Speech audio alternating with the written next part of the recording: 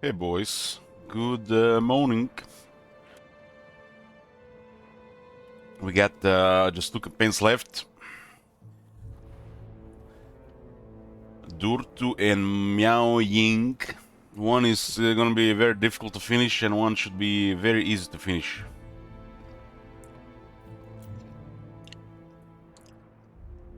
Sabotage is still available, but no campaign switch and no new campaign request. Let's finish let's finish Durtu and then try to do something in Miao's Ying campaign. That's probably just gonna end up another +1 quest token for everybody.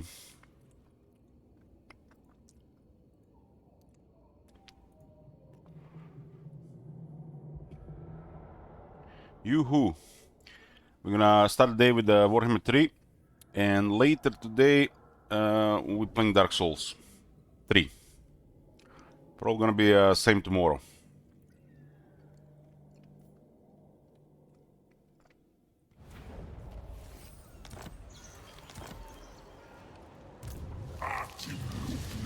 So I just need 14 settlements. Easy peasy.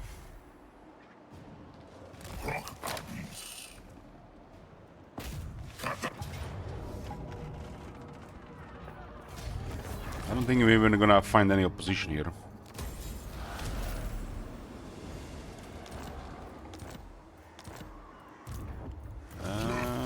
13.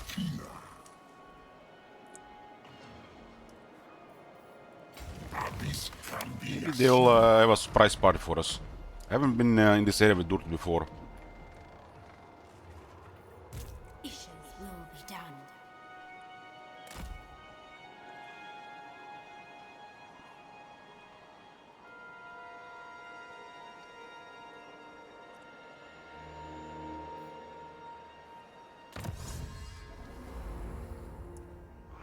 %5 speed to all armies.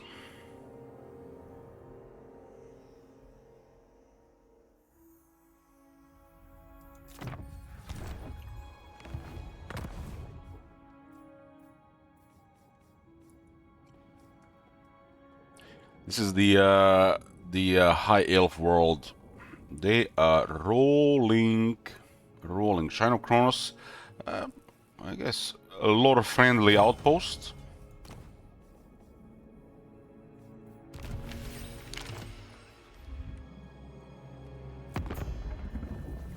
The rest of the world is pretty much doing stuff on their own. We don't have to do anything really. This almost kind of reminds me of some of those campaigns in Warhammer 2. You just get all excited playing Wood Elves, and by the time you get out to Lauren, the rest of the world is all the troublemakers are done with.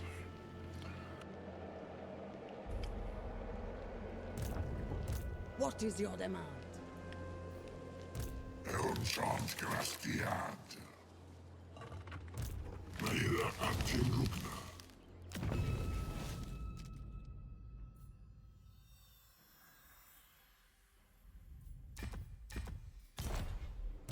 Artim Rugna Grastiad. We'll queue recruitment for the turn.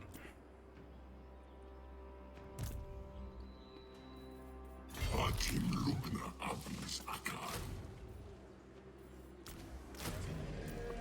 Our nest is moving to the forest. Not our business, we got other stuff to do.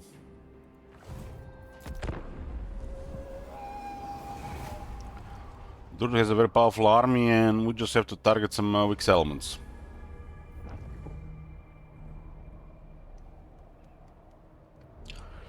Darky will die. I've been playing Black Ops 7 all night and repairing my scenes. Man, couldn't play at least a better game like Battlefield 6.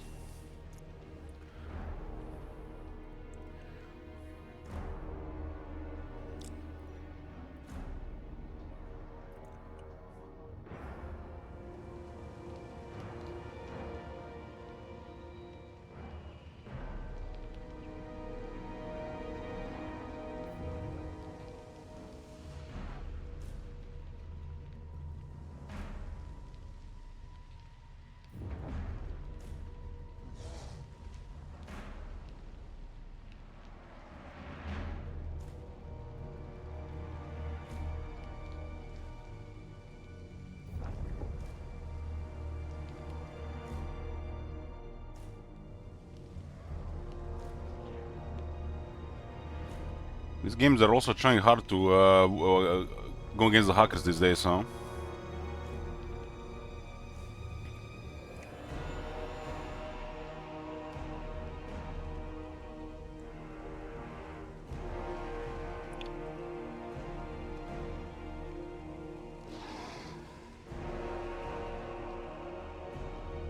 Akai Sivla Elchant Afeloren.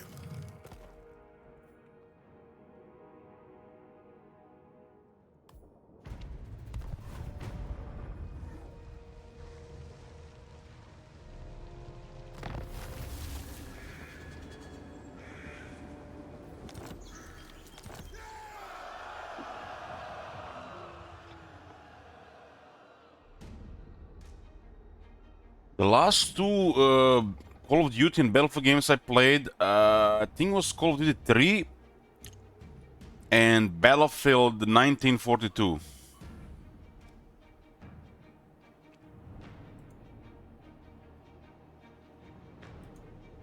I think that was over 20 years ago. What Abyss Tuat. Kadambra Tua.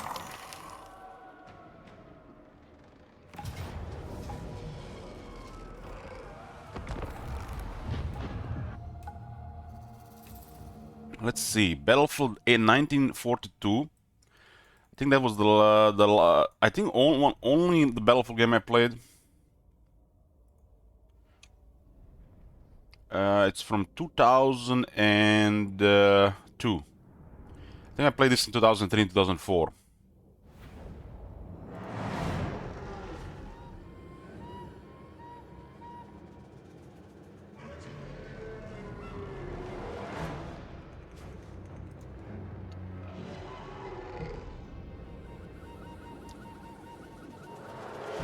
And the Call of Duty, I think I played Call of Duty 2 and 3. But the last one that I played was Call of Duty 3. No, actually it was Call of Duty 2, my bad. No, I haven't played Call of Duty 3, it's Call of Duty 2.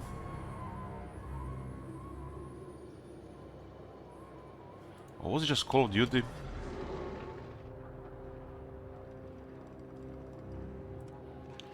Call of Duty 2. No, what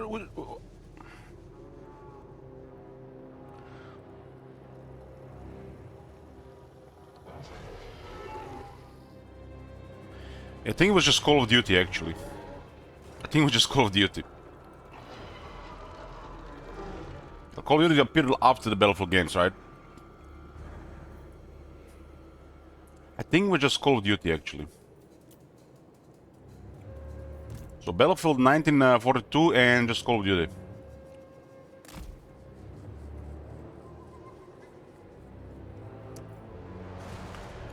First Battlefield game was actually 1942, okay. First Call of Duty game. Actually, Call of Duty released the next year.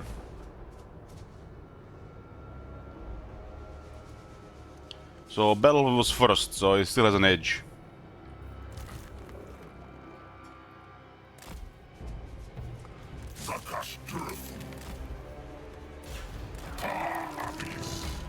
Damn, so I only played the first games of the Battlefield and Call of Duty. I don't know why I thought it was Call of Duty 3. No, I played Call of Duty... The first Call of Duty and the first Battlefield. I haven't played any others. But Counter-Strike was still more popular, so there's that. This game had nothing on Counter-Strike. Blade Captain! Yes!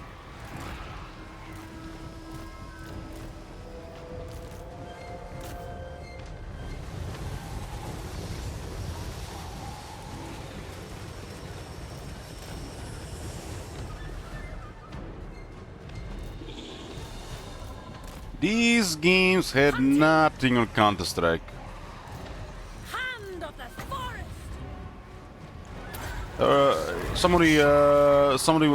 I think older players wanted to everybody to play Call of Duty and Battlefield, but everybody was just playing Counter-Strike anyways.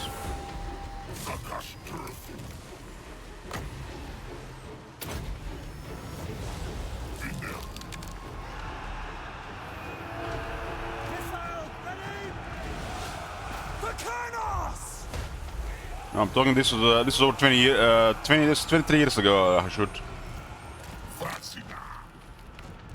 Swiftly! Glade Captain! So I hunt!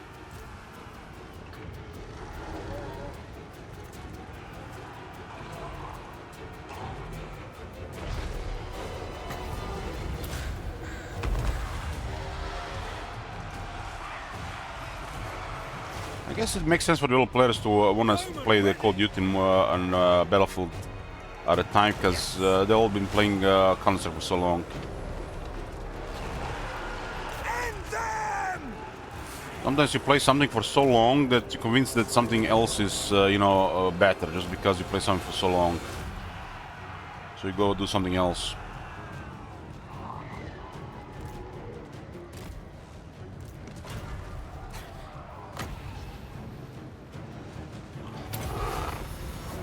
Glade Captain!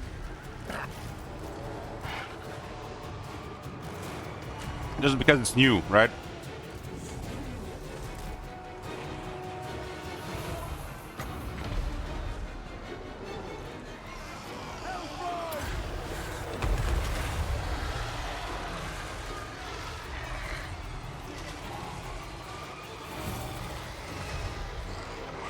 Well, the first-person shooters is still one of the most popular genres, right? Like, what? Let's Google. What is the most popular video game genre? Shooter.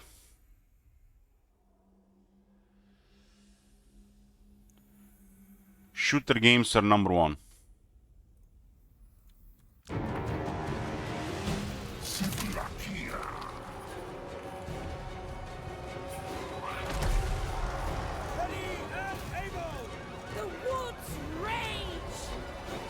And these Blixers are doing pretty well there. Glade Guard Commander!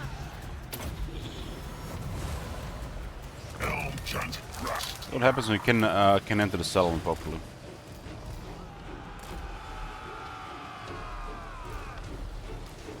All is possible! Captain repositioning!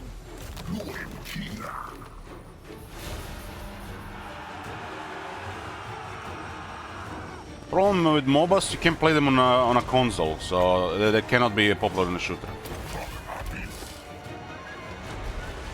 Consoles, there are more console players than PC players, so it's hard to compete with that.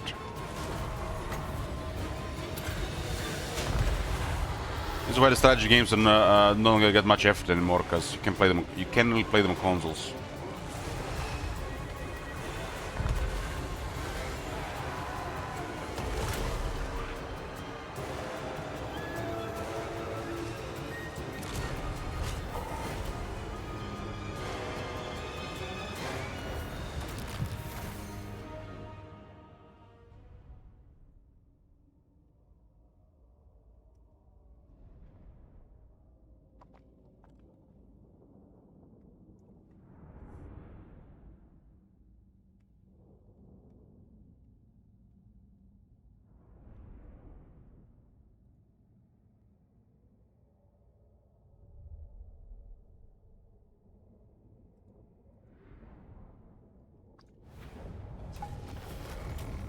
And the Blixer did pretty well there, because the healer got sabotaged.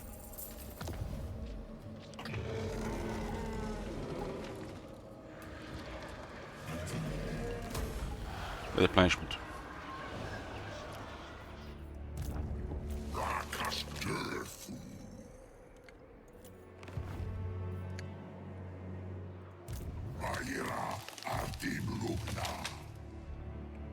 We had the Purple Hand do their thing, but they haven't They haven't reappeared. It's just like they disappeared. That's it.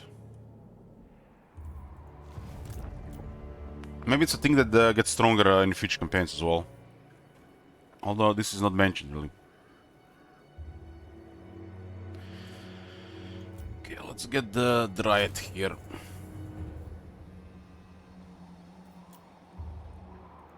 FUS speaks to me. Who?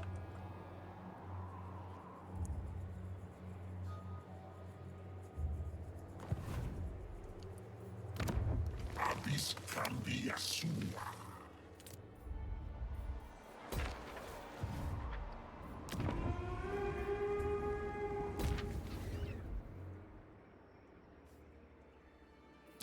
Arbonis Elmchant.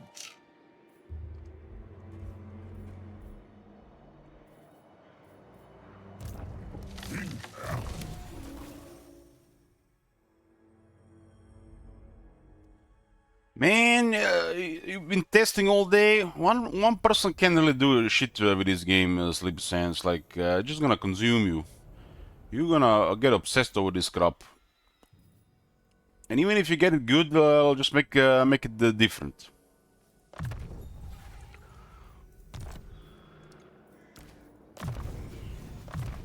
Take a break from this stuff and go play the game a bit.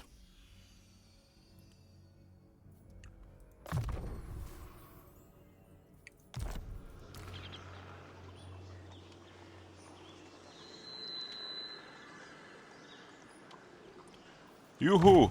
Yoo-hoo!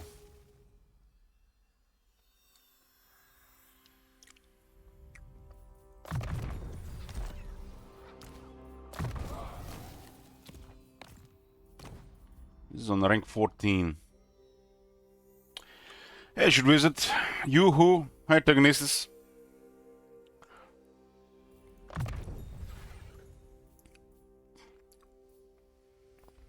Are you playing the new EU5 game, Should Wizard? I remember you were like into those games.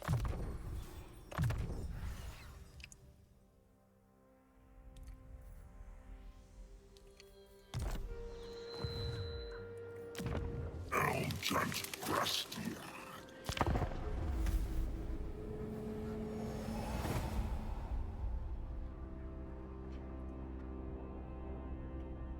Have you played the Outer Worlds too? There's no Parvati there, but they probably add another lesbian relationship. Just to trigger you personally, of course.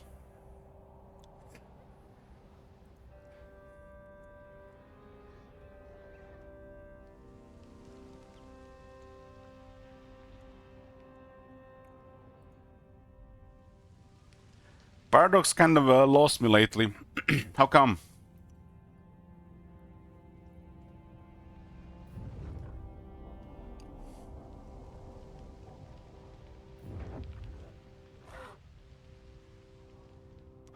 Parvati being a lesbian was good. That meant I wouldn't accidentally romance her. Damn. That's some cold shit.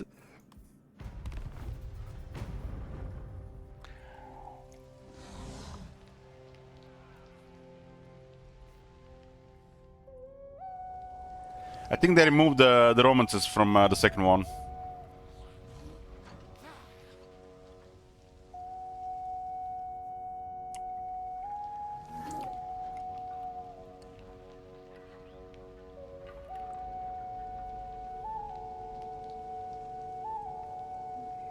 Paradox doubled down on their already questionable DLC policy.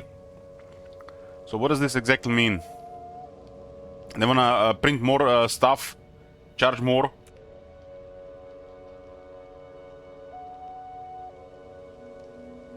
So they're pushing even more DLC, huh? Damn, those games have crazy DLC already. Like, I think it was last year I was thinking about playing some Stellaris. Then I went like, I was looking for Stellaris in my library. I got to Stellaris. I had like 6 hours in it. I think I had Stellaris before any of the DLC. Then go to the store page. Damn, it's looking good, looking good. And then... When did that happen?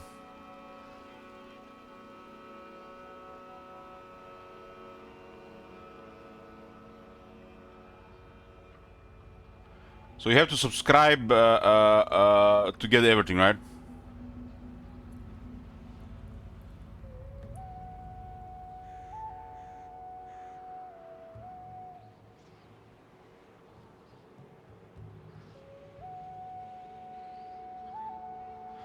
So if you're not buying DLCs, you have to subscribe.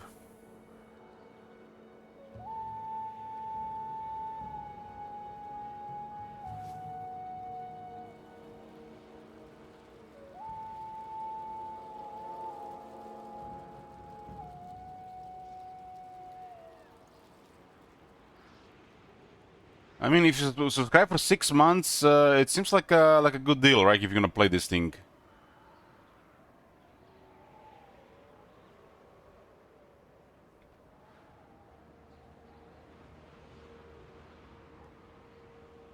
So 60 euro per year, or try to get things on sale. But do you really need all of this? Can you not just play the basic games?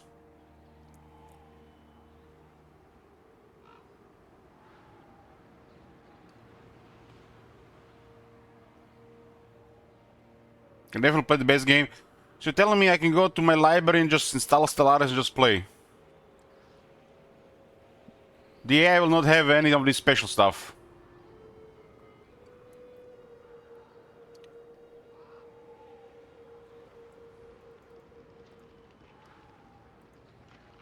I saw Zephon is going hard with DLC as well. They already released some stuff and some more stuff. Yeah, we'll have all the new shiny stuff as far as I know. Okay, so yeah.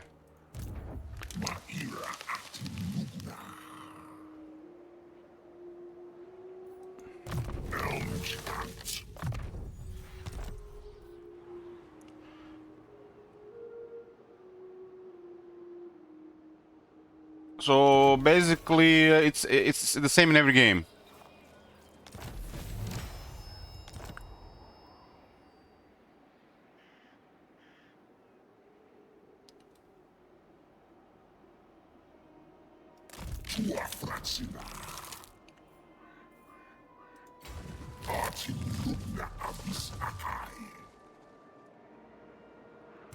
What would you have of me?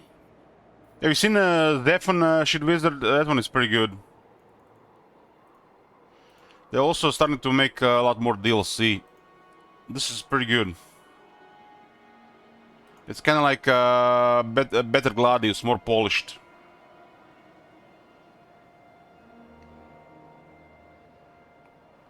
But they also started releasing DLCs like it's a normal thing.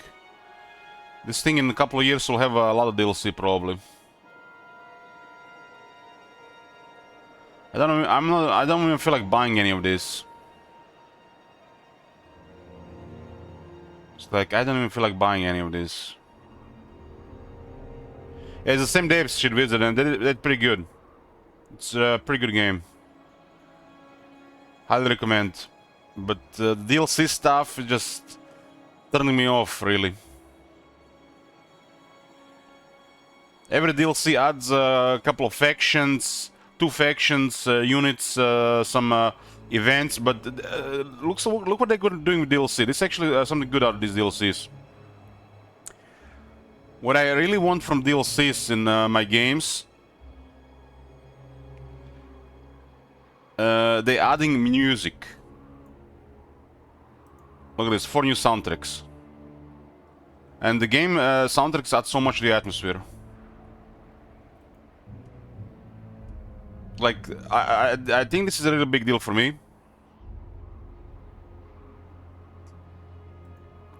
So you got a soundtrack new for you know, early exploration, and there are for different factions. This is my favorite part of these DLCs, but they add a bunch of flavor stuff as well. Like this is a new faction, the Platinum Scion and the Infinite Count. The I think Creative Assembly should add definitely more soundtracks to the game. Like some of the factions don't even have the original battle soundtrack. They still haven't fixed that from Warhammer 1.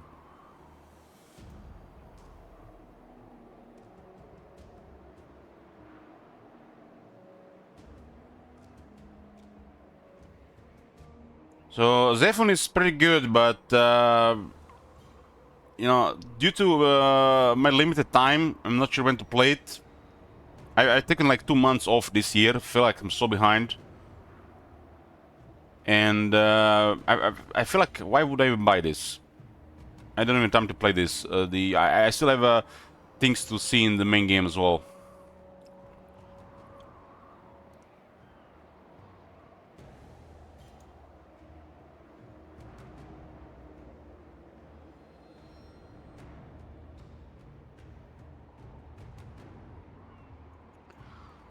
What do I think of the new Warhammer 3 DLC coming out? I'm afraid I'm unable to answer this question right now. Because I haven't really checked much around it.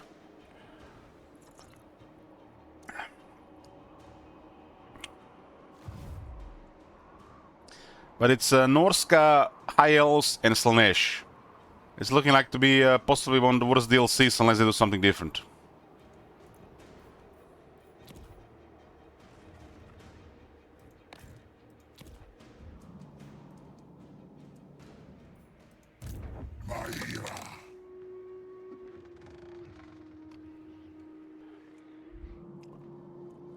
I don't think I can say anything around this constructive or otherwise without sounding like a hater.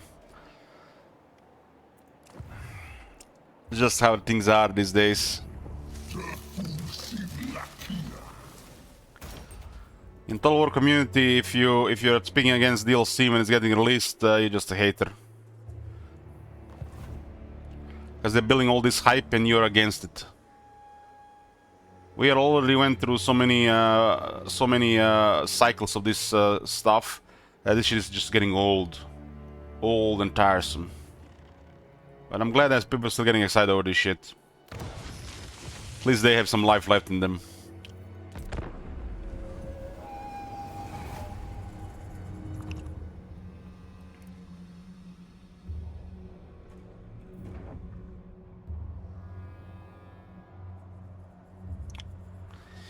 And no, I haven't played Outer Worlds 2 LOL. I have heard they went even harder into comedic angle for the writing and they killed any interest I might have had.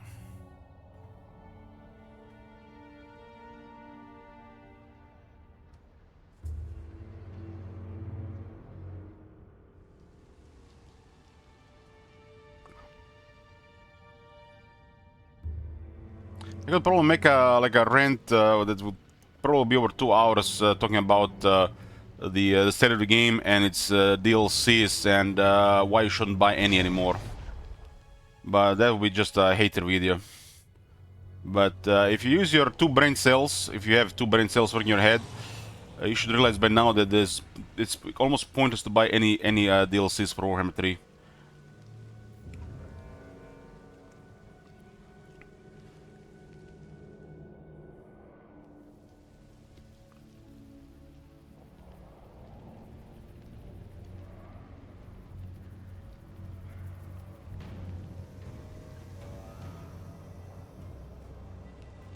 For me, there's only one reason to buy DLC, so you guys can see the new stuff. And that's it. I have no other interest in it. That's the whole truth. So the only reason for me to buy DLC, so you guys see this. And the other reason not to buy DLC, so I mess with you guys and play something else. Like Helmgorst or Kazrak.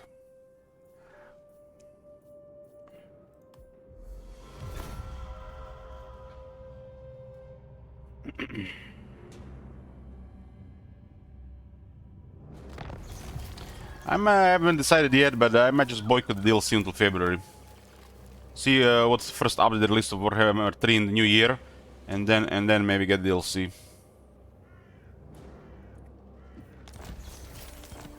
I haven't decided yet, but I'm feeling strongly about this.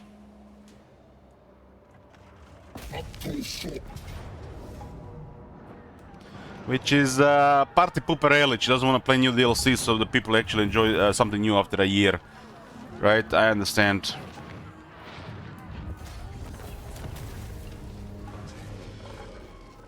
Keep your wits about you.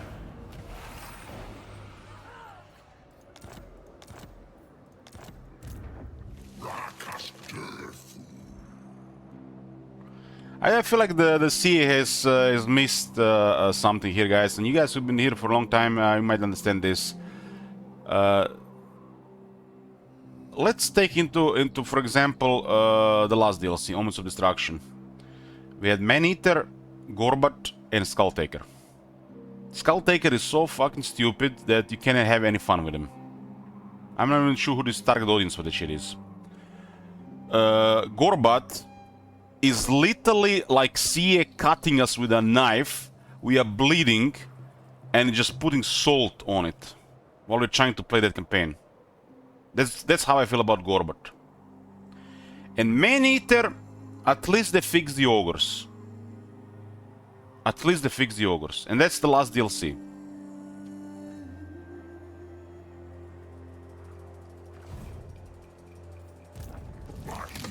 I think some of you can agree with this.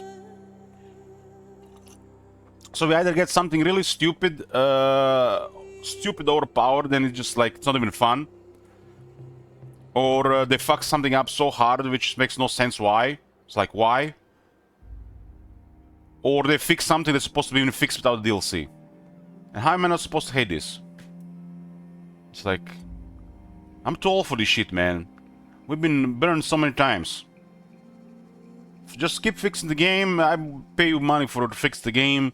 I don't care about any DLC. But as a streamer, people want to see new content, and I'm pressured for that.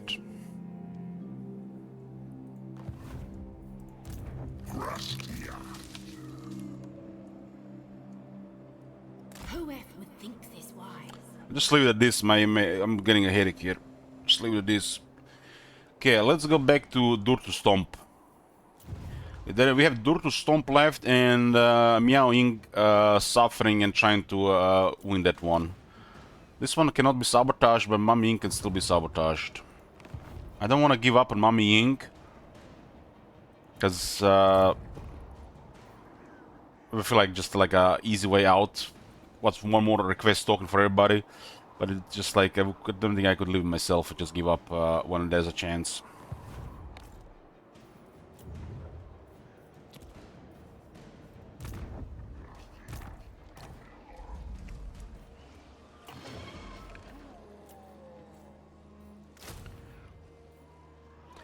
Three men is one turn to recruit, what?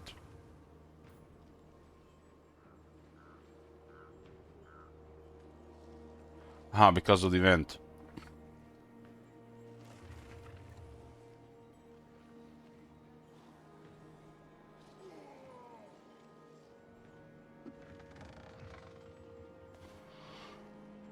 Okay, let's get to 3 men.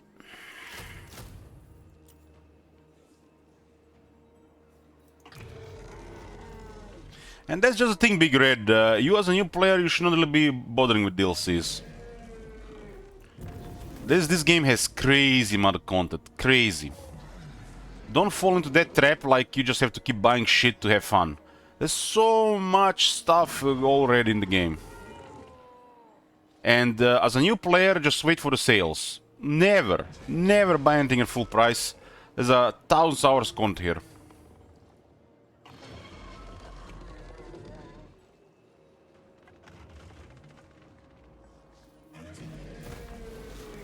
Yeah, I see what you mean by that, but yeah, I think in Outer Worlds 1 it was a good balance between this, but if they lean more towards this comedy stuff instead of just like some serious issues and dark stuff, yeah, probably would mess up the experience.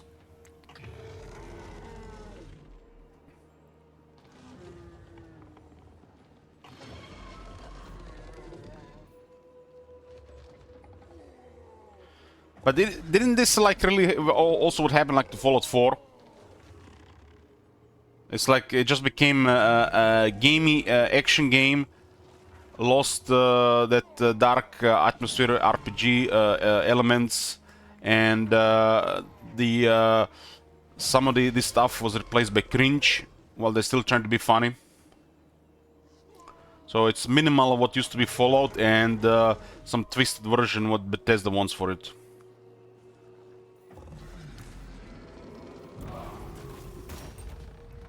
I feel like they don't want to release a dark game of humanity trying to survive, because you know they wanna have a happy game, and I think that's the problem with them.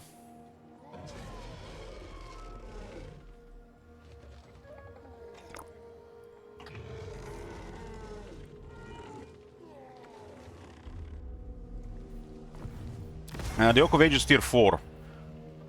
To get tier 5, we need to complete the ritual.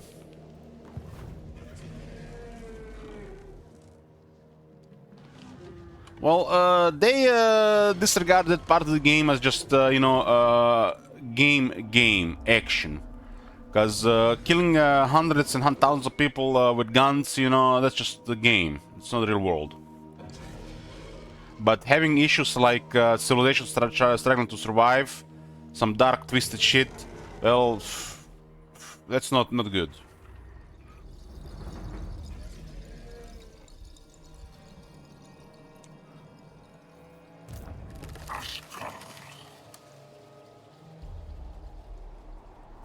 My power is yours.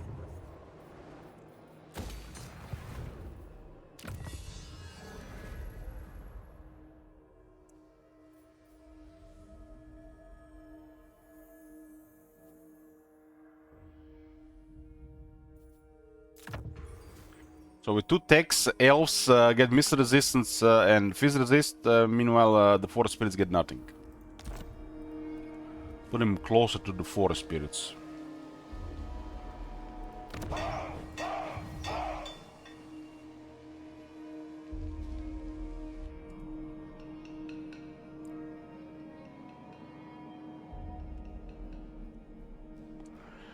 Shidivisa, they just want to make sure you have fun. Wholesome experience, couple of laughs, while murdering thousands of creatures. The game.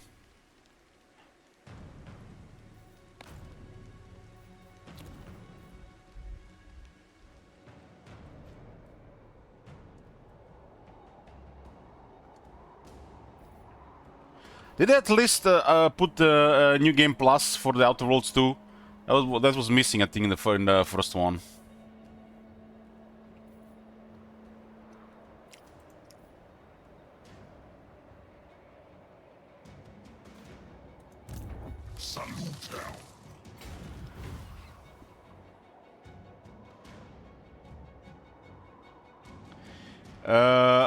I seen this video. I think it was a video.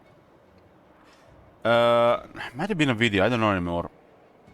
Basically, someone was arguing that Bethesda could write a character with depth and dialogue like the Caesar from the Fallout New Vegas.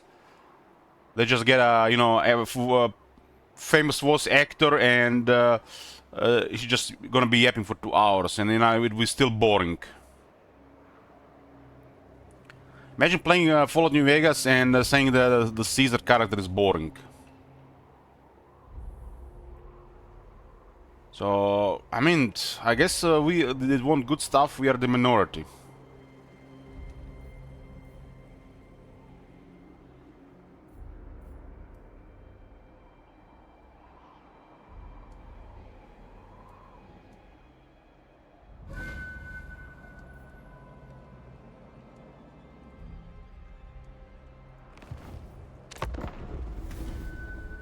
Because the moment you have to talk for requests and have conversations for like 30 plus minutes, it's boring. We have to just be shooting stuff for 2 hours instead.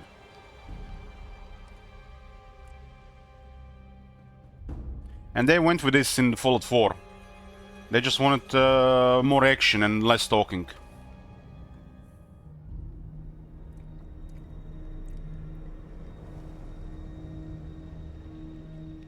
Hey, moi moi.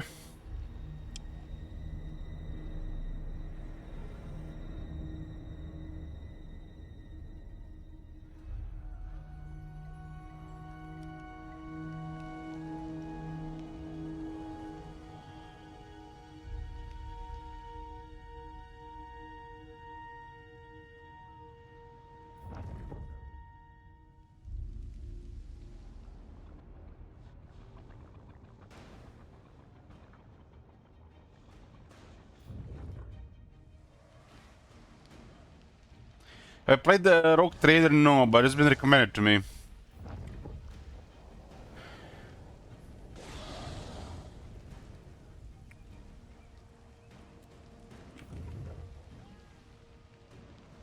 I have it in my library. I don't know how I even got it.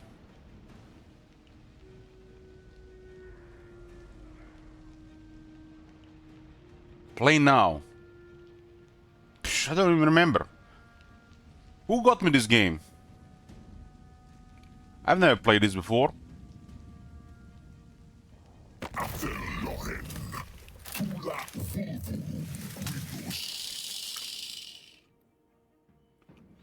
Made in the close partnership with Games Workshop, Warhammer 4000 Rogue Trader is a story-rich classical RPG from All Cat Games, developers of the critically acclaimed game Pathfinder Wrath of the Righteous. I mean, Pathfinder Depth and Warhammer. Hell yeah!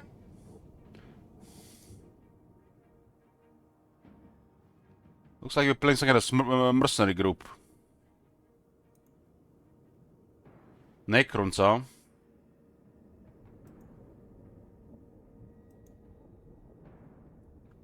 "130 hours of narrative during gameplay. What the hell? Is it voice acted?"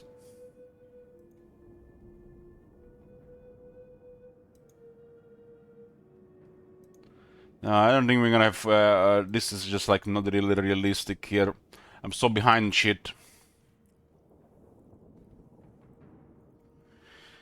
But good to know, shit wizard. Good to know.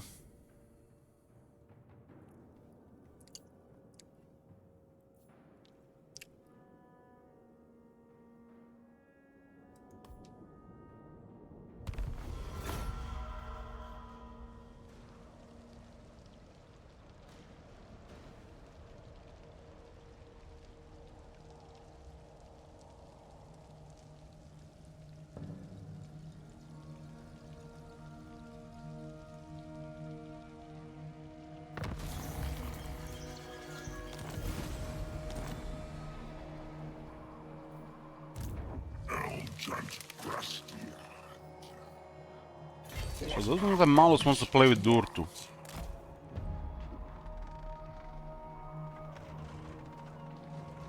My powers, Eldrazor, honor me. What's going on, not Lauren?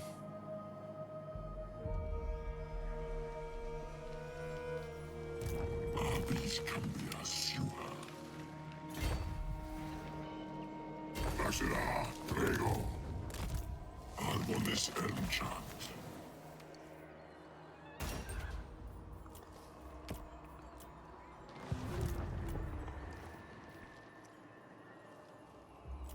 They're coming for a turn. I mean, if they want to fight, let them come.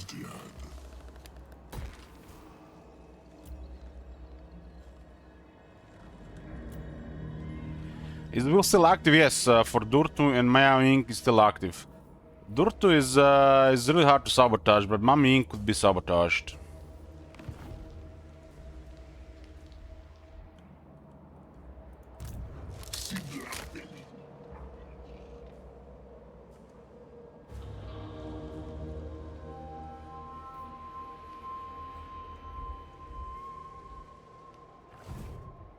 Mami Ink is gonna be hard to finish. Just because there's a sabotage possible.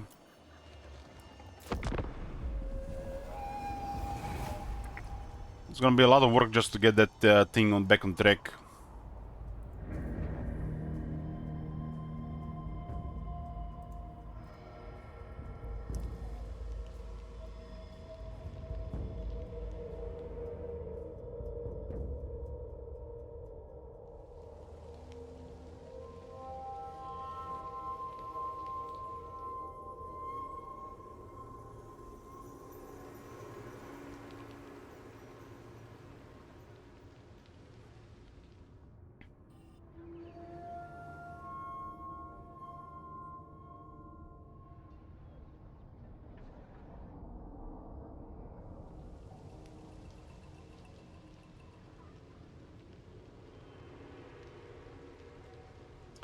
Hey, Ruffs.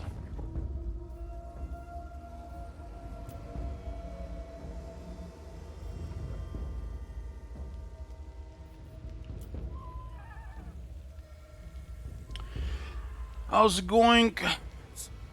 Slow, slow.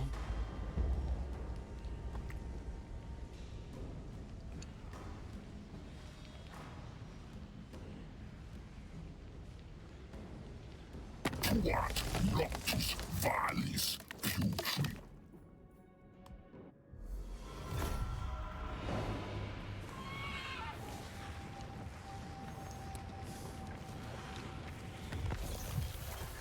I don't know what you mean.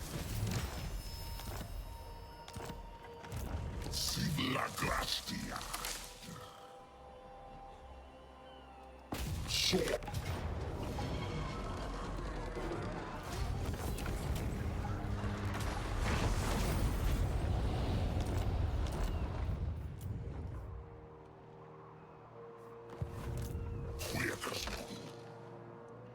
They're in the forest, but they don't want to attack for some reason. Instead, they want to extort money.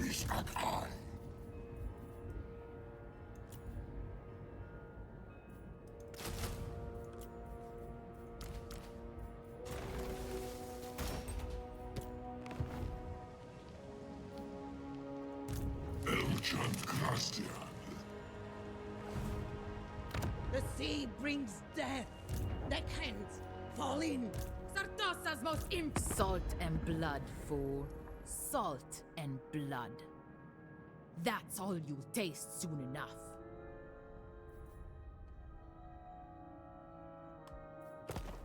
What's her problem?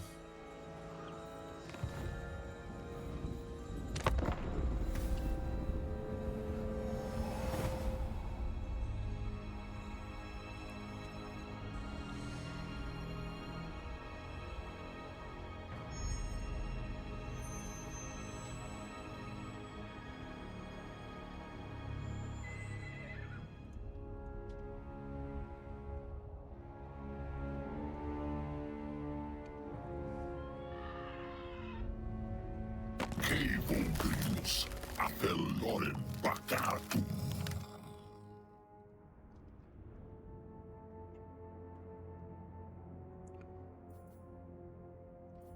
We've done Boris Ursun campaign. I think he was rolled randomly. Ursun. Yes, you can find on YouTube. That was over 2 years ago, though.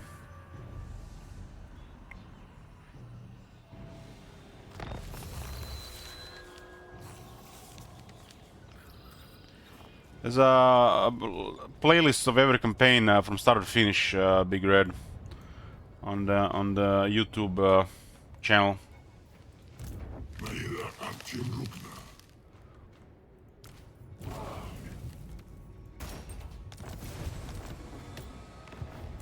Aita.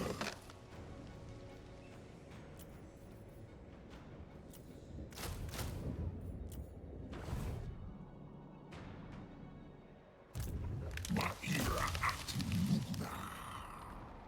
Where the hell are Malus's armies? Quantula.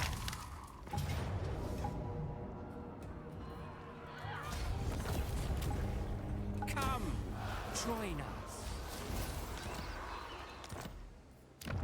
Via Ashka. A store that procures and sells the tusks of various creatures.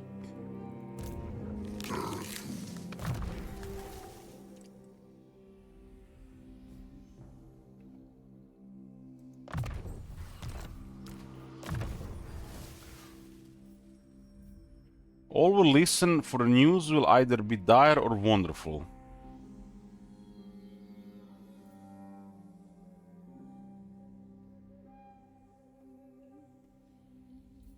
Whatever.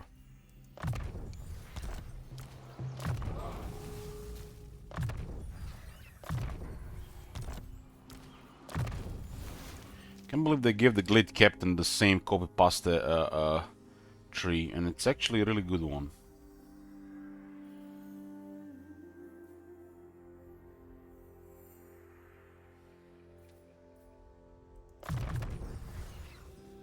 This thing is supposed to be like a elite warrior in light armor. Look at this.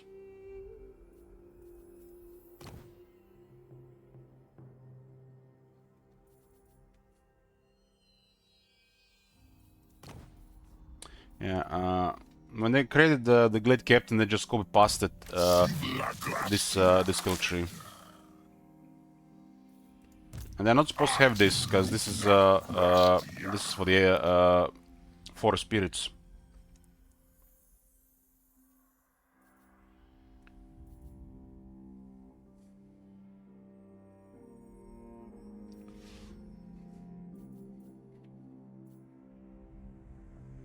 This thing is actually pretty crazy with touched by Loic, the Shadow's Coil, and another 10 defense buff with the gear. This thing can have like a 120 defense. Good luck hitting that thing.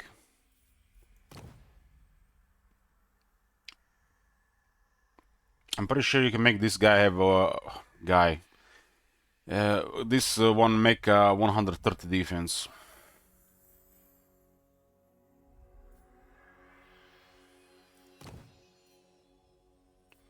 It's kind of like a copy of the Handmaiden, just with the wrong skill tree.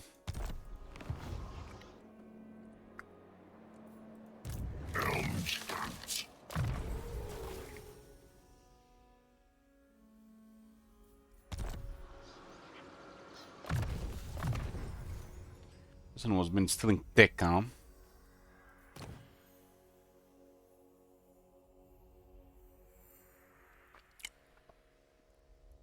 Respect.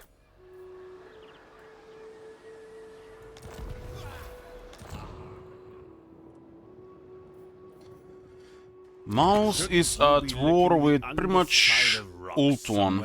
They ignore Durtu. I mean, we're constantly on the move, so it's easy to ignore us. If you don't respect Empire building, the AI has issues. As in, no, everybody has issues, because you can't catch an arm that keeps moving, right?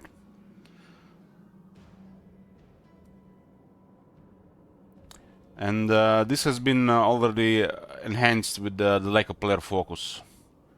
So, you're of affection, they don't care about Emperor building, like Warriors of Chaos, Beastmen, heck, could be Malachi. The AI will completely ignore you. And if they come after you about any of the settlements, doesn't do anything, because the settlements don't do anything for you.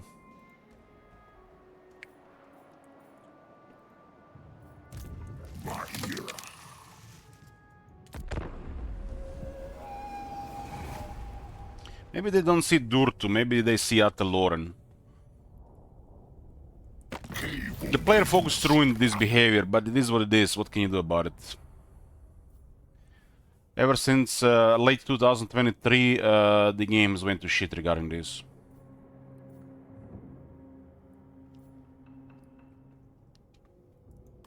What is Dur goal these days? Short victory, you gotta destroy Kemler and do 30 settlements. Pretty straightforward.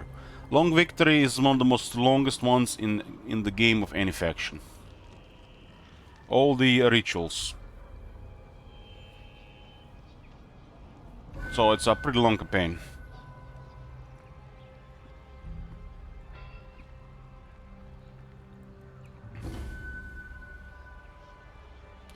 So you have short victory, which is just pretty short. Especially if you do it with two armies. And then you have a long victory, which is super long. You need to do all the rituals.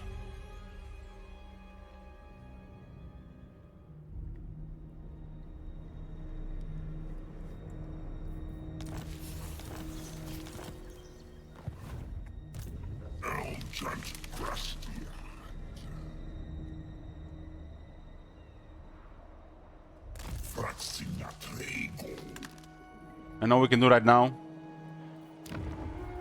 Disappear. Disappear.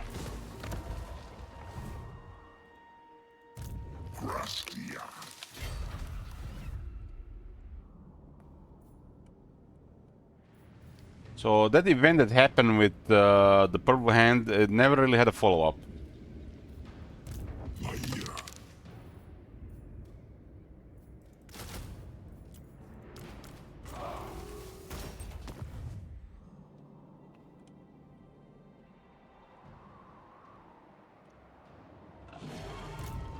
Rakas death.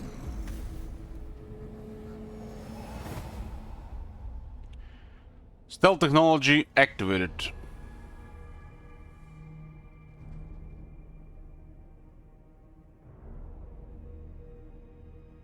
Okasi. Kasa. Look at this alliance, holy shit. I haven't seen such an alliance in a long time.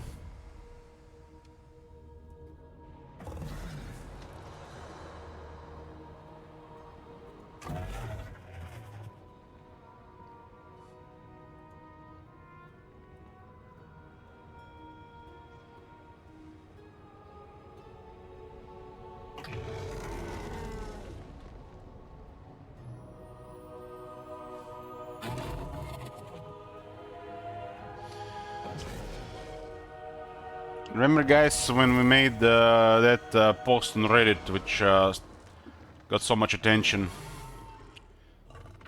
Must have been the mods, must have been when we did testing about the AI idol and stuff. It literally now, as the time goes on, there's more and more and more and more of this stuff showing as well. Somebody linked this recently as well.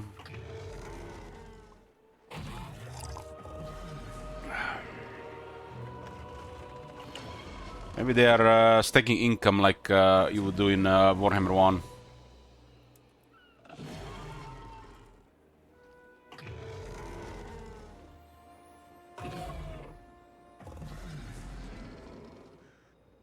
I was bored once in Warhammer 1 and I started staking lords.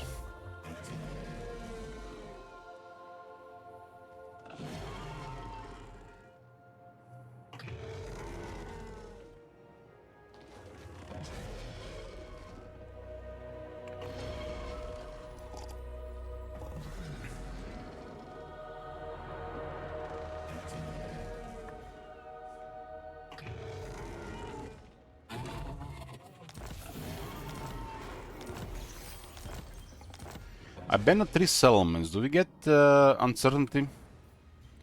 They removed uncertainty? Was not even part of the patch notes. What the hell? That was removed? If you abandon a settlement, you get a penalty to control faction wide, but it was removed. When that was added, no word in patch notes. When it was removed, no word in patch notes. Like it never existed.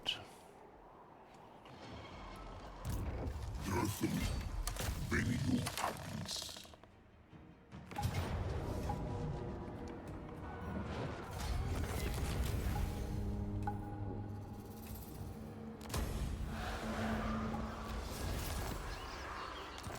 You never existed.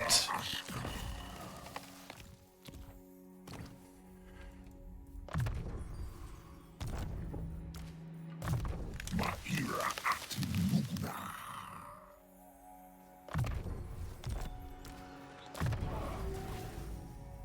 Try to get a. This campaign would all have been finished if I didn't try to get the Nemesis crown.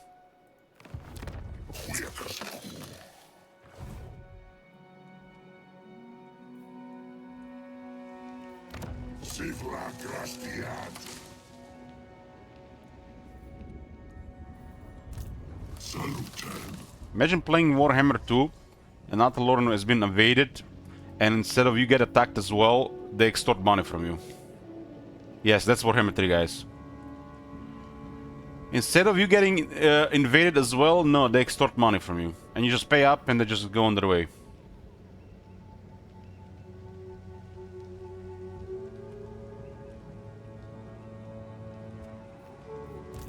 Elchant Grastiad.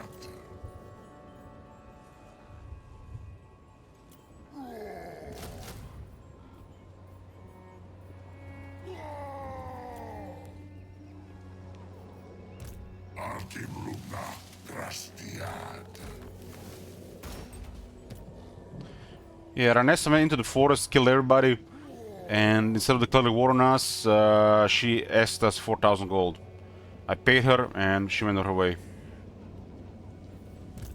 Arbonis. Krastiad Athello. Elmshot.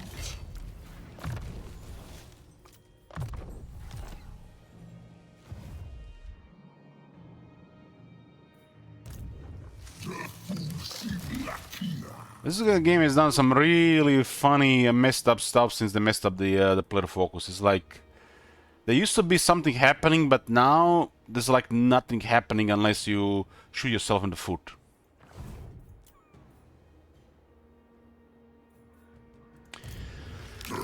Glade Captain does have a bow, but it's horrible. So treat this as a melee unit.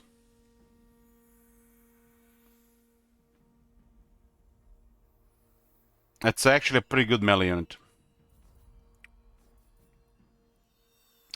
The bows on the Glade Captains, Glade Lords, High Elf Princess, and the Handmaiden, all crap. Wait for rework. Don't bother using with them. Don't bother using it. I'll show you something, so like just don't talk out of my ass here. So let's see some of the newer stuff. Družina. This is Družina. 180 range. Very good range. 500 missile strength. Let's write these numbers down so we actually remember. Družina. 180 range. 500 damage, and it's divided into 240, 160, and 100 bonuses as large.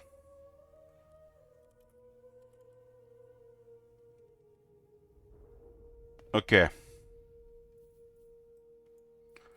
Let's go with something even older. The Empire.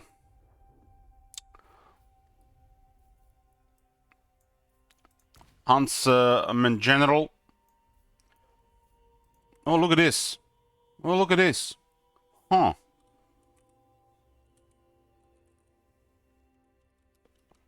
.180 range. 500 damage. 240. 160. And 100 bonuses large. Copy paste, job done. Let's go eat donuts. Okay, okay. This is the new old. So that's Kislev guy, and that's an Empire guy. They're just people ragged, living, you know, living one with nature. Now we go to the ancient stuff. Okay. First, High Elves. Let's find the princess.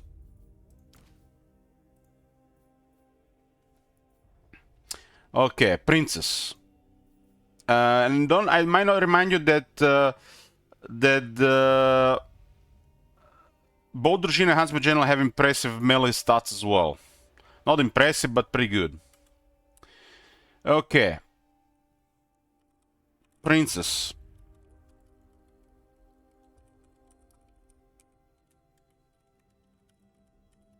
One 80 range. Damn, they got, man, the Kislev and the Empire have the same bows. God damn. 338 missile strength. 190, 80. And 0.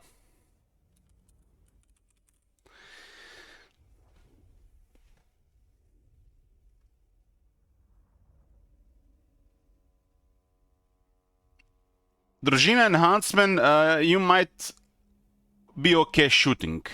Princess, if you're shooting, you're a fucking idiot. don't even waste your time.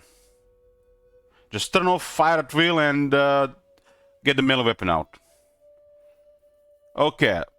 And now we go to prehistoric. The OG. Wood elves.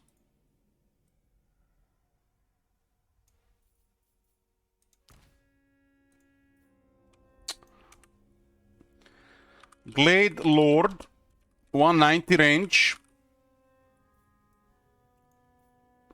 And what do we have here? 350, 196, 84. And another 0.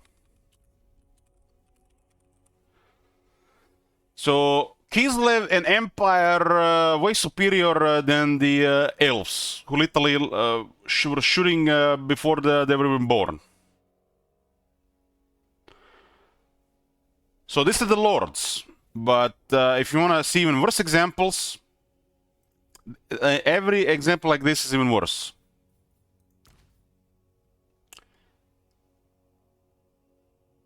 This guy is close to Lord, but look at this. What the fuck is this? Just turn that off. If you have fire at will turned on the Glade Captain, you mess up the other attack animations. Just enable melee mode and turn fire at will off. And high elf one is pretty much the same shit. At least, you know, they just put the AP instead, which does a little bit more damage. These are really terrible, terrible shooters. For shooters shooting to even compete with the melee, this need to go up like 30%, and this should literally double. Double. And it still might not be competitive to melee stuff, but at least you'll be shooting.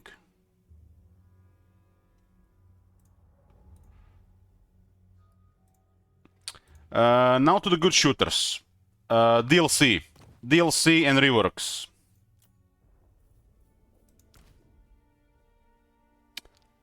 Now that's I would say an average shooter tier. Master Engineer. 180 range and triple the damage of a bow. And is actually the projectile is so fast and accurate that elves are all garbage. And keep in mind, Master Engineer has so many buffs for this that this is actually going to be a good shot. It even has the sniper or the shotgun weapon.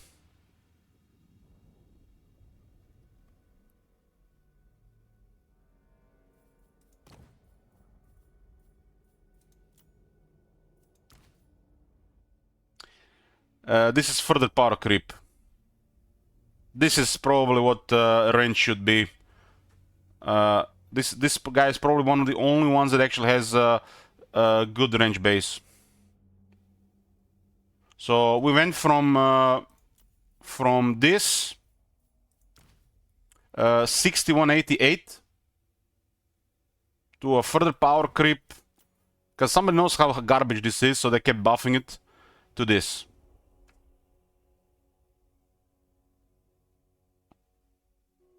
Infernal Castellan might be one of the few in the game that actually has a solid range weapon. Like solid range weapon. But if heroes and lords are shooting, that means they're not tanking. That means, you know, somebody else is having more pressure. So shooting is questionable always. But it's just a fun thing to have, right? All of these guys would be just better tanking. Tanking is better than shooting. And while you're tanking, you're dealing damage with melee weapons.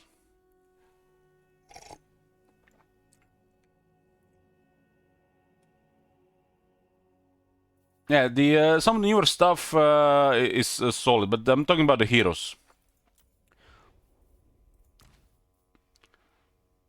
This one is pretty good, because it's a different one. I was more about talking about the 180 range stuff. So units that have a long-range weapon that's supposed to be like, you know, good at shooting. The elves are the worst, the dwarves are the best.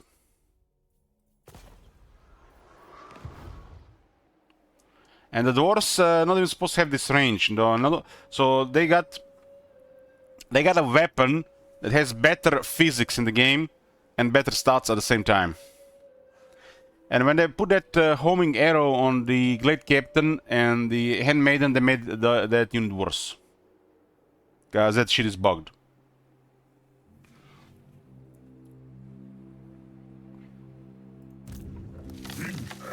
So if you have a Glade Captain, do yourself a favor, drop the bow to the ground and just use the spear.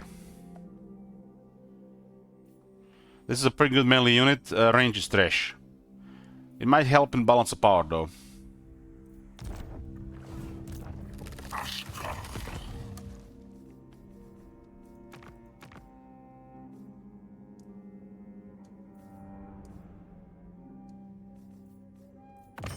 We have much.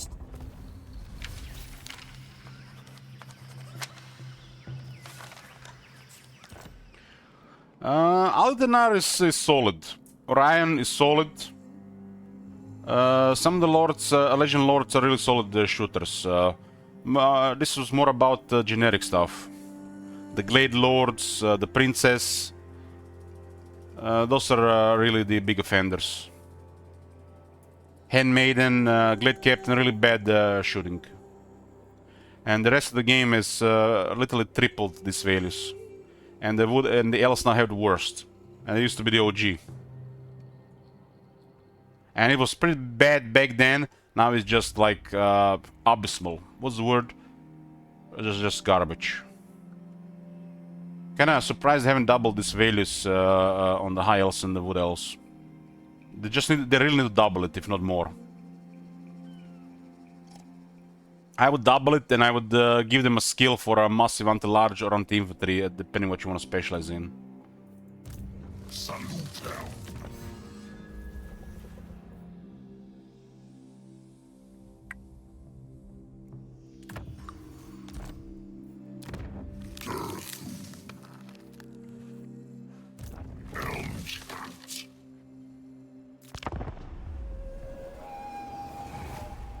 I'm a little bit worried that this Norska DLC is just going to introduce some new units, and they're going to leave all those older units in the trash.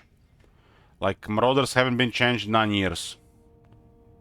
I mean, they're still walking around with 15 armor, for fuck's sake.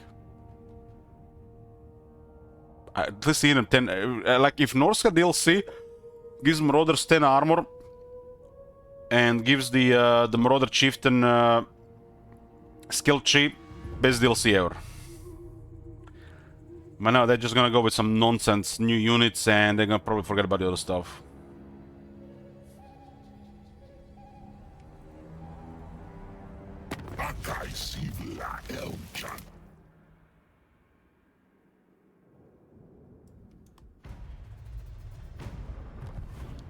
I think they're gonna have to make the High Elf part of the DLC too much. You know why? Because it's the only thing that is guaranteed to sell. And if they don't deliver on that one, people are not gonna leave a good review. If people see a good review on that the elf one, it's gonna be out to buy. I think the high elf part of the DLC is the only thing that's might be guaranteed to sell. Because guys, remember, most people don't even give a shit about this lord. When they play Tyrion, they wanna confederate another guy so they get more bonuses for their faction. How may I help?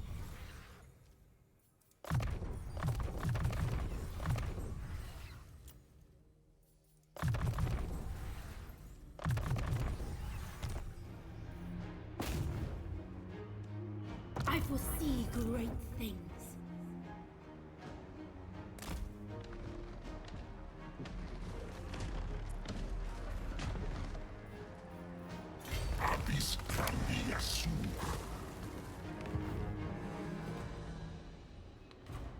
Gorbat? Fuck Gorbat, man. I picked Grimgor or Gorbat any day. The only reason to play Gorbat if you want to start in the Badlands. And that's it.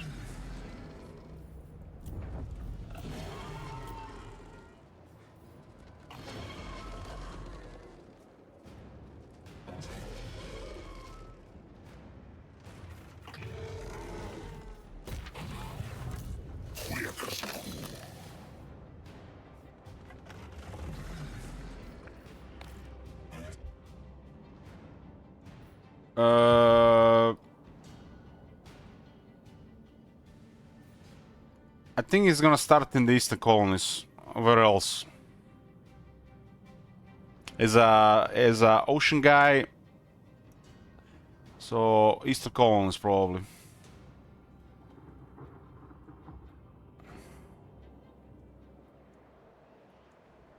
He's probably gonna be a Malachi type lord that starts Eastern colonies.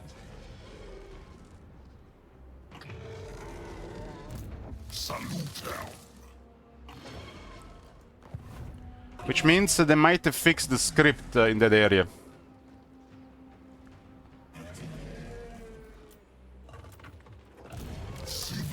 I mean, who knows? Maybe they added regions here. Could be. Maybe they leave this alone. Maybe they added regions here. Like, look at this. There's an island here. Maybe they added stuff here. They added this province a while back. Maybe they added something new here.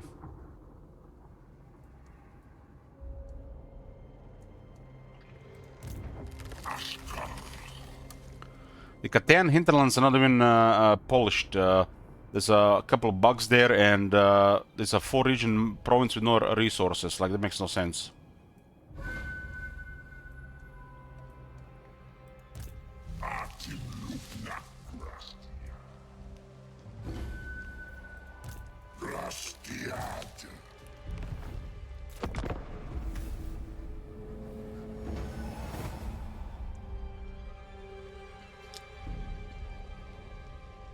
I was turn 97, huh?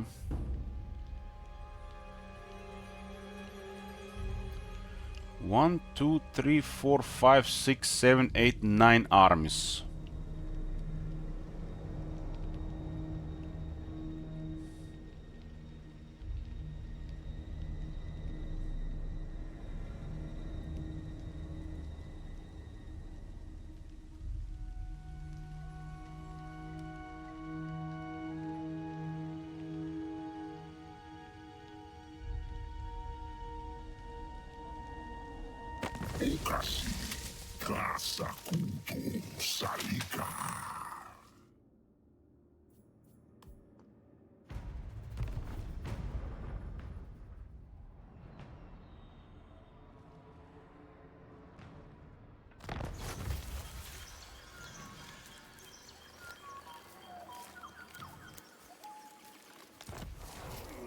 Looks like our new neighbors are decent.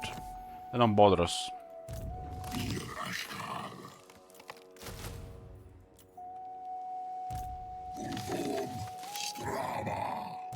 Fallen deckhands. What is your demand?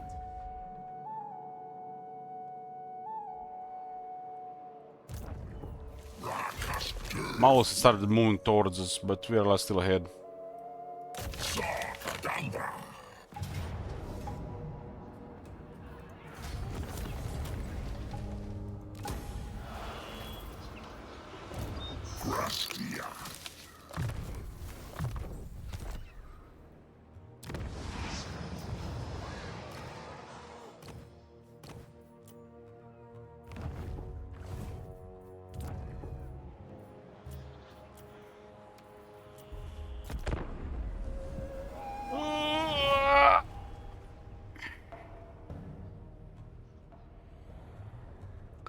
Why is the coffee gone when I just wanted to have one more sip?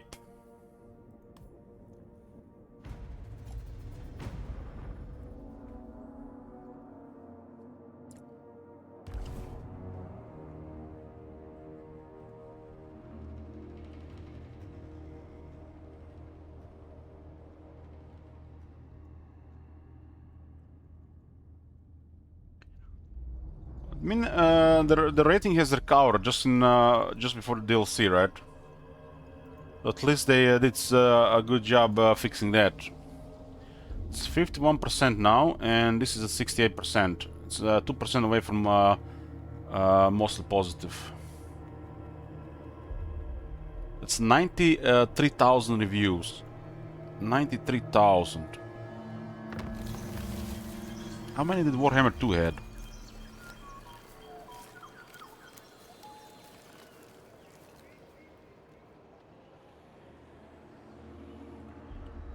Total Warhammer. They still sell the first part for 60 euro, damn. The first one had 32,000 reviews. Okay.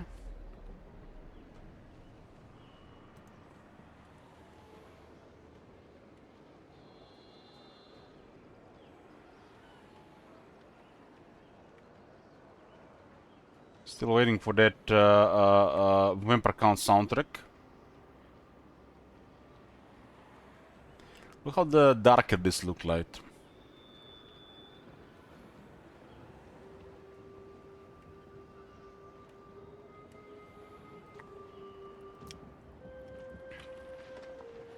Warhammer 2 has 87,000.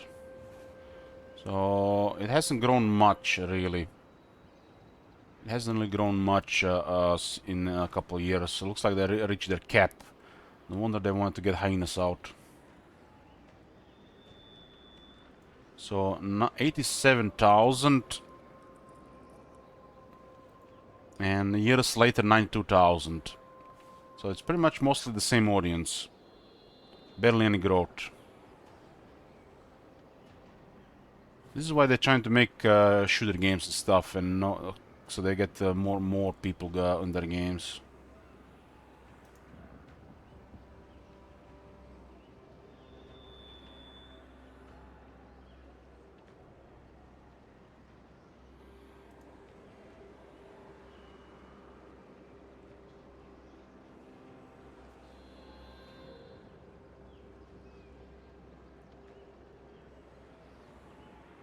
What about Three Kingdoms? I'm gonna compare.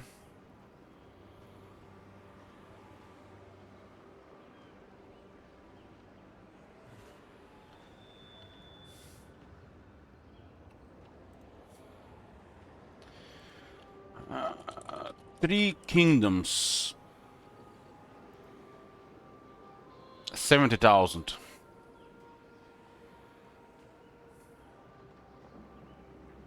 It's barely mostly positive. It's almost mixed. People are not happy how they left this game. But mostly positive is still solid, I guess. Mixed, you know, sends a bad signal.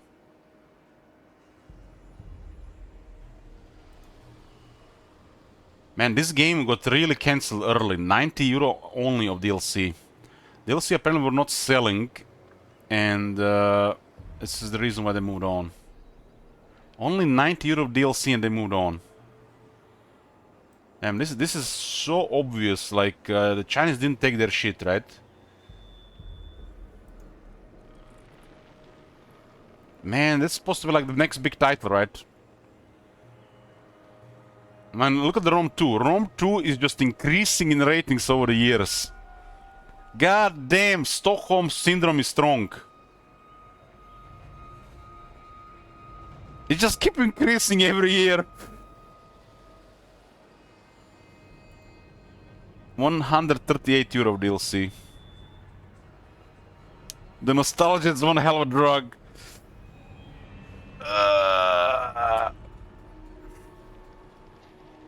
It's been increasing in ratings every year.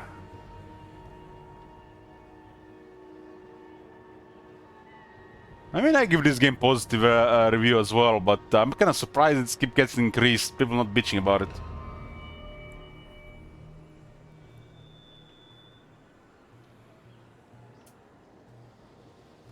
We should just install it to play the main menu music from Bloomcools when he's here, and then just turn it off the game. Call it the Bloomcools gameplay. I have how many hours? We can see even this. How many hours I have?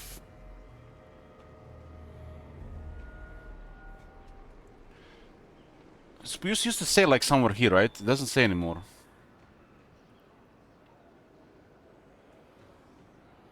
Am I blind?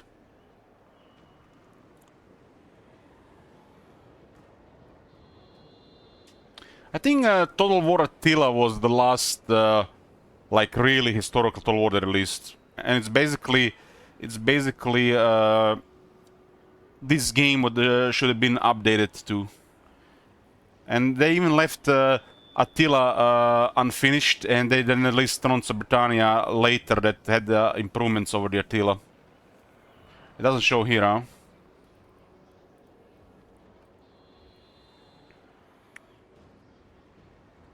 Rome 2 was the first Total War I streamed. I have 1700 hours.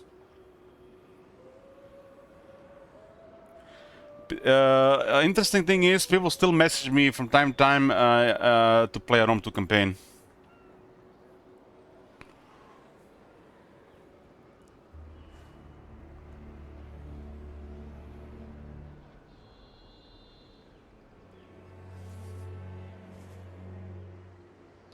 Rick James says, just finished a category legendary with full potential and disabled the regiment around. Felt like a Warhammer 2 again.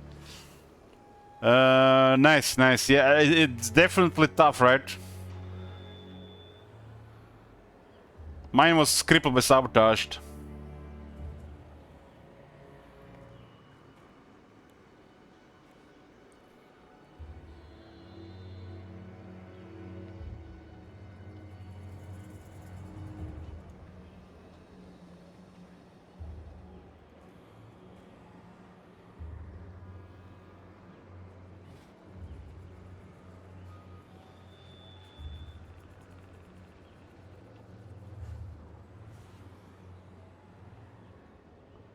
Man, I haven't watched Rome in years. I can't do it.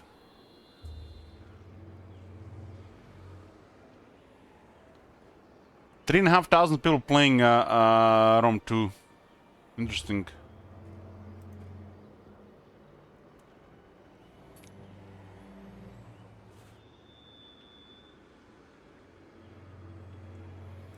Makes you wonder how many people are playing Three Kingdoms.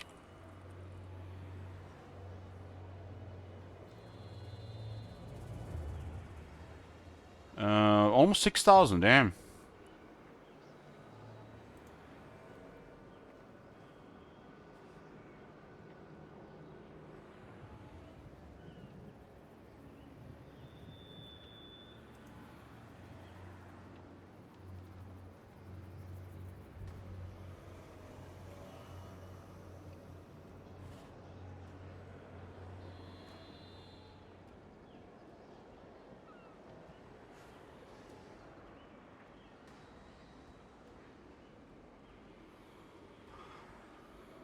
How many people are still playing the first Warhammer?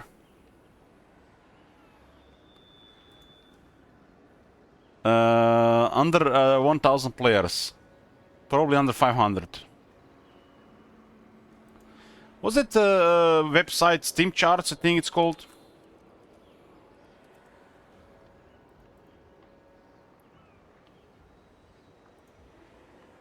I think that one is more accurate, right?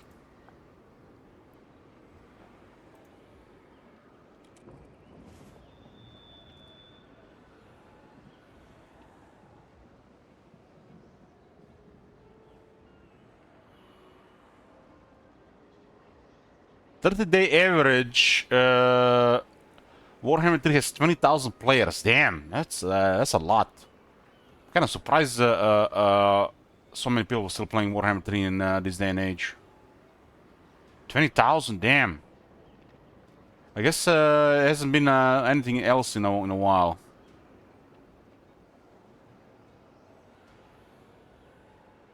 Warhammer 2 has 1,600 players. There is still a couple hundred players playing Warhammer. Maybe they're hunting achievements.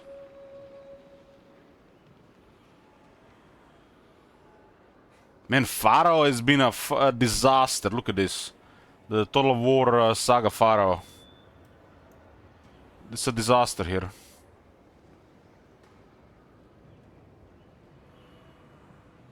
That's a epic fail.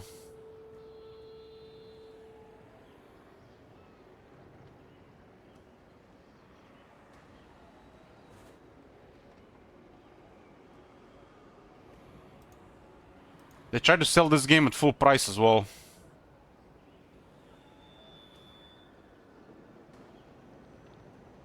It's basically, what do you call it, reuse Troy assets in an Egyptian period.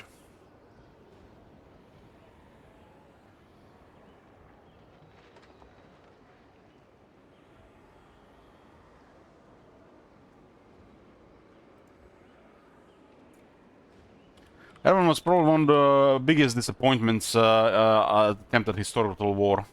This one here.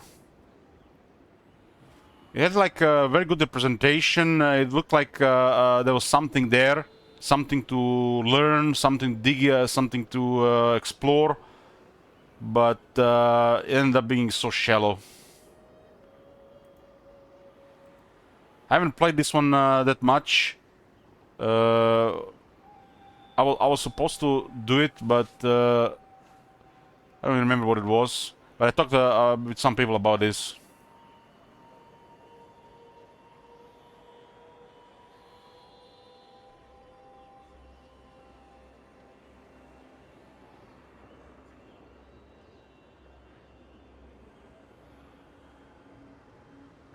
Yeah, I think we had one stream of this. I had some issues with the internet and I ended up playing Fallout New Vegas off stream for a couple of days. Perfect timing. Hell of convenient.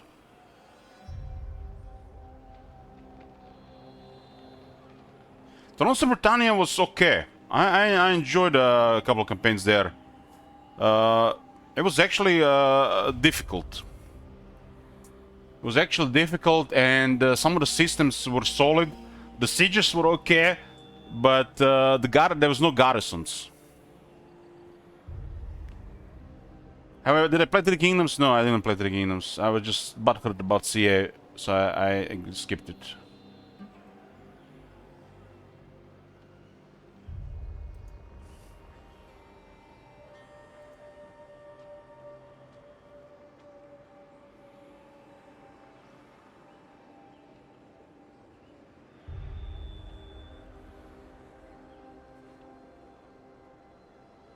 So people are working on the achievements here, huh?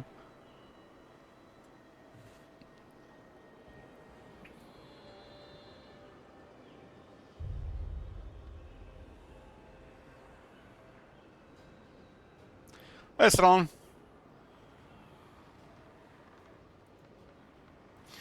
Okay.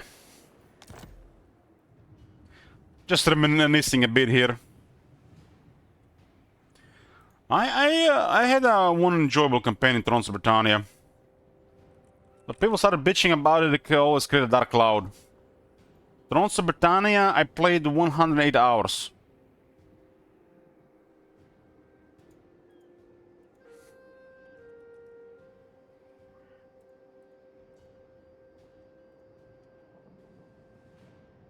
Now that was not really playing Leaves. It was just a mocking session. That got me a lot of hate. I don't count that. That was just a mocking session. I remember that got me a lot of hate. Man, Taramba went hard on me, man, and he was right.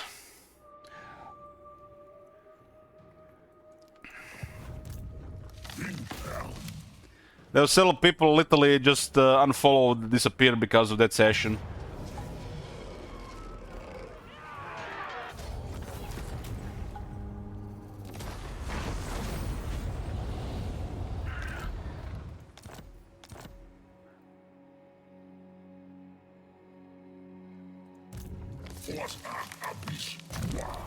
I was like full on ready to hate the game before I even started playing the game, so that was not really fair.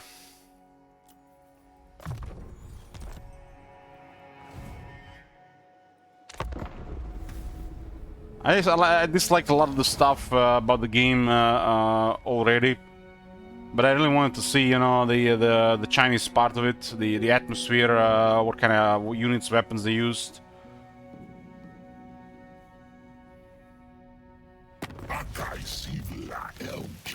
I think we'd have gotten probably like 200 hours out of the game if we didn't have drama with CA.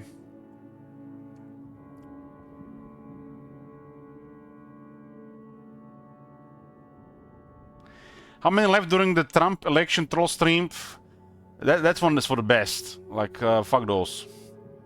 Especially get triggered after, you know, talking about shit talking. We don't need no soft ass skinned people around here. We just need some thick skinned people here.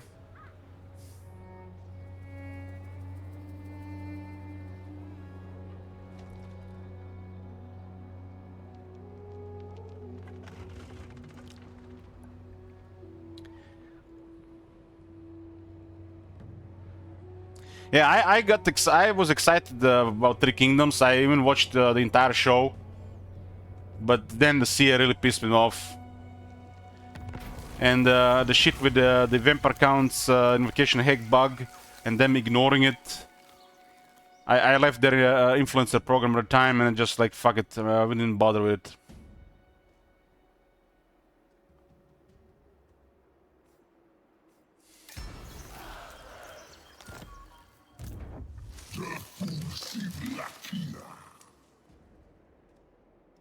It was kind of funny because one of the guys that worked at sea at the time didn't want me to leave. So I left and he went and always like was chatting with me to just come back. Also, and I'm still thinking like, why was that a thing? Maybe if I just went back, things might have been a little bit different regarding the issues we were bitching about. The Salsa was the best part of the Three Kingdoms.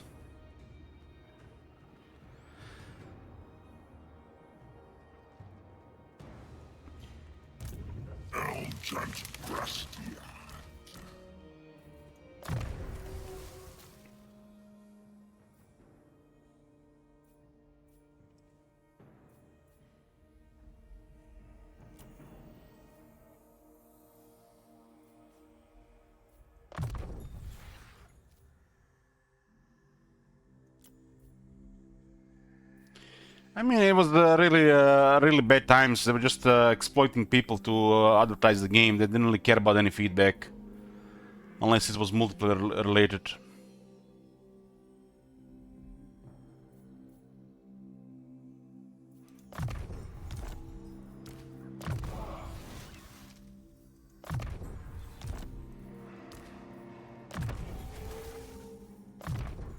See, at the time, I actually had a couple of people that were actually competent at playing this game as well.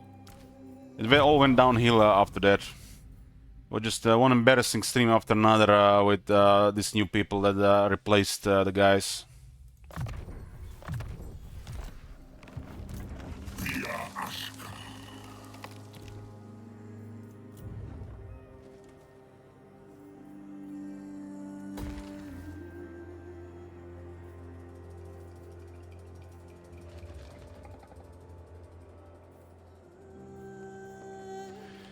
I missed that CA when Dogbert was working for them.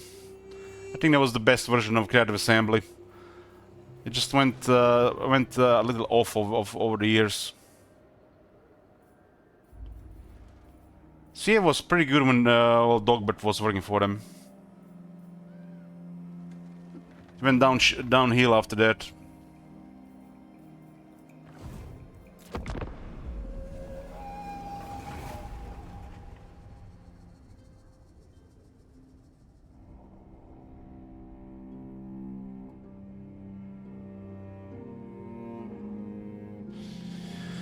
Yeah, we're playing Warhammer 1 and Dogbert joined the stream and gave me early access to Warhammer 2.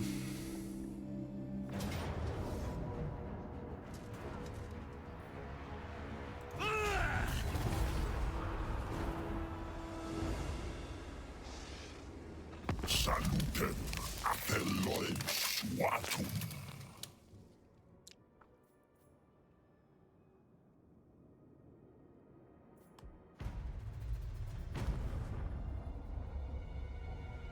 Man, the Warhammer 2 hype was so strong.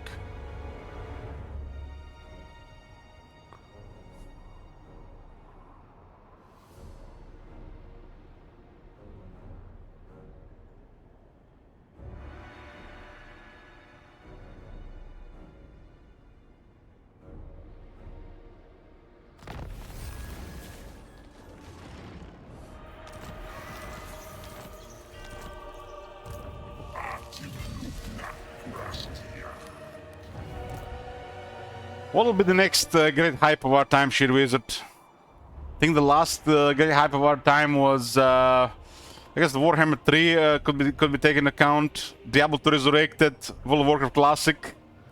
What will be the next great hype of our time? When were you last time hyped like this, boys?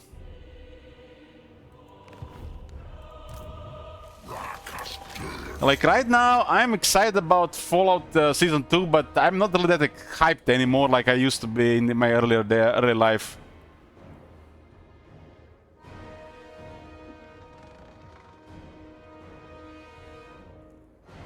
Elder Scrolls 6, probably Elder Scrolls 6 might be the next big hype because I'm a sucker for Elder Scrolls.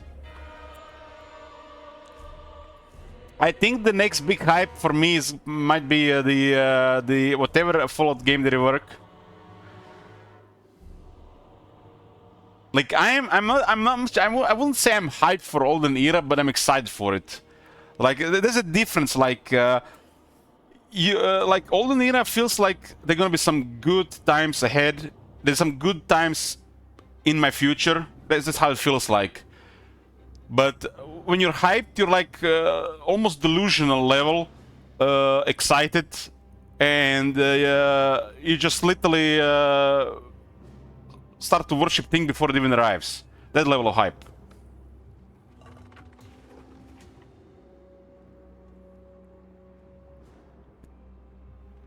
Hype is like that thing where you start building a monument to something before it was even great.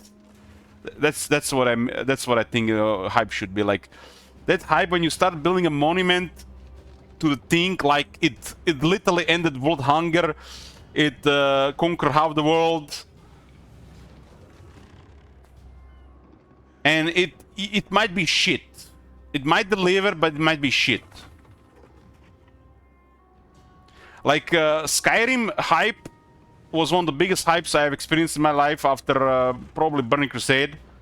Burning Crusade and Skyrim was probably some two biggest hypes I've been part of, and they both delivered. Cyberpunk was a hype that I wasn't part of it, and it crashed and burned.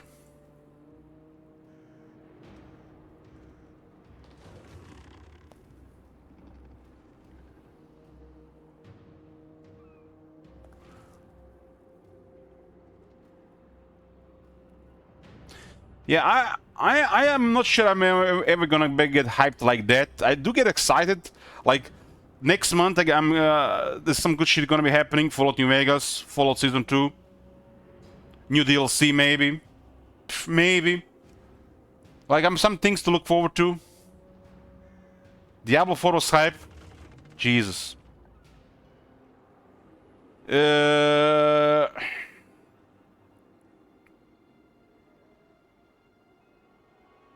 I mean, it works differently for everybody. Maybe Diablo 4 was hype for him. Not really, you know, like just go be harsh here. But I feel like Olden Era might be closest to hype that I'm having right now. Just because I'm expecting great things after the demo. But I don't think they're gonna deliver. And that'll be alright. There'll be still a lot of fun to have in that game. Because I don't think they're gonna put effort into the AI. I'm just have to, you know, be grounded here. You know, I'm hoping they put effort in the AI, but I do not expect it.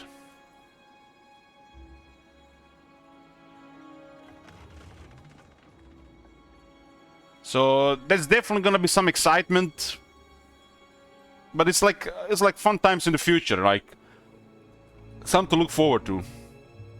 I'm not that hyped really. Animal Use Protocol, it's almost like Olden Era but a little bit less.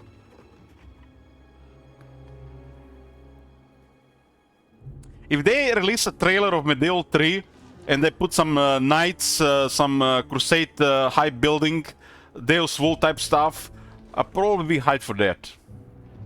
Probably be watching the trailer every day. But that's another story. Can you finish Dirt already? No.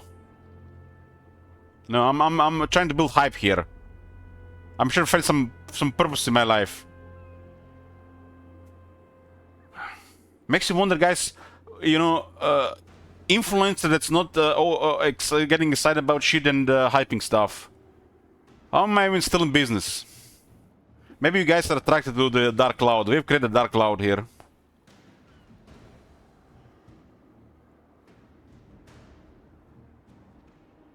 Elich is waking up the young man in him. Elich 666 will be back. I mean, I can summon young Elich. I can summon young Elich.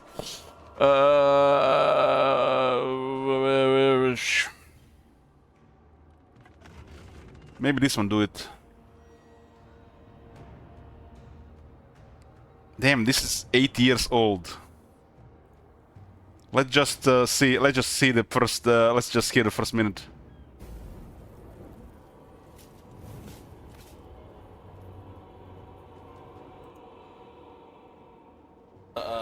Started, so it's good morning with the stream.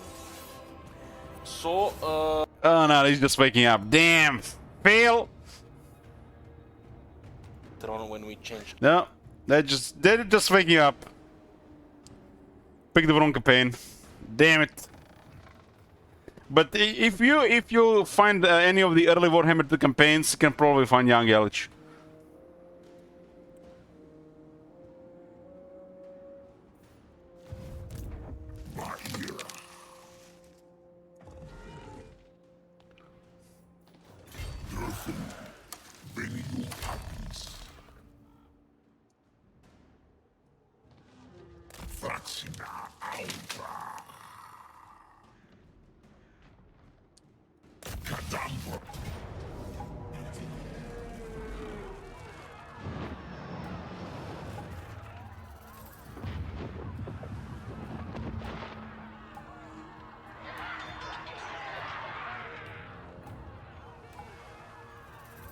You can summon a young Elich by watching Thunbatch clip. I think I'm burned out on the Thunbatch clip. Like on one hand, Thunderbarge, yeah, but on the other hand, the Iron Drake's tier 2, so who the fuck gives a shit about the Thunderbarge? Like, it's ruined. Why am I supposed to be excited about Thunderbarge and get Thunder Iron Drakes in tier 2 that take 1 turn to recruit? The Druki do not beg.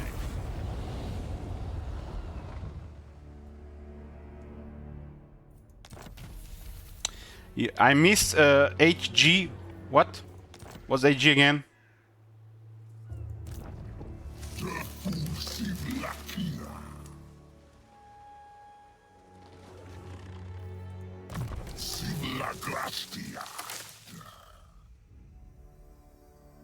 High King. You missed the High King. Okay. I remember young Elich being excited about going pro in Total War Arena. What? I don't think I ever played Total War Arena. Did we play Total War Arena? I remember we were making fun of Total War Arena. It was just some kind of third party using the Total War name to sell a game. I remember. Shit, Wizard, you remember Wild Bill?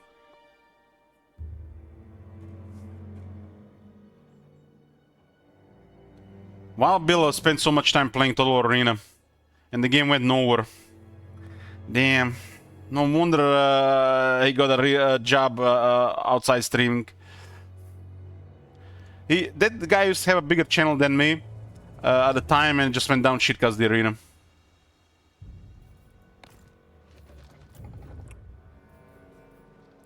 There was not many streamers playing Total War when this game was getting released. There was a couple of you know, new streamers, and there was like 1 or 2 streamers that already had an audience. Wild Bill was one of them.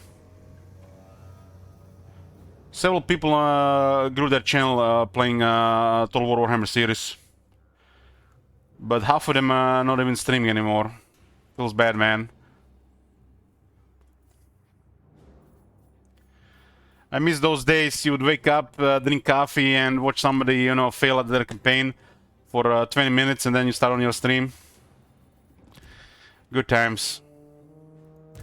Most entertaining time on Twitch was watching current champion play Bretonia, failing miserable that campaign, being involved with everybody, and bitching how weak Bretonia was. Damn, that was just pure entertainment. I was like, I don't think I was ever that entertained on Twitch. Or when he was playing Krogar and was complaining he had to fight so much undead as a lizardman. Pure entertainment. Or when he was playing Wood Elves and instead of you know, biding his time, he was attacking the Wood Elf neighbors, trying to expand ahead of time. God damn, man, I miss those days. KC was failing so bad at this game, it was entertaining. That was my type of entertainment, Twitch.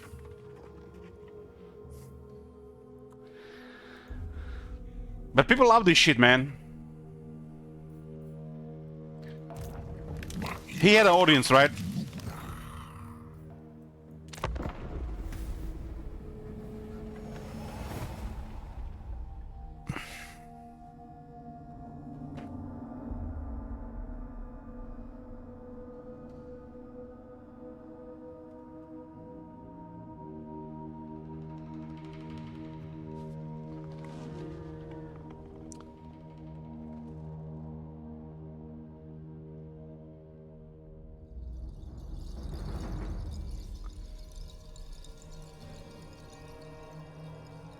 I mean, it's kind of like refreshing when you're playing this shit for a while, and then you try to watch somebody else play the game. It's like, damn, you can play the game like this?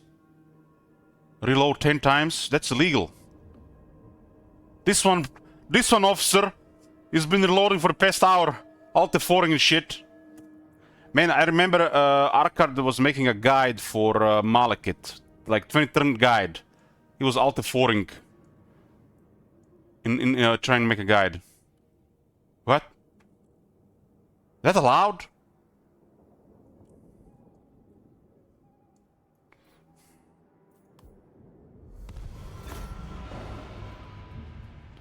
Why make guide on legendary if you're just gonna alt F4? Make a guide on normal. Because those people who are gonna be watching a guide not gonna be playing on legendary anyways, right?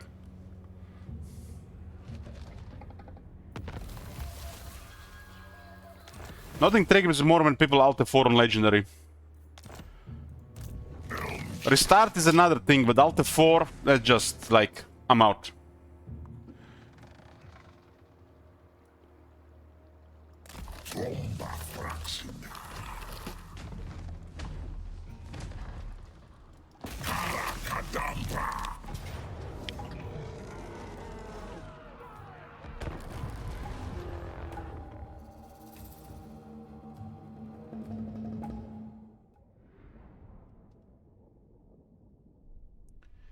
When Imrik was released, oh my god. After I finished my campaign, I was wondering how other people played that campaign. Holy shit, man! It was like a jungle on fire. Everybody was just choking and dying while mosquitoes were having a feast. That was some of the best times of Warhammer 2. Watching people fail at the Imrik campaigns. That campaign was one of the hardest campaigns in the game.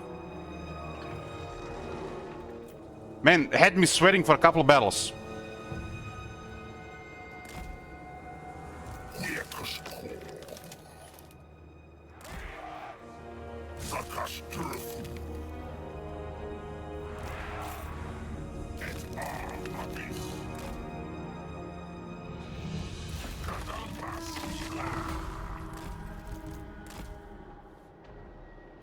There was, I'm not sure who this was. I think it was Nerd or maybe somebody else. I don't even remember anymore. He was finally successful against Snitch, Carnation, and then Grimgor arrived with like so much military, and then the campaign was over. Taking too long time to try to win against Carnation. I was like, chef's kiss. This is content. This is content I watched Twitch for. Now he's gonna suffer or quit. He quit.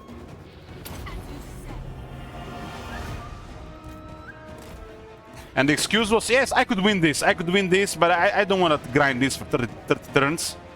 Hand of the forest. Might have been Nerd. Sends me. I had that shit too. I've joined the stream to watch some suffering, not quitting. Your orders.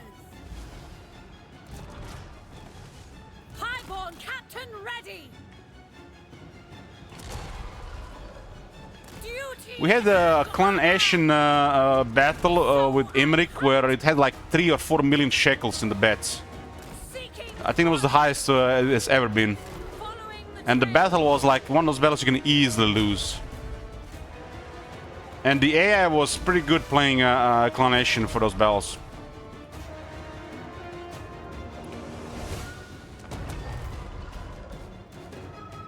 Azrael Mage.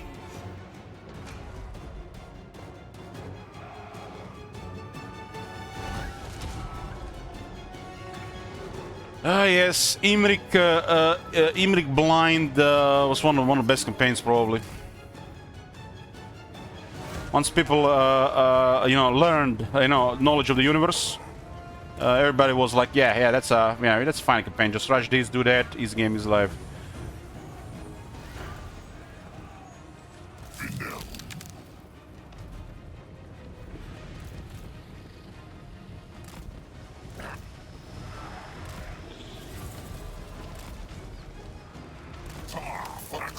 Gladius grinding. Oh man, I forgot about that. I think I grind those green skins for like 10 days.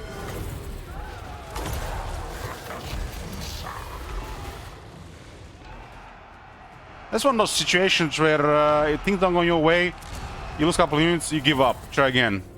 But I don't think that one you can give up. You have to lose to progress. Talon of Karna. Some of those campaigns where you just have to lose to progress.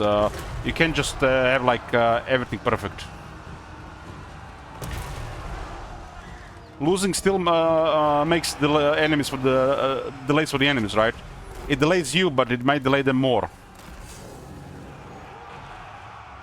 The woods rage. I cannot refuse.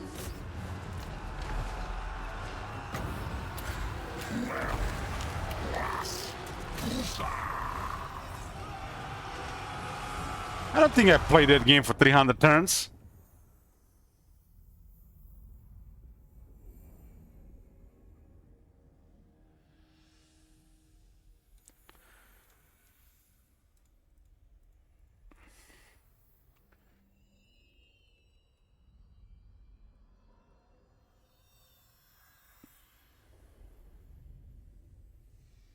I started watching 2 streams later, 3 titles conquered. That was insane. Those were Space Marines, right?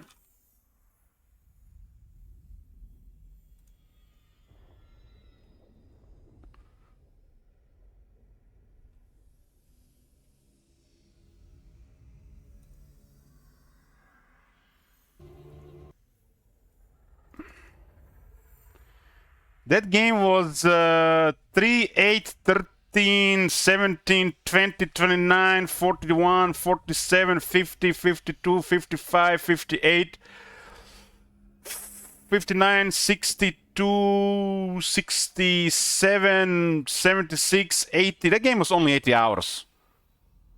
It's not even that a lot of grinding.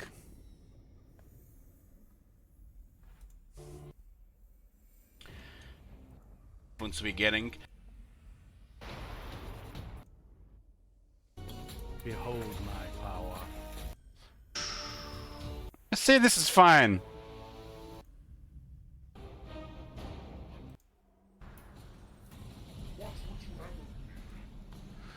This is fine. What's number 3? Let's see number 8. There's Devcopters there now.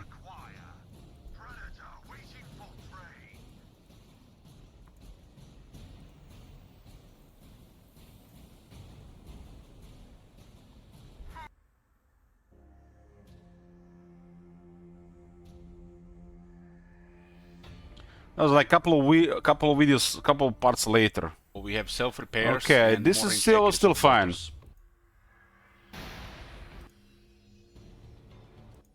Yeah, changeling pink orcs. It's a little like a minefield here. You get ahead, you get trigger more stuff.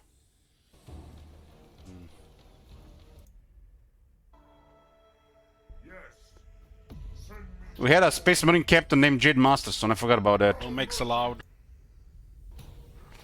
I mean, it's fine. It's fine as long as you don't get like a full screen of Daka Jets, right? When it's a full screen of Daka Jets, then you have to worry.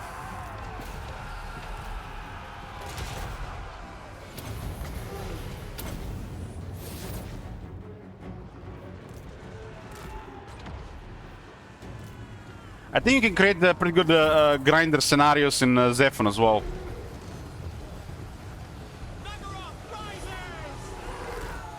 80 hours in one Gladius campaign. He says he doesn't have time for Rogue Trader. But people are watching Gladius. Will people watch Rogue Trader?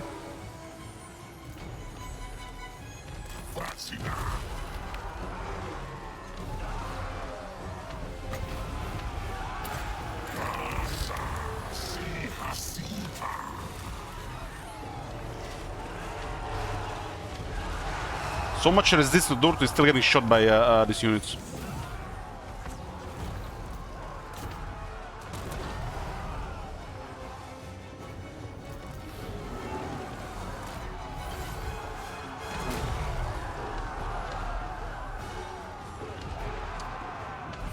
We have some other games planned, and some people advise me not to play these games. You know, promise games. Instead of these promise games, we could play Rogue Trader. Lady of I think people would be fine with that. Like, we got Civilization 7 and Avowed. We could switch those two for Rogue Trader.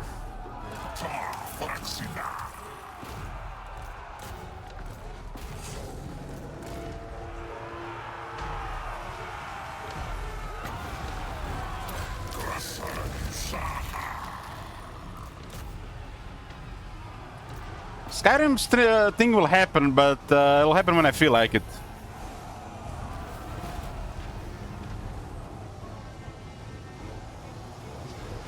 %50 of Rogue Trader stream would be reading through level up perks. But that's still part of the game. What's wrong with that?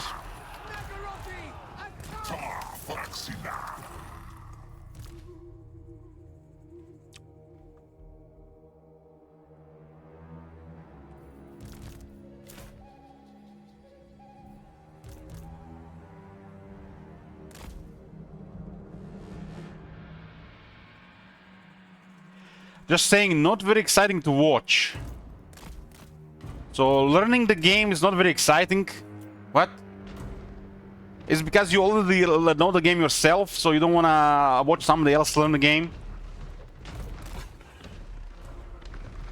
Isn't that like the best part? ready to serve. You guys have to understand, when you request a game, I have to learn how to play the game. And how you learn to play the game? By, you know, seeing, absorbing knowledge.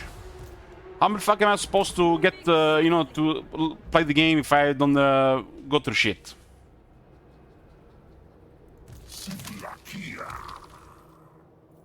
Can't expect me to just be on your level like from the first second. I've never played these games. I will.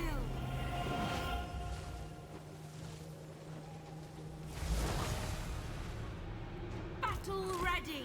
You know, top manager, I can start Skyrim tomorrow and we can do 3 days. But they're gonna be set 3 days. You want that? We can do it. Of course. I can be toxic too. Fear Refua.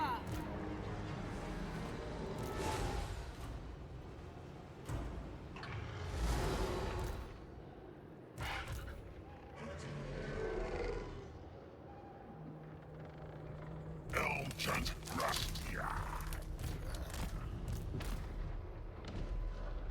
Have you?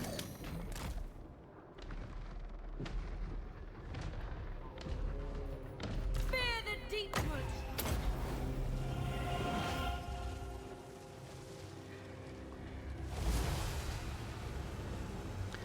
We're gonna have 3 days of Skyrim with people have a chance to add more days. Nobody's gonna add more days. And we're gonna do 3 days of alchemy. I'm gonna have a blast and I'm not gonna give a shit what you're gonna have. Sen Louis. For Hecate. Windweaver.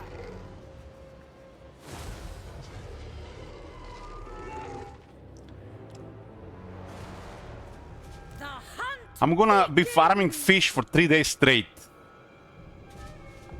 And I'm gonna have a blast because I'm gonna be listening to Skyrim music. I'm not sure what about you guys. Deepwood Mage. Somebody might find this personally, they might add a lot of days to it, and then we're gonna do 3 weeks of alchemy. The Forest Pool. I don't expect anybody gonna be adding days to Skyrim though.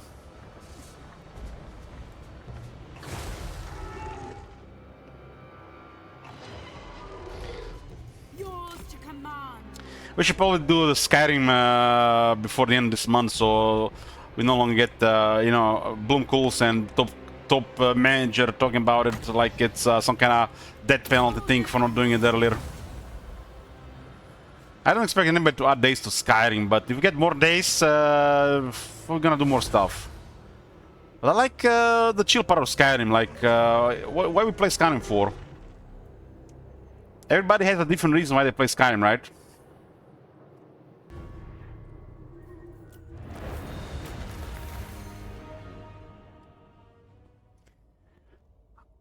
My favorite part about streaming Skyrim is playing vanilla, so I trigger the chat. What's your favorite part about Skyrim? My second favorite part is probably the atmosphere and the soundtracks.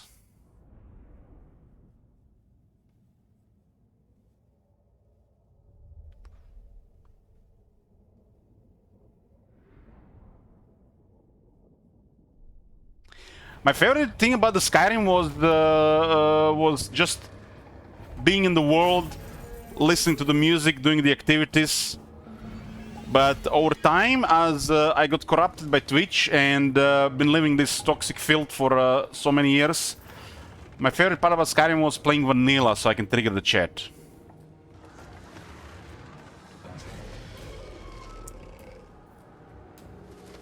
And I put it in the title, and they still ask in the chat.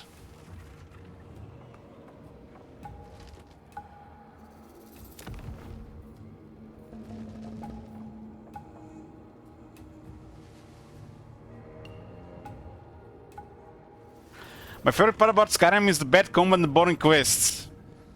I mean, shit wizard, we can all be good at games. Some people like bad combat, boring quests. They don't want to put effort into the game, I understand.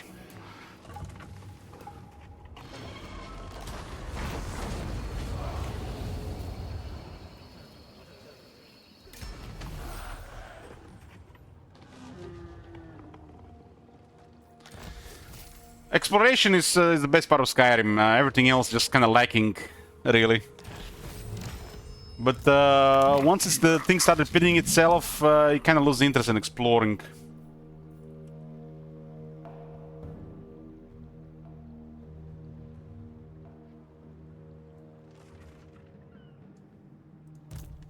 I played Oblivion, Fallout 3, lots of Fallout New Vegas, and Skyrim with mods, lots of mods before I started streaming. After a while, I just stopped caring about it. Like, what's like the big deal? Like, it's still gonna be almost the same experience. Like, that's not really the if you like the gameplay you're looking for from these games, the mods will not gonna make miracles. I have different reasons for playing these games. After a while, I just stopped caring about these things, if it's modded or not. But that being said, there's definitely some mods that just make things just better, just automatically better.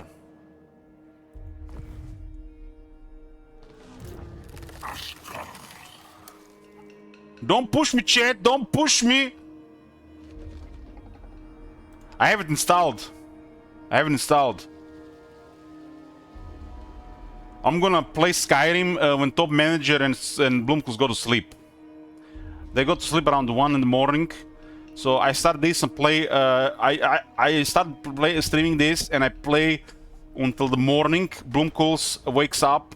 Top Manager wakes up. I'm going to bed. It's happening.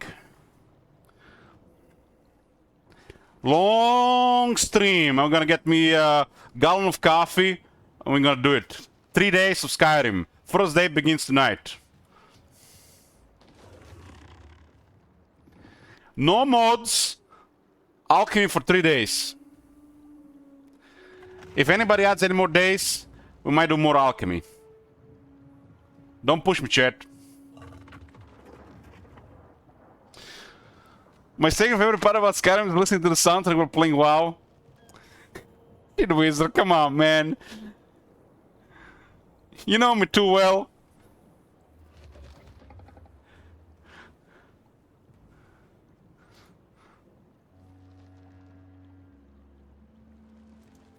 Oh no, man, I'm getting a coffee right now, and I'm getting another coffee, and I'm getting another coffee, and I'm getting a coffee, and I'm going to bed in the morning. Fuck schedule. I'm big, boys. Got me my coffee. Second coffee. I'm planning on drinking, have 7 coffees today at least. We're gonna be playing this until like probably like 7 p.m.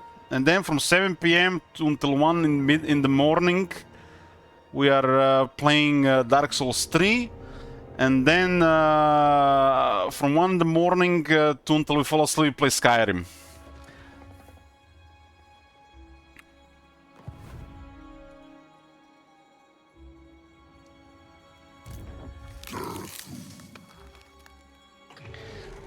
Skyrim will be 3... There are 3 days promised of Skyrim, but I have given the chat option to add more. I don't expect more than 5 days of Skyrim though.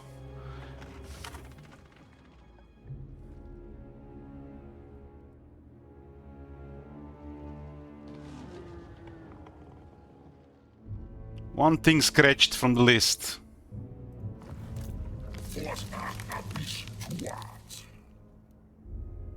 Going to bed now? What do you mean, Agneta, going to bed now?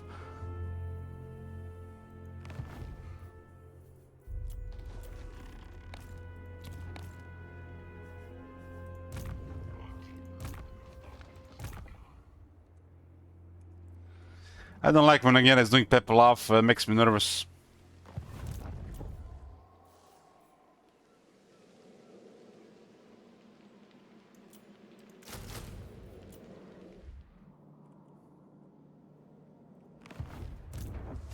Durtu campaign is pretty easy to finish. Mama Ying is gonna be pretty tough to finish.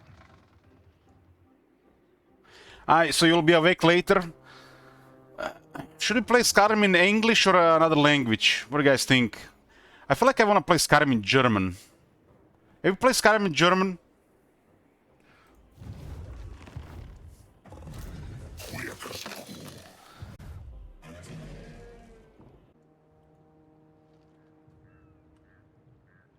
Now this is all crafted with what the game has to offer. Nothing bugged.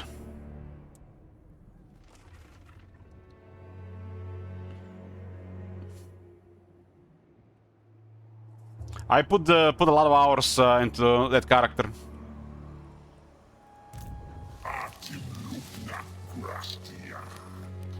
I have a maximum possible bonus for blacksmithing and enchanting without the glitches. It's a maximum alchemy, blacksmithing, and enchanting combination. And I'm kind of like a 200 level almost. So I got a lot of health. When you have a lot of health and a lot of health region, the game works a little bit differently.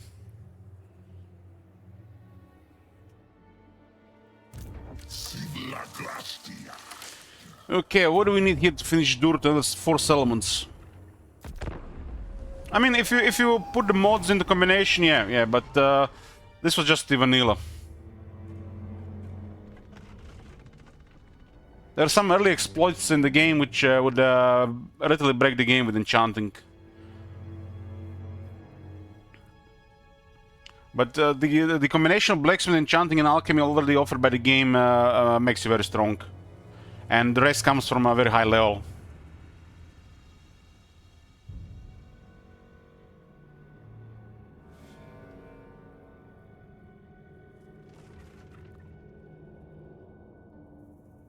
I went with the orc on this character so I can kill that strongest boss in the game. The one that has crazy damage and just regions are crazy. The one in Solstheim. That one just was made on purpose like that. You know, kind of really crazy high character to kill it. And Orc Berserk just makes it easier.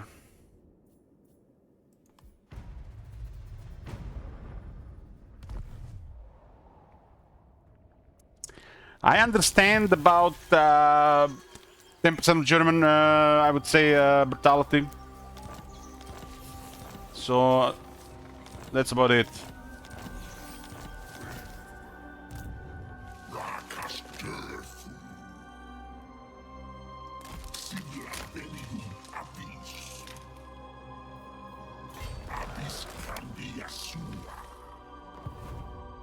I mean, Skyrim in Japanese was a lot of fun. Everybody sounded so serious. I wonder how the Heimst is gonna sound in German.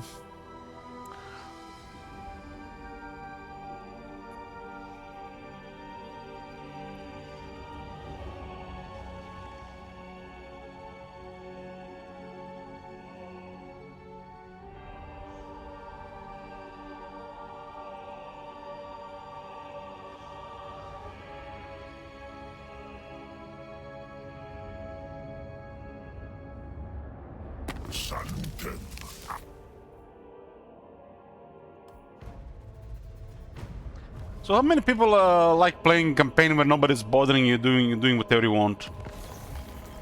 I think a lot of people find this type of campaigns boring.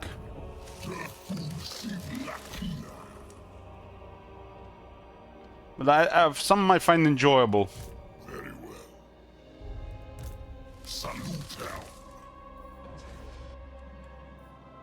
99% of player base, you sure about that, Top Manager? You're probably right. It's very high, but I don't think it's 99%. In a lot of these games, I have noticed with my nephew generation, with Minecraft stuff and heavily modding, they don't even care about any grindy gameplay. They just want everything available to them just to do whatever they want. They don't want to put effort into anything. They just want to just do... It's like God mode in every game.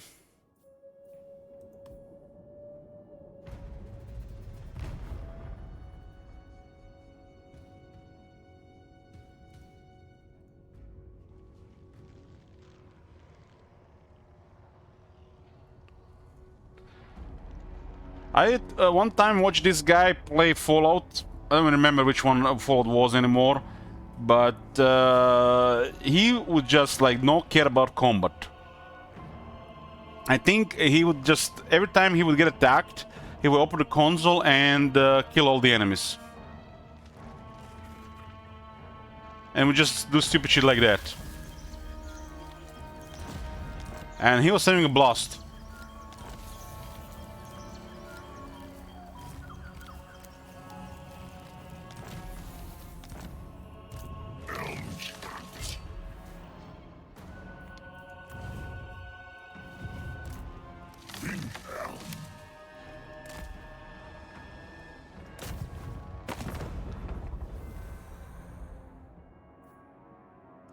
We know about Tsarina.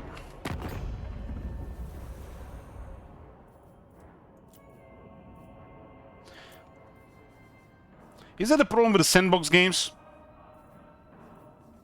I am Tsarina of all Kislev, and you are less than nothing. I noticed some people have been asking for narrative gameplay again. Have you guys seen what happened yesterday in Mami Ing's campaign? Mami Ing was defending a bastion and it started a quest battle. It was not even a quest battle. You have been most courteous. I don't think I've ever been here before with Durtu.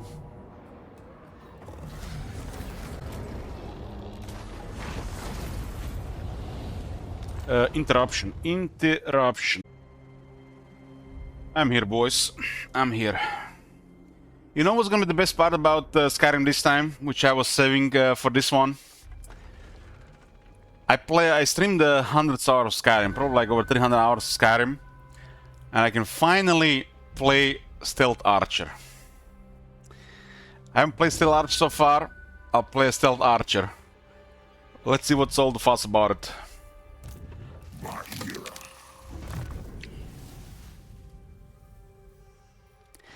Chat seems to be triggered with Stealth Archers.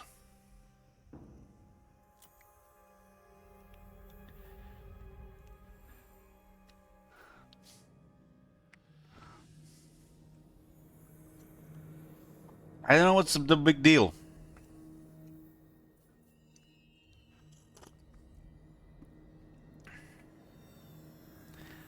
It's not fun for us. Isn't that the point? I don't give a fuck, man. I'm gonna do three days of Skyrim. If any gets added, I'm gonna do those two, and fuck it. We're gonna uninstall Skyrim, never come back again.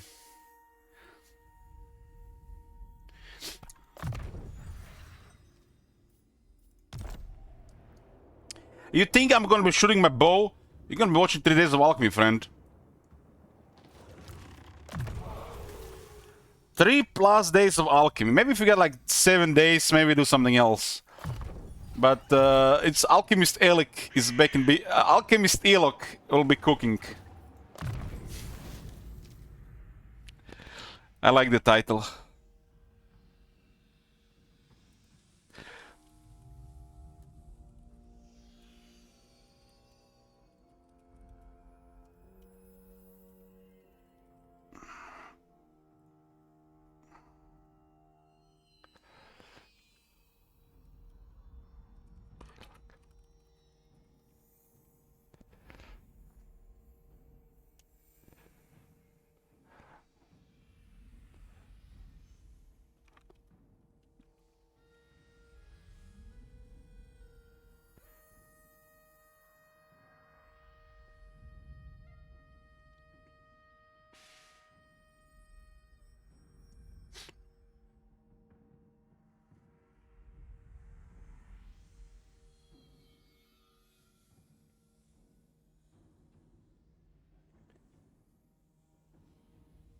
No, man, do some blacksmithing too. So I should craft like 1,000 iron daggers too. Sounds like a plan. Whiterun is my new home.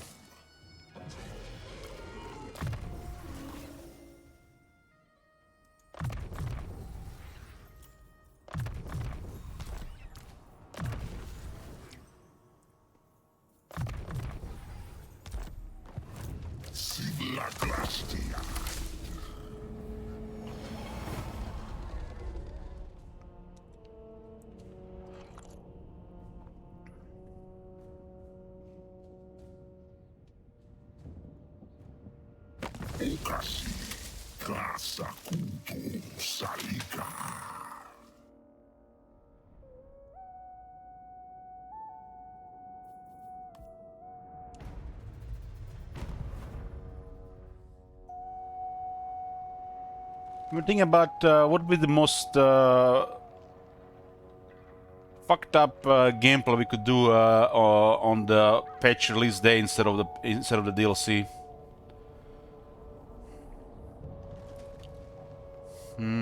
Used to be like Outer Resolve Skaven. But you're gonna put me to sleep.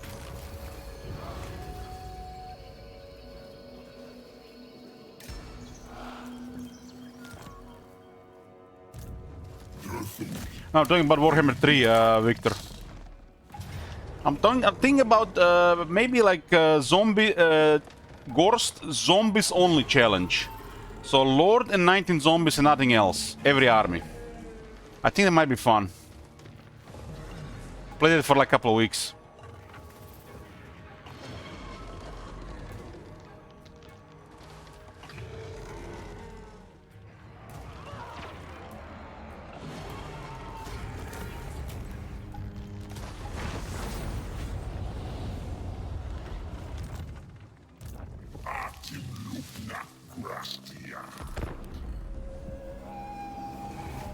Helmengorst for the rest of the December. Helmengorst for business, for Helmengorst for Christmas, Helmengorst for New Year. We do have Fallout New Vegas requested by RuneScape in December though. That'll be happening for at least, I think 3 or 4 days. He's the one requesting it. How many request tokens was taken there?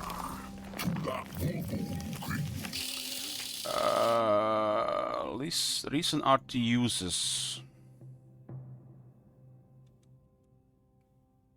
RuneScape -3 for Fallout New Vegas. So 3 request tokens for about 4 days of Fallout New Vegas.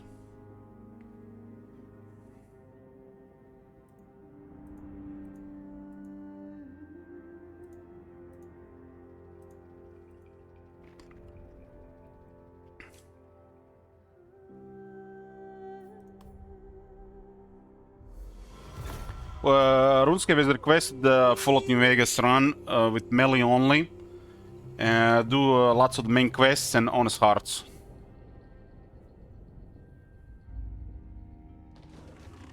I expect it's gonna be about 3 to 4 days. 4 days if we don't do like full days.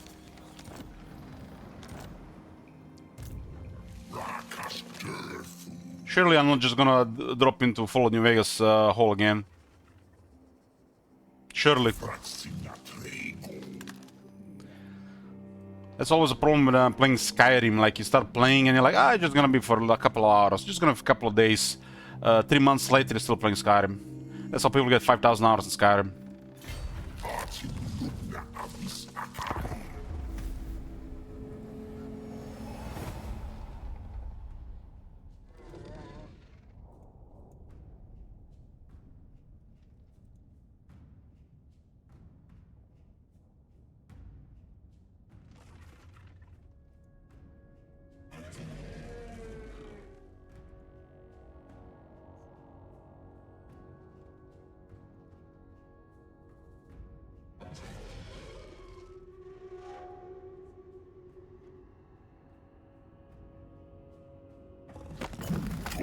This city, we got Oka Pata.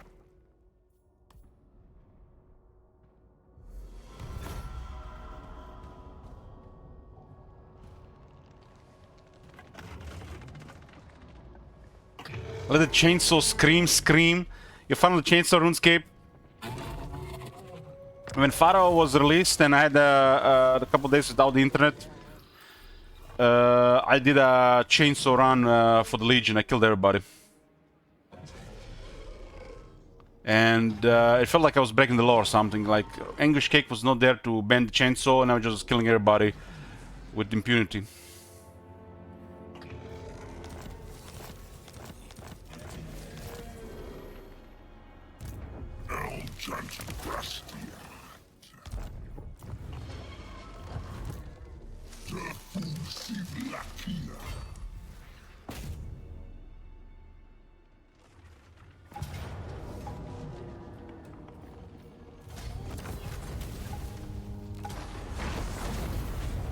Agnieta really went to bed to wake up for the Skyrim stream. What? What kind of messed up schedule he has? We have Skyrim tonight, RuneScape. You gonna be here? Starting a fresh Skyrim run in German. We played in Japanese last time.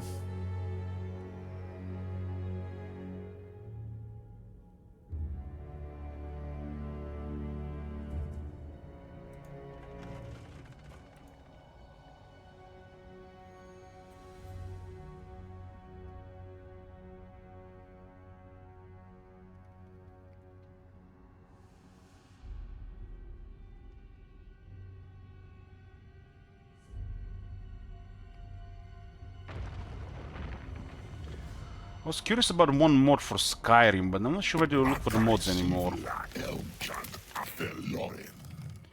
I see the Skyrim ratings have went up again.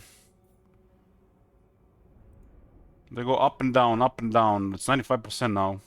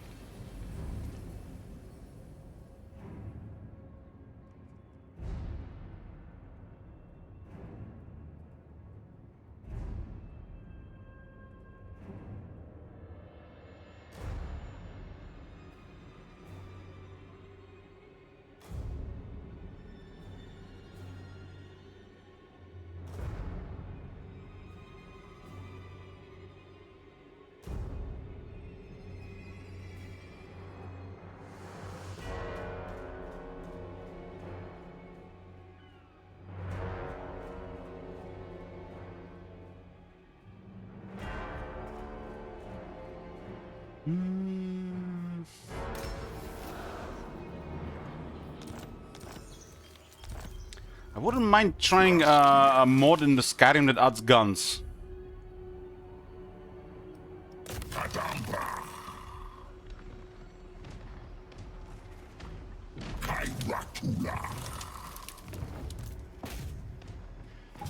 Okay, Durtu is finished.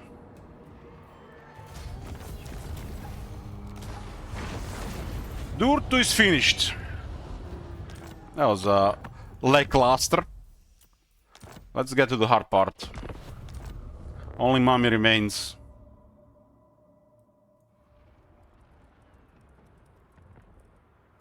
This one can still get sabotaged though.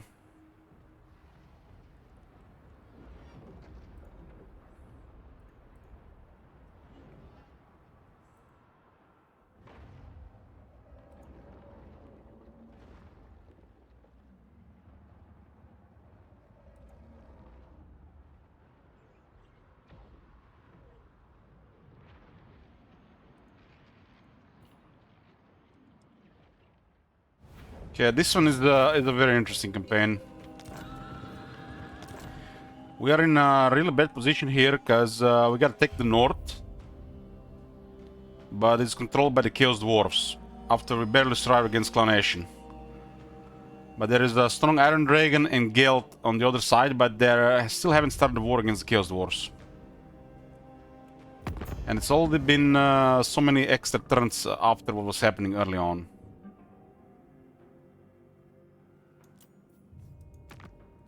Ooh, they start the war. Okay, okay, let's go. This must have happened the last couple of turns. Okay, the war is on. It looks like Warhost of Zar has attacked Gelt. The war is on, boys. The Storm Dragon. Celestial General. Okay. I need to focus, prioritize Imperial Road. I don't want the guild to take anything, but we are also at war with these guys.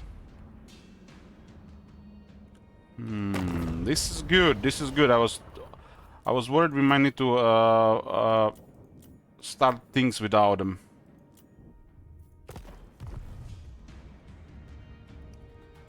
The Majestic Defender. Damn, they got Dreadquick Battery here. They're building a tier 5 here and probably tier 5 there. That's bad. We're gonna have to surprise attack that. The Celestial Meowth. I think only Loyal Okay, novices queue are recruitment better than for the turn. uncertain veterans.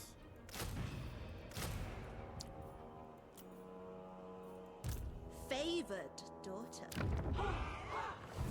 Well, let's get this war started with the Chaos Dwarfs. They're gonna getting attacked from any other side.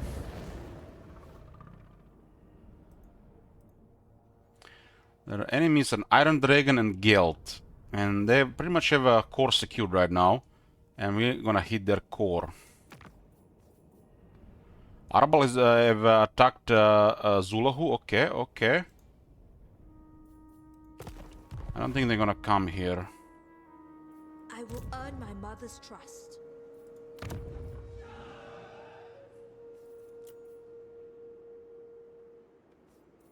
Servant of the dragons.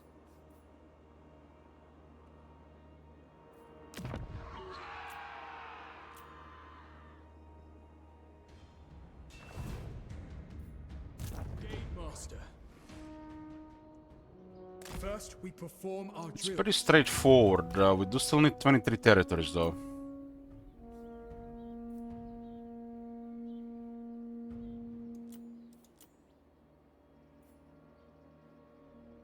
I need the Imperial Road.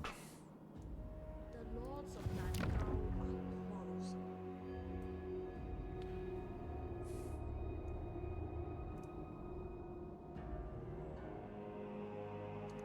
They do have 3 other towers that are tier 4 plus. Disharmony threatens our order.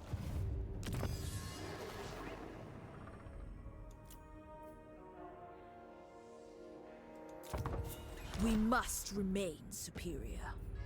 Must remain superior.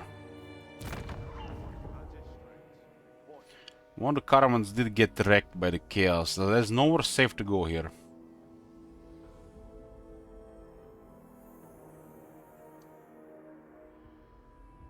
This guy's just gonna get killed, right?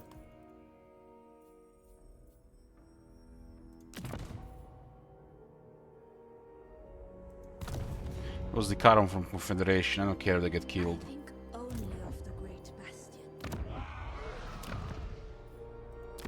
Celestial General. General.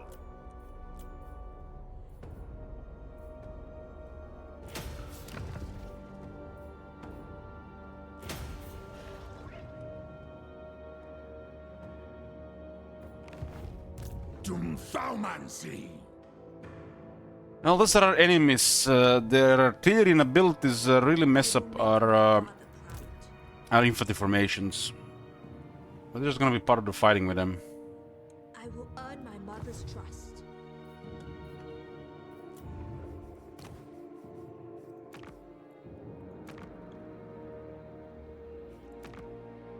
Hey, Sparp. Oh my god. Have you seen that shit? Holy shit. What the hell? Awanrag. The war has started between Iron Dragon Guild and Satan. And we're gonna join. We're gonna hit where it hurts first. But most of their spam is gonna be happening adjacent to us, so unlikely we can keep these territories. Enemy.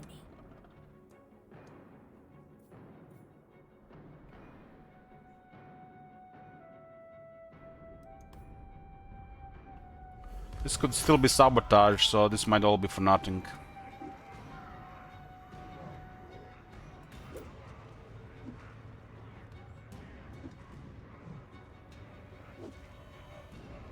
The great enemy must be resisted.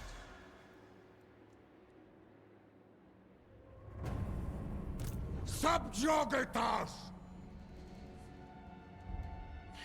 So they have to send military south, but we're gonna be the first one to get hit by this. If we don't hit them, they might get an upper hand in the south. Maybe we should end Lockett first and let the Chaos Dwarfs think they're safe. Does Gelt have same Pemperman Skull? No, that's gonna be reworked. Gelt is actually a crazy powerful faction now.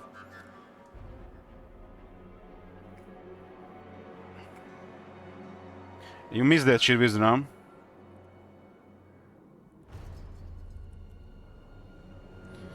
What's that command?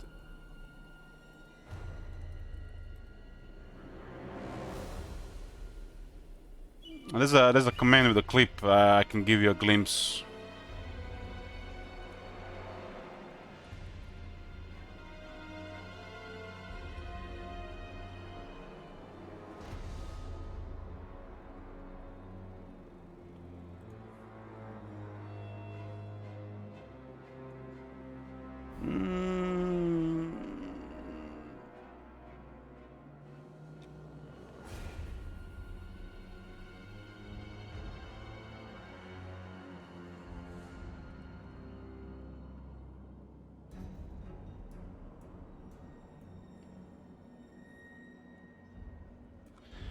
Top manager, where are you at? What's that command with the Emperor's Lance?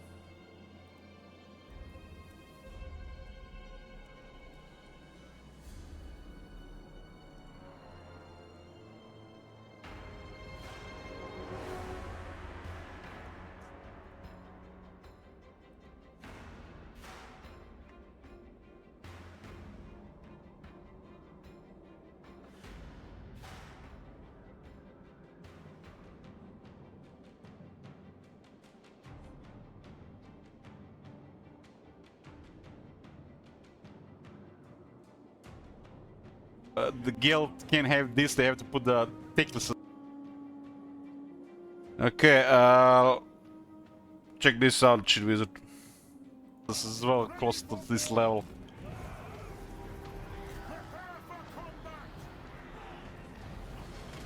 This was, by the way, bugged. It wasn't a 200%, it was 190%. Look at the power.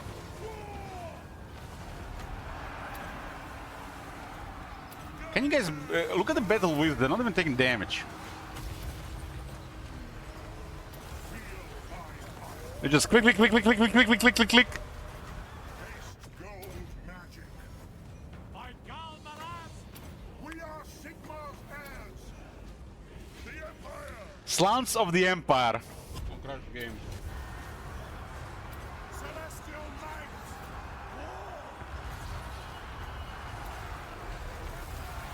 Bestial strength. Shaman Zura.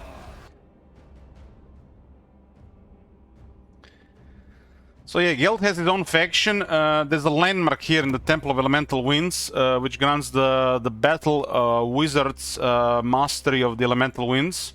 Instrument of the divine. It's a spell intensity skill of Gran Kate, which increases the intensity of the spells, Earn my mother's trust. and they get up to double the effects on the spells. And on top of this, the guild has a mechanic that makes all the lores do a little bit more. And if you put everything in the same army, what he gets, you get a really strong wizard army. Ready to defend.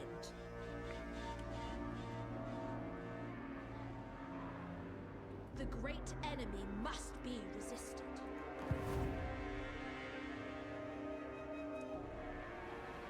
Starting a war while these armies are here seems Storm Dragon. not very wise. I will not be What happened in this campaign? This is max potential AI mod sabotage campaign. Enemies. Enemies. Like, people have done a lot of damage in this campaign with sabotage. I'm trying to recover here to get a short victory.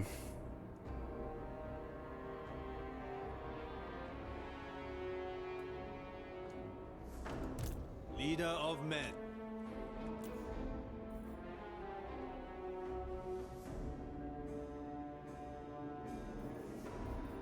It might be all pointless because this can still be sabotaged. But it is what it is. We gotta try. I will take first watch. We gotta clear Lokir and attack Warhorse of Zar on our terms. Magistrates can watch from the rear, fighting or dying.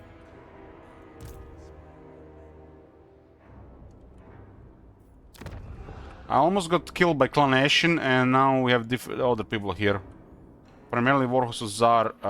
They are at war with the rest of Grand Kate, which is basically Grand Kate are three factions these days: Miao, Ying, Iron Dragon, and the Gelt. With those two, this should be pretty straightforward. We just need to get the northern part of Grand Kate first. It's just still gonna take some time to get the remaining regions. Miao Ying. Waiting orders. I must rest.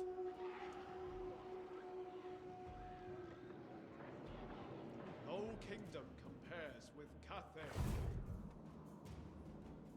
Attacking the Chaos Doors right now is not very healthy for us. They get access to some really nasty stuff. They have several tier 4 plus towers, and I need them to move to the other side first. They might attack us when Miao Ying goes there, though. But I just need alliance with Iron Dragon, and I think we are fine. We're working on that.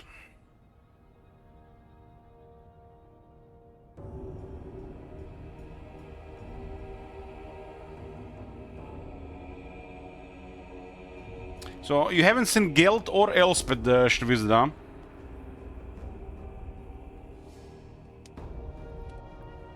Elspeth is like stronger Manfred. Just for the Empire.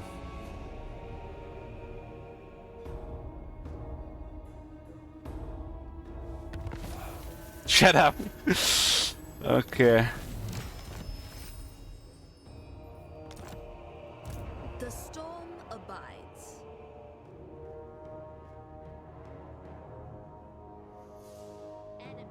Enemies So the Ark is the only thing that remains here. Man, attacking this thing here is not very healthy. Sabarartun! I forbid all hesitation. We have to hesitate. Building harmony. I'm gonna murder by the artillery if you don't have something to deal with it. I mean, this is not a problem, but this, with this, mega problem. The bastion can never be breached. Abguru! The main issue is because we are outnumbered. I yearn for my We have really nothing. We could have outnumbered them easily if we were evenly matched. Chaos Dwarfs not really affectionate outnumbers others. Gate Master of the Celestial Cities. Duty continues. This campaign has been heavily sabotaged, so it's gonna be a miracle if this gets to a victory. I stand apart.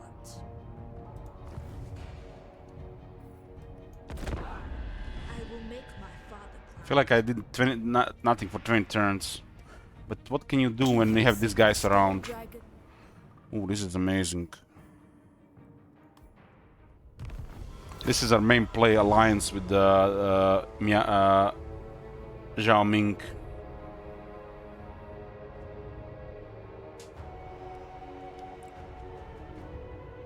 Miao, Zhao, and Guild can handle the rest of this stuff here. Still gonna take some time to get the settlements, though. If nobody bothers us like Grimgor from the west or anybody else, the Chaos Dwarf is gonna be overwhelmed. It's gonna take some time.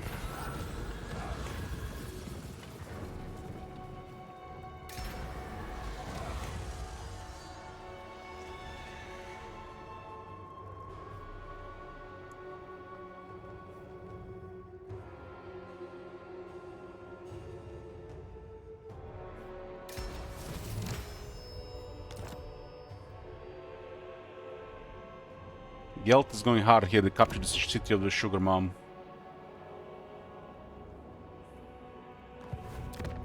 Friendship is more valuable.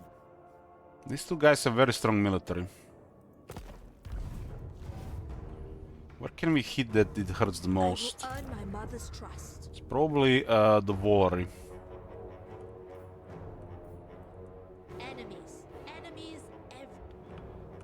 Raise, raise, raise, and that's it for Chaos Wars. Favored daughter.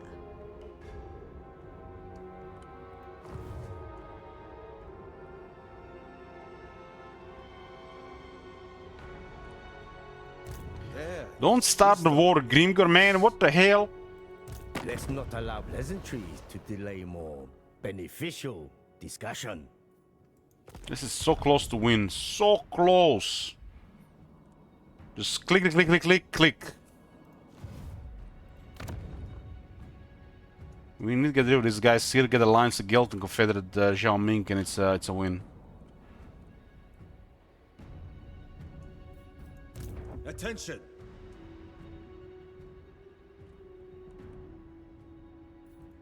Storm Dragon. We gotta hit the towers. Towers are giving them crazy advantage. We hit the towers, even sacrifice our armies to do that. They will lose to Gelt and Zhao Ming guaranteed. Nothing they can do without the towers. Serve from the front.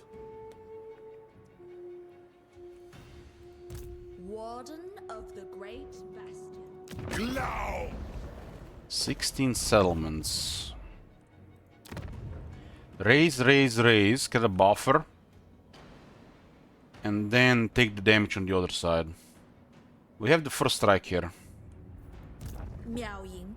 We go when I. This is suicidal, but I think it's our best option.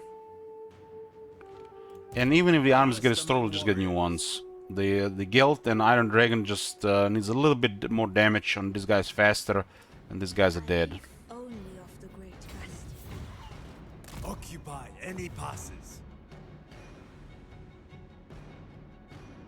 We have to hit their big places, otherwise they're just gonna keep spamming quality.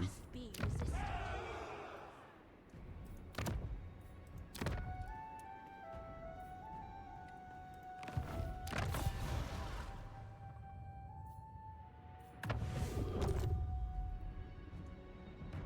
The lords of Nangao are quarrelsome. The Celestial. Yeah.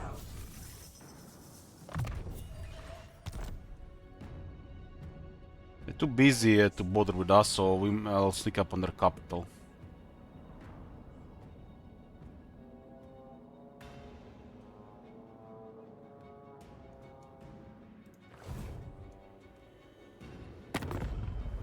Iron Dragon is rank 12. Gelt is rank 7. And Satan is rank 10. We hit 2 towers, we should cripple any of their advantages. And then just gonna be a matter of time before they're dead. Because everything at the front doesn't matter, because they can just replace it with even stronger military. It'll take a while before they go down. But if we bring down 2 of their tier 5 settlements, it's gonna be a different story. The only thing we can do at this point. This journey shall resume. Trying to capture the settlements doesn't do anything. We all have Iron Dragon and Guild winning for us.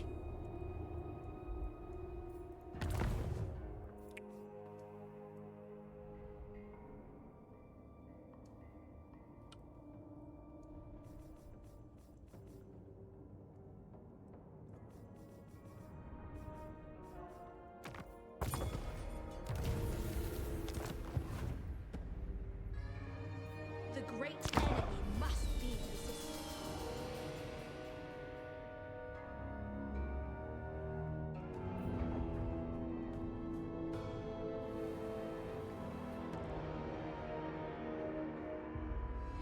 Zerictus attacking from the west. Gonna be distraction for the Iron Dragon. I think once you confederate, those settlements are added as a part of the objective. So it'll be very close to win. Durtu finished, yes. I'm trying to finish Miao Ying here. I got a plan here, but there's still work to be done.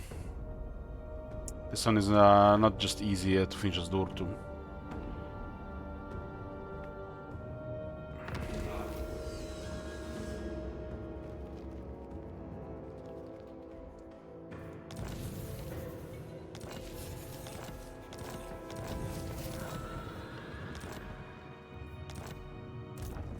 Emperor's chosen daughter. I will make my father proud. Humility in all things.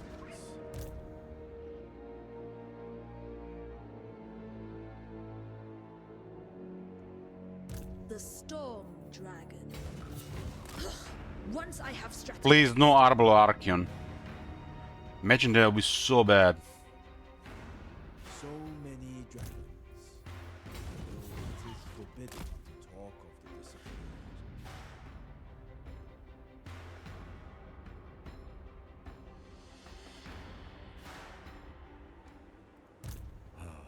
Yes. Very well.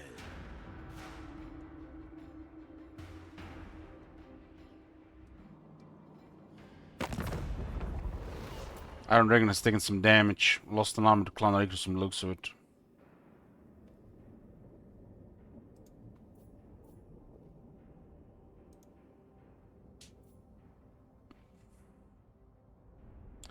These guys would probably win if we were not here as the player.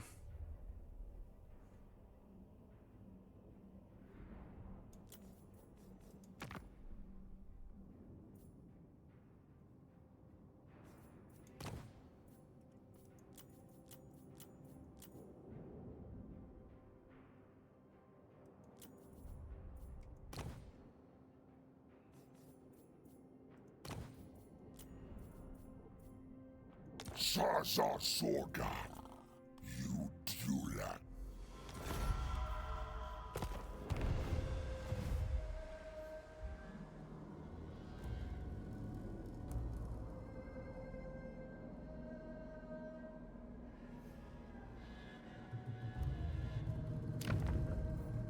What is Grimgor doing?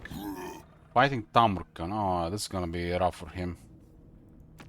Tamurkan might still bother us before this campaign is over. He's a menace. I don't like these guys are moving east.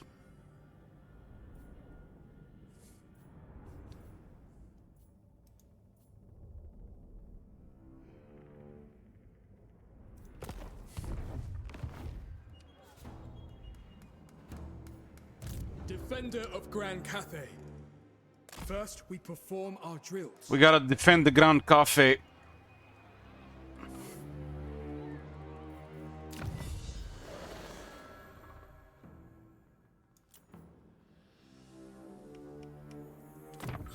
For the defense effort.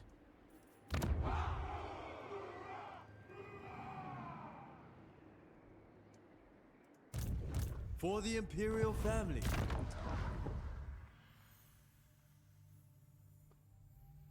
What happened with that? Guys, the city was destroyed.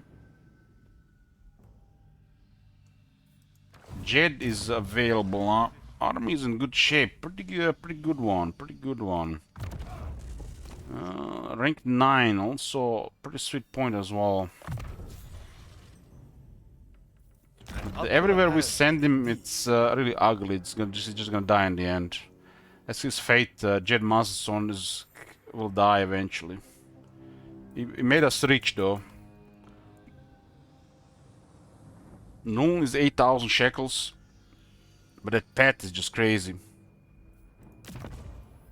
Damn, this is like no way he's gonna survive that. No way.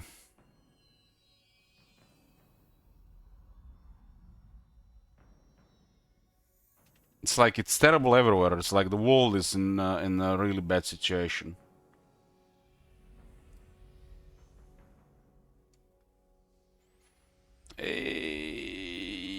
Let's try Myrmidons again. Maybe we get a little bit more out of it. I'm planning on a surprise attack on the Volary, trying to cripple some of the infrastructure of the Chaos Dwarfs, so our alliance has a better advantage. We are sacrificing those armies to do it. The Chaos Dwarfs are too strong to defeat just by Gelt and Zhao Ming. We have to hit a couple of their towers or die trying. Subjugitash!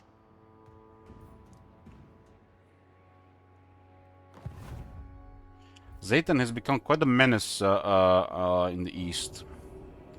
So I seem pretty consistent these days. Hello. Hey Zoro.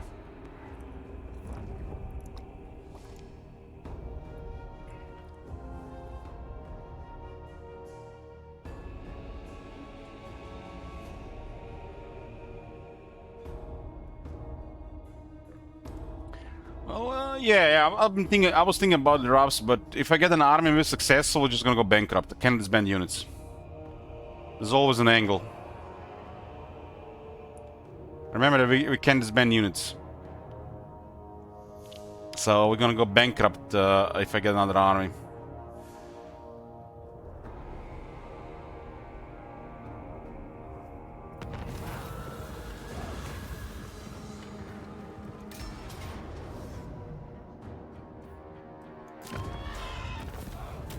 Workers.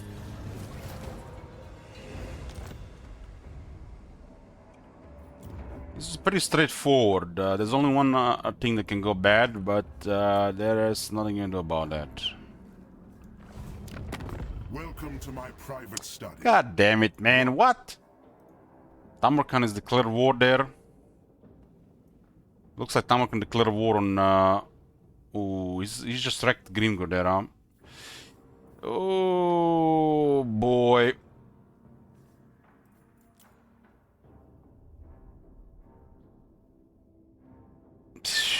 I just don't see how they're gonna deal with this shit. The West has went to shit. We haven't even dealt with the Chaos Dwarfs and this guy's attacking. That's the end, really. That's the end.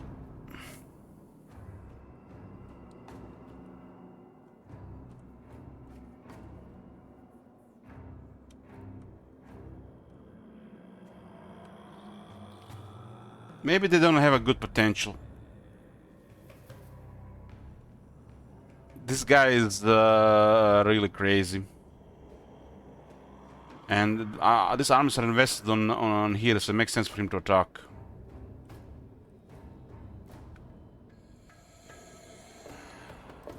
General of the Celestial Host.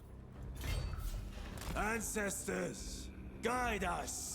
This campaign is tricky to finish due to the setup, the max potential, the restrictions and the sabotage on top, because you have to hold territories.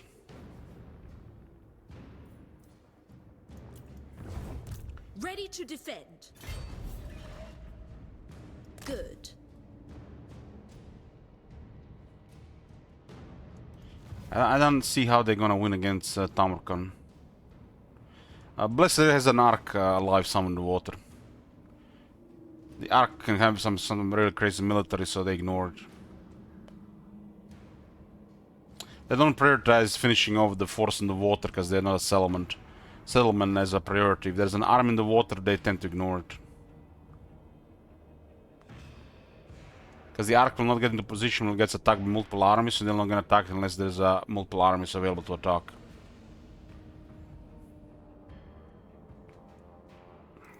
Ready to defend.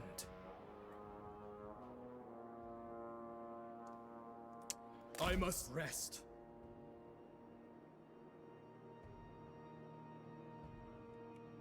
How do you have global replenishment?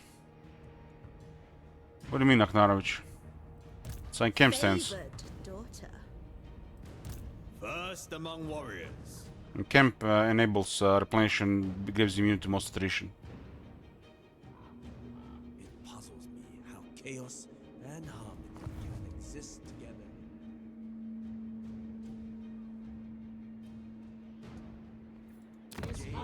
Tamarkan attacking Zhao Ming and Gelt is probably gonna be it for this campaign. Because there's only so much I can do. I haven't even dealt with Satan. Satan and Tamarkan sometimes wreck Grand Kate even in vanilla.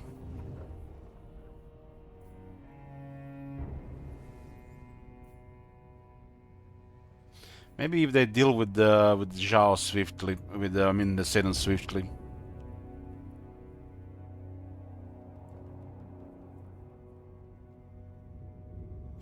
We lost about 20 turns here to sabotage. Probably about 20. We couldn't get up the early game up because of the crazy clanation. That was just... Even without a sabotage, I feel like that just would have been impossible. Like max potential clanation, we have to have a like first drop on them. If they go into your territories, they're super ugly. The majestic defender. Celestial General.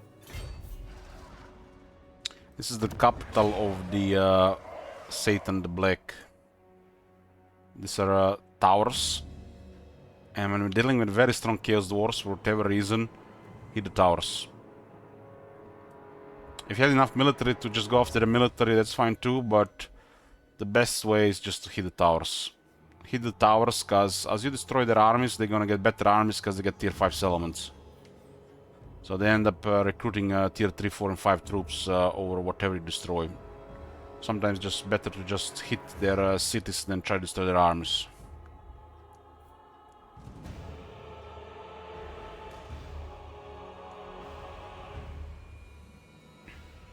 We attacked the village early and we invited the Chaos Dwarves to war against him, and the Chaos Dwarves destroyed him. Enemies everywhere. Ooh, he's taking some damage. That's great news. Great news. Gelt is in a corner, has access to shit ton of military. The Empire will deliver. Empire delivers. That's a major power empire, that shit will deliver. Gelt, kill everybody. I trust our dealings will bear fruit.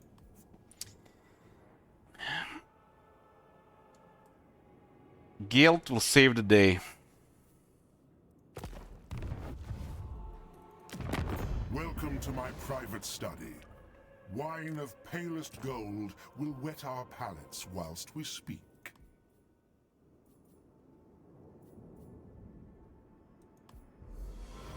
Okay, started the war with Wars of Zar. We hit them hard from behind, and Guild and Iron Dragon will finish them on the other side. Hopefully before Tamrokan goes crazy into Gate. He still has to finish off Grimgor though.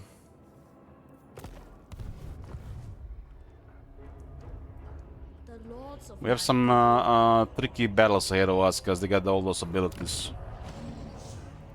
The Celestial Meowhi. I'm going to occupy the settlements and abandon them later. Suffer the tempest. Dealing with Chaos Dwarves past the mid game, it's really nasty. Rest while we can.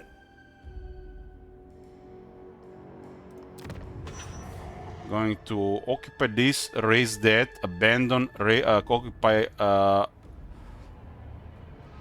abandon. We'll basically just abandon this entire area, but we have to first get it. The critical settlements are Volary, Bloodwing Keep, and the Red Fortress. Those three go down, these guys are dead. And they're struggling to fight Gelt and Iron Dragon because they're a little bit outnumbered here right now. We're gonna hit them where it hurts the most. For Nankao.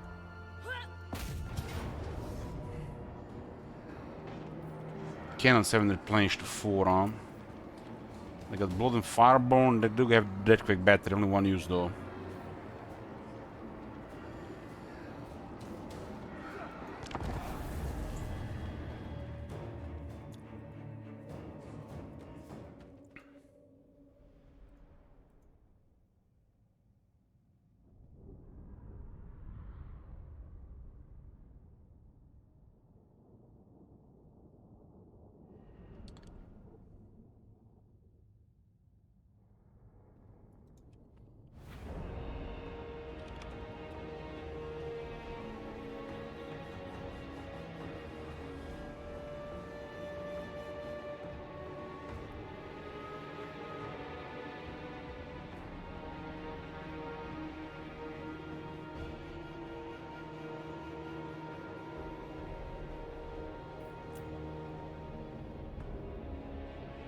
Woolery is supposed to be a Zinch settlement. It's still marked as Zinch settlement in Immortal Empires.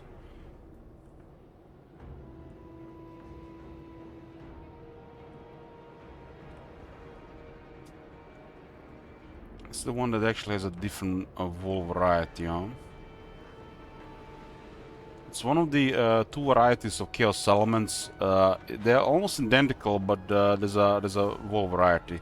You remember the one that has this one without a tower? There's a tower here, and there's like a big wall here, and you can attack. That's my favorite way to attack here.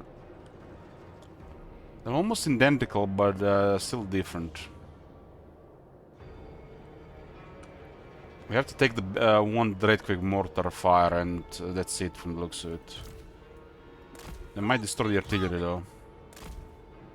I have to deploy here because these guys are getting close here. Okay, we gotta deploy formation where it does not get wrecked by the mortar. And hope we see the mortar. Sometimes I miss it, but I do tend to avoid it pretty well. This is the first battle where we use the Grenadiers. Grenadiers are basically the bombers of Vampire Coast. Vampire Coast has several units. You guys probably noticed. If you haven't, the hand cannons, the bombers, and the deck gunners. They're basically created cell version of these units, but this is the OG ones. This is the OG blunderbusses, and this is the. I think these guys were released before Warplock Giselles, right? And now you have the Crane gunners. The only difference is those guys are zombies and those guys are shit, and every other version of the unit is better. Iron hail, gunners! The storm wind blows. Kinda surprising we haven't heard anything about the Vampire Coast. They're releasing this DLC with the High Elves water stuff. Nothing about the Vampire Coast. Maybe the Vampire Coast will be tagged along. Maybe it's like a surprise. Wind and fire! Ancestors decree! I embody the Emperor's will. Serve me and serve him! He shall reward victory!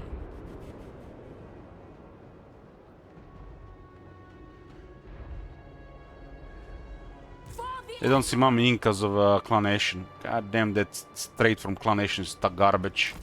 Who thought a stock is a good thing for Legend Lord? I wish you can turn it off.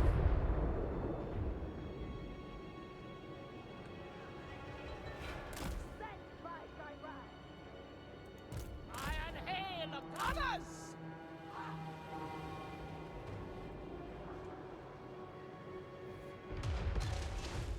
Okay, here we go.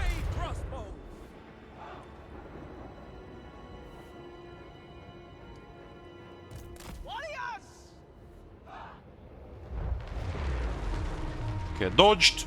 His game is live. Setting forth!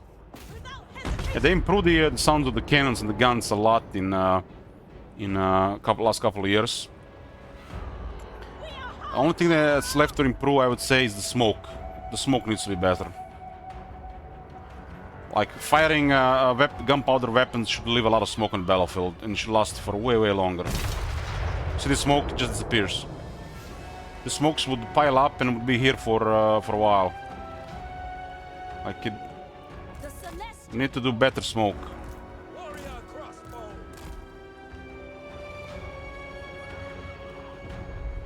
The sounds since Thrones of the Delay, pretty good, pretty good. Grand Carter already had pretty good sounds, but Throne of the Delay has improved things.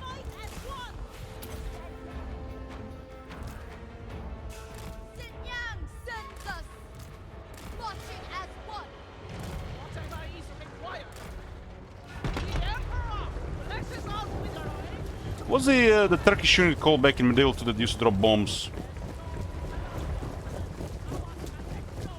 There's a unit in Medieval 2, the Turks have it, that throws bombs. I think that might be one of the first. Nafartoon, uh-huh. Oh, look at there, Ivan there. Probably still playing Medieval 2. Hey there.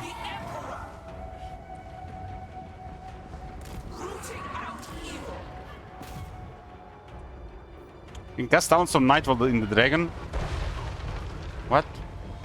Why? It's a Pit of Shades a la Gran Cate version.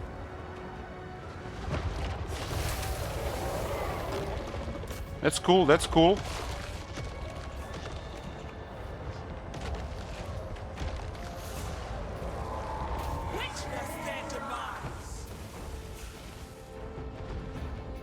Just play the campaign. So the Muslims have these two units, the Egyptians and the Turks.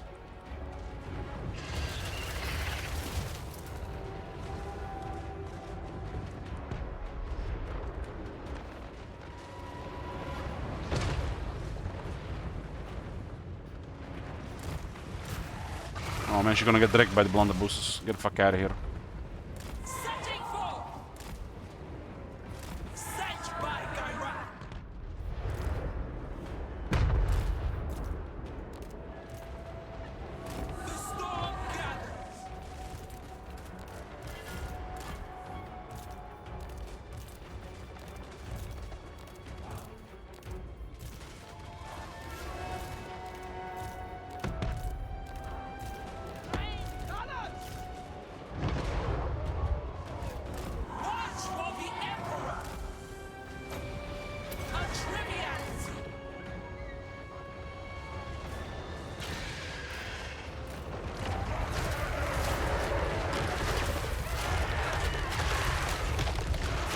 I guess it's a dragon grabbing from the ground, huh?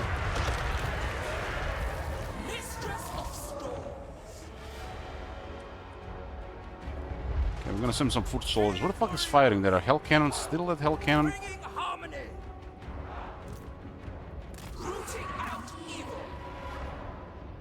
We almost got it.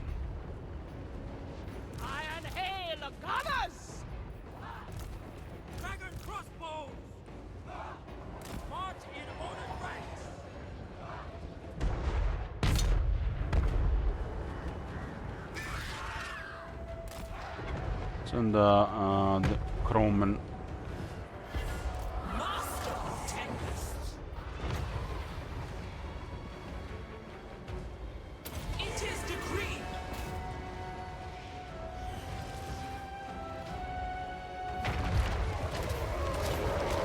What is this? 150 intensity. We have one mastery.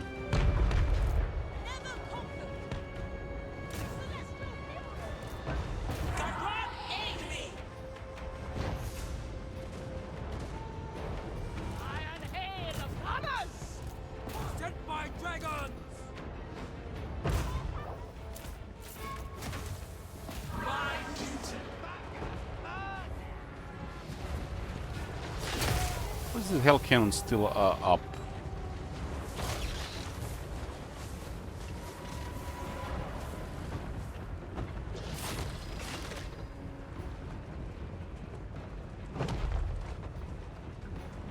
The Storm Dragon.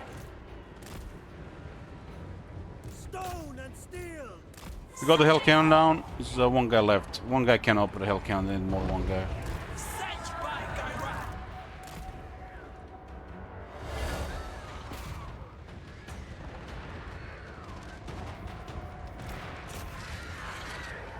Missed it for a second, they got hit.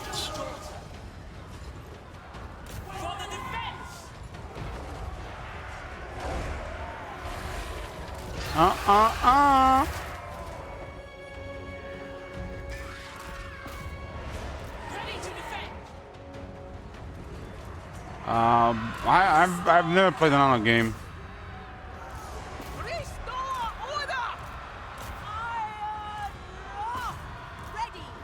Send the Kentaros out, damn.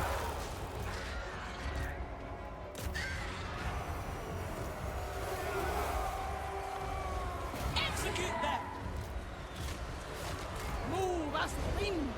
It pleases the dragons.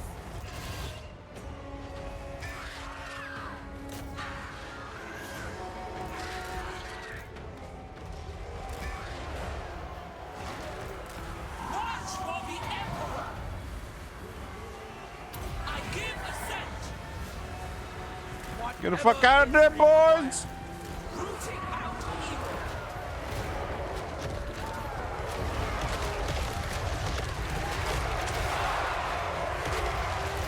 Praise the dragon!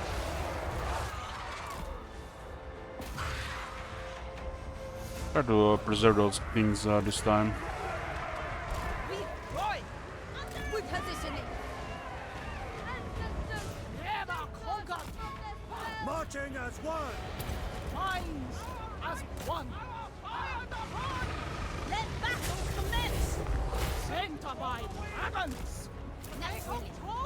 It is fated. Why did this one go inside? Mistress of Storm. Behold the tempest. Seeking Cathay Cathay Fall. Fall. It is fated! With instant pride. Defend the realm. A triviality. Guided by ancestors. Fight for the Emperor. The dragons ask. Emperor expects. They will perish. My power is absolute. As a fire. Bringing harmony!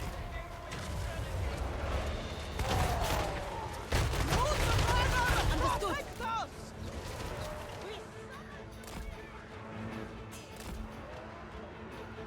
The celestial faithful! The celestial faithful, sent by dragons. The storm will blow. For the defense. Their missiles And inflict go, disorder. grenadiers. Basically bombers of the Vampire Coast. It's exactly the same shit. Move in formation. Rooting out evil. So you could definitely benefit from more armor.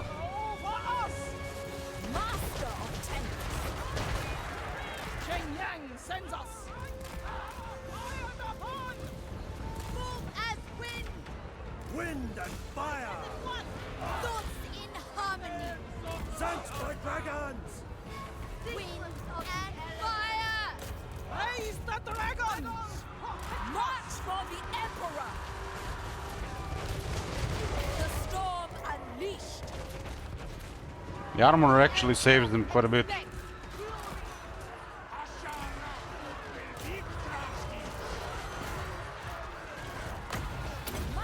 of Garai.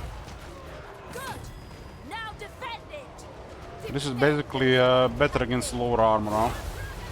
Well, it's close damage, only 3 AP. Order and the balance. Warp stone and steel. Restore order! Yes. Iron hail the gunners. We summon the winds. Guided by ancestors. Shenyang's faithful.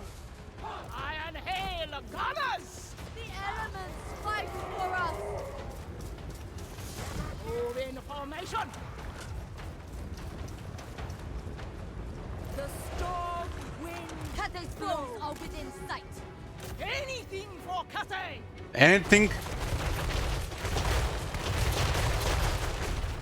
Center by dragons. For the Emperor. Fight as one, always. Move as the wind. The celestial daughter. Crumble. Wind and fire. Marching as a one. The storm dragon.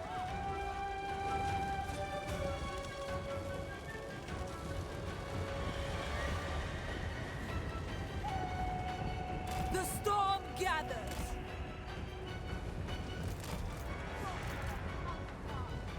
I give assent. Sent by Gairan. Setting forth. This is a mine for a sexy. This is more for a sex mumming. What are you talking about? It's all this sexy. I mean, for lewd mumming. March for the Emperor. The storm gathers.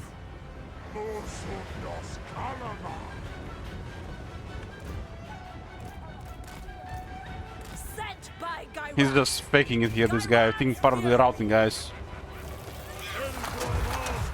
Decapitated with a kung fu move. Setting forth.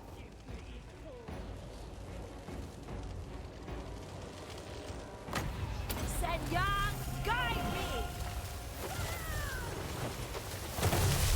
Rooting out evil. Acceptable. For the defense. March for the Emperor. At least she has a really cool moving animation when she's in human form. Stop! It is decreed. Secrets of the elements. Would have been cool if she was actually flying. Sent by Gyran.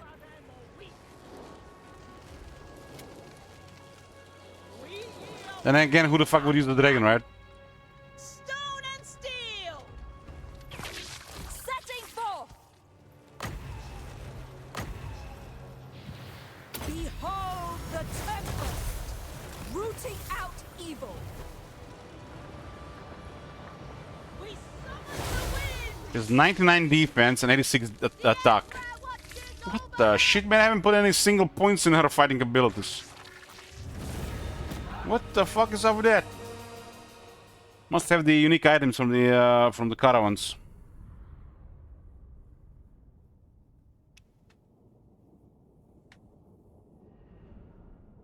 It's the anchor chain and the star plate.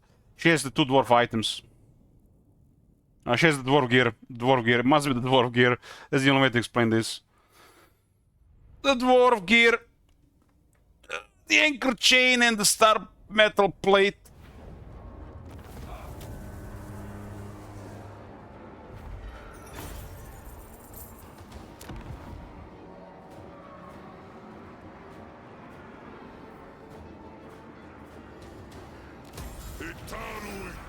Yeah, that's Rex, their capital. The Storm Dragon. Their coin is Catherine's. Favored daughter. Look at this. She doesn't even have hard to hit.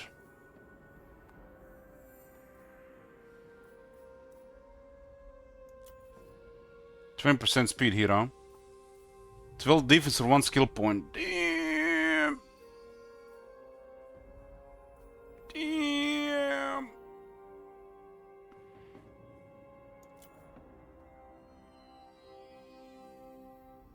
What the fuck is this shit? Eye of the Storm, Aura of Majesty. What the fuck, man? Update this shit to 2024 plus. What is this shit, man? This is like the early Warhammer 3 crap.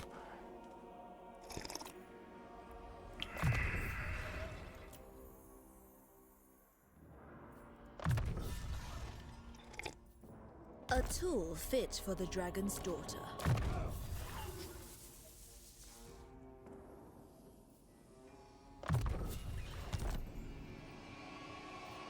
The Storm Dragon. Celestial General.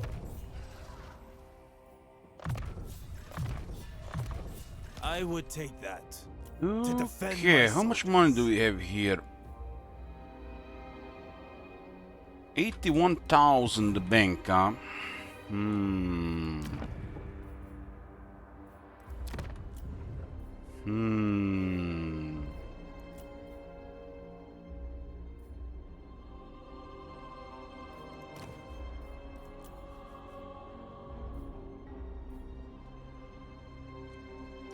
Weapon specialist. Lord of Yin.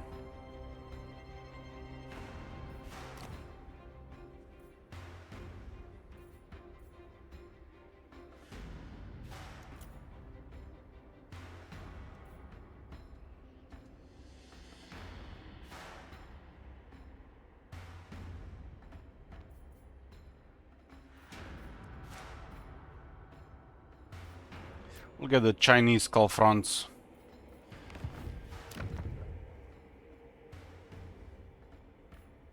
What strange malice affects us?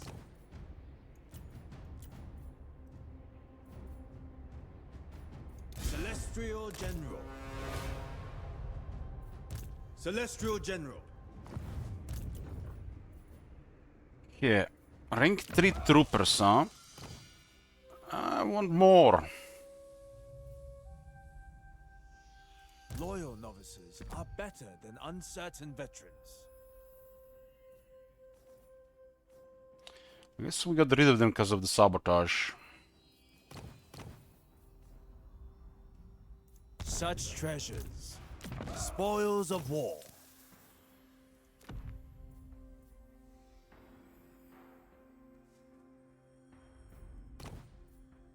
This guy is Call of France top manager, basically. He's a Chinese Call of France.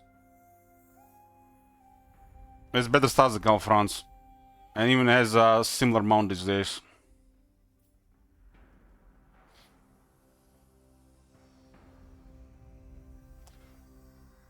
This ability here, just look at it, listen, look at the stats, look at this. You get rattled. So anything gets hit by this guy gets a debuff to attack and defense, pretty big debuff. It's a really big debuff, by the way. I mean, look at this, 8 and 10. Look, you see this? Let's see about Slaanesh ability. Slaanesh.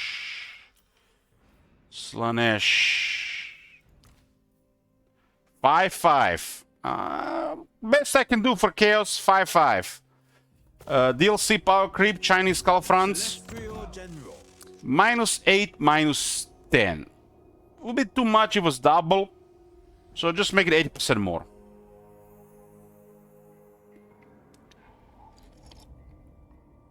But look at this. 120 damage, and it's all AP and all explosive.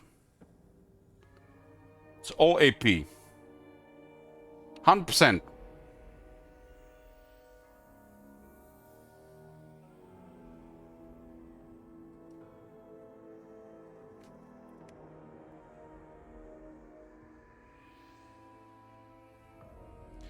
This is literally, it says, such a sweeping maelstrom of energy can cut through a crowd of bodies, leaving blood and devastation in its wake. It has a very short range, but anything in this radius is just instantly destroyed.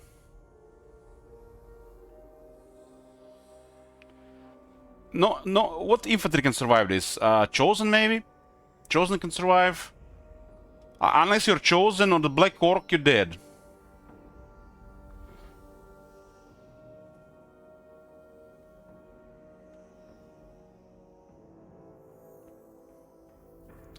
For a generic character, this guy has two of the strongest skills in the game. The Hammer of Wei Jin and the Titanic Impact. These are some of the strongest skills in the game. Hands down. Hands down, some of the strongest skills in the game. I mean, look at this.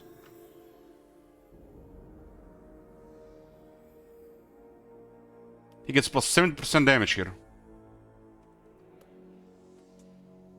And then you get a solid guy. Look at the stats here. No items, by the way. No items, no traits. And here's a flying monster.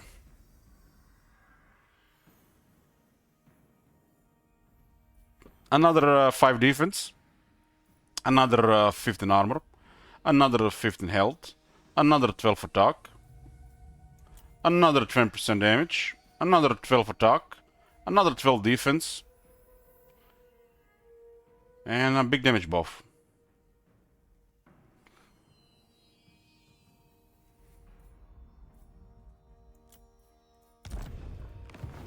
Attention! Building harmony. Gate Master. First, we perform our drills. To be honest, guys, I like that this two are stupid stronged. Because it makes me more interested in Kate. We'll have stupid strong shit like this. I don't know why. It's like... I don't know why. The CA has definitely got me with this too. The fact I don't even consider the spellcaster. Fuck the spellcaster, man. Just get a celestial general. Why pick a wizard? You can get a Calafrance.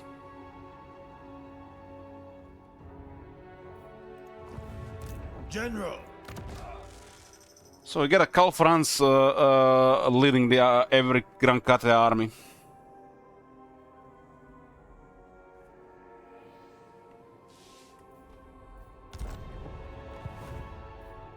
Servant of the dragons. The wizards are not even bad, yeah. The wizards were pretty solid. Pretty solid. We are exposed from all sides. Should wizard top manager or Calafrance? What? What kind of question is that? Of course, Calafrance. General.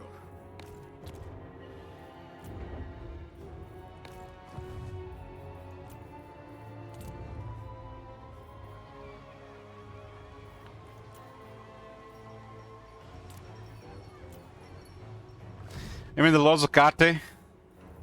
Attention. You got the Lord Magistrate. His only purpose is to make people wonder why not Sugar Mom or Calafrance.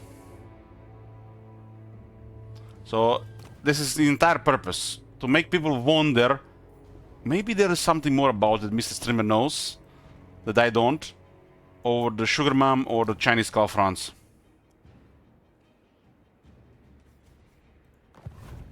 Because sometimes you have to make the chat wonder. In confusion. Fuck with the chat.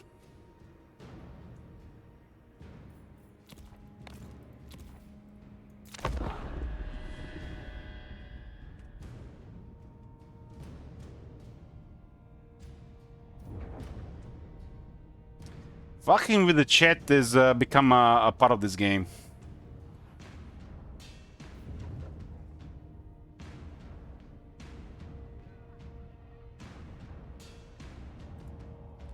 We gotta get fun where we can, right?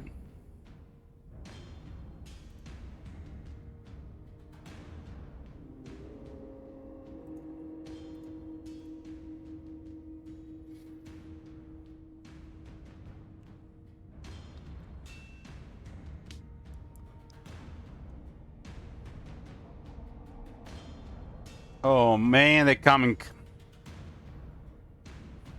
Hey, true.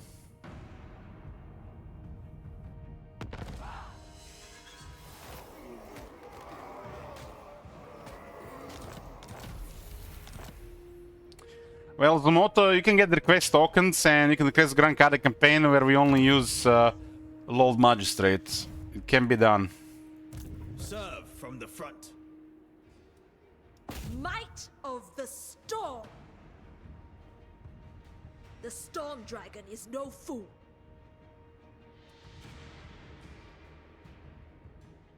I hope one day to see.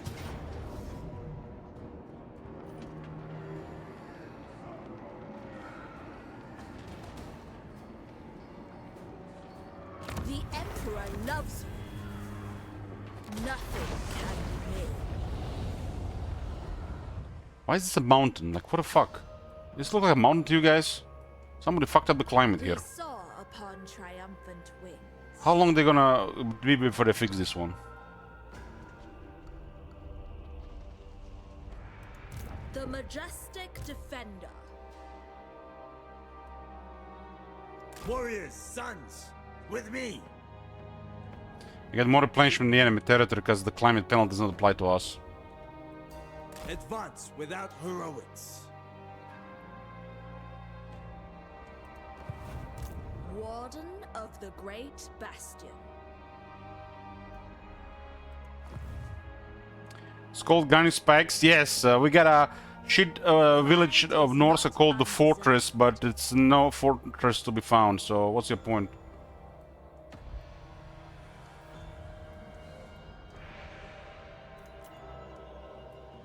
This is a white peak.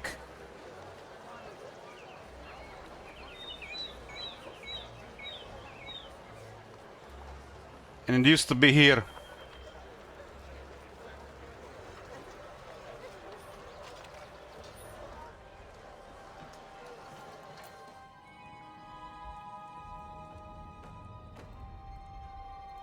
Storm Dragon.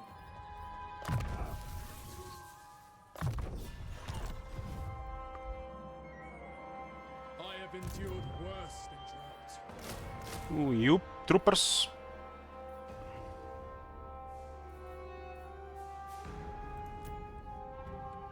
The ancestor spirits. Antagonist is back in Warhammer 2. I was playing a Durtu campaign. And the battle was on the edge of Paravon and the Vodful Palace. And the battlefield that loaded was desert and the pyramids.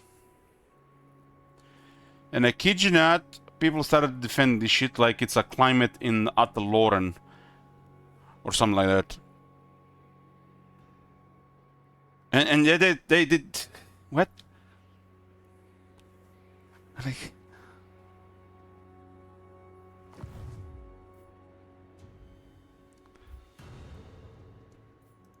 Obey without question. there was a copy pasta from that for a while.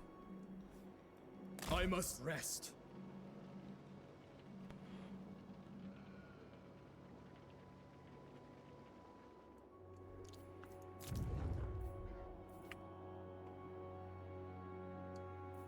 They made it sound like Ataloran is a place of parallel dimensions and a variety of environments. It's kind of like a World of Warcraft world in one area. So you have a desert forest, you get a snow forest. You know, it's like the zones of Outland. Just Ataloran, it's like different parts, different forest. The Emperor's chosen daughter. Okay, we have them busy here, but these guys are coming now.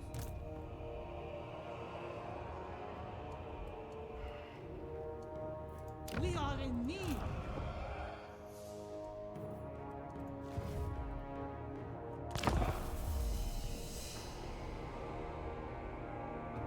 White Peak used to be a city in the mountains of Ultuan, with the quarry with marble, but they fucked up, moved things around, and they didn't respect the terrain or the resource, so they made White Peak a coast, and they put a different settlement there instead of White Peak.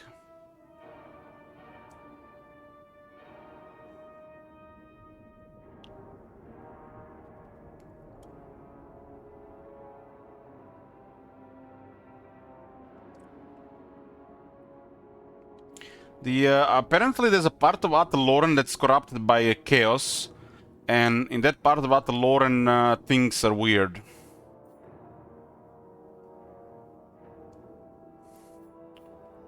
But don't quote me. I just heard about this. I never know these days if it's a fan fiction or actual thing in the lore.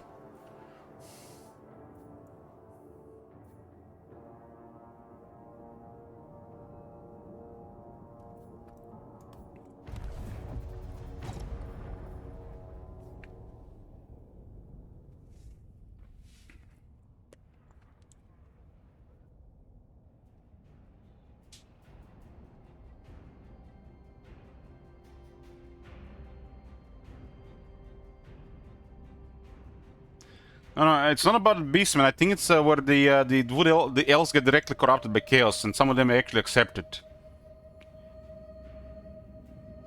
It's more like that.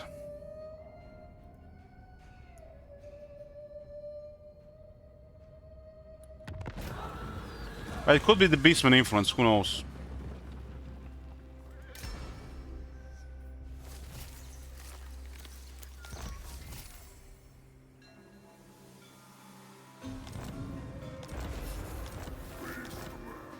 Ready to defend. Erect unbreakable defenses. Erect. My mother would approve. Okay, we have the Chaos Dwarfs surprised here. Hopefully this guy... You see how they switched military immediately here while they this thing got diminished? They didn't like stay here. They're immediately switching west. Friendship is more valuable than gold. Or so they tell me. Ooh, rank 4. They still haven't finished Grimgor though, so Grimgor might be a nuisance. Not for long though.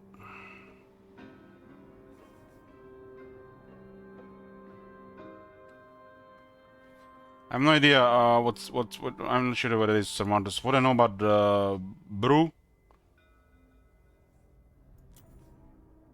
How is this even possible?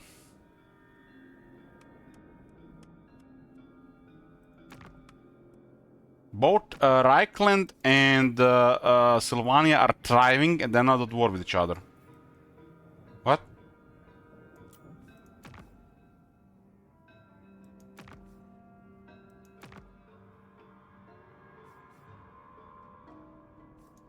What's next? They're gonna get treaties in alliance?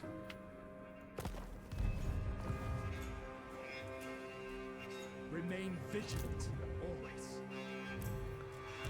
General of the Celestial Host.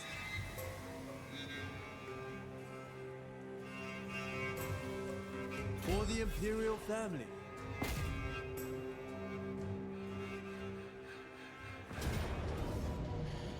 Ooh, boy, one bombardment.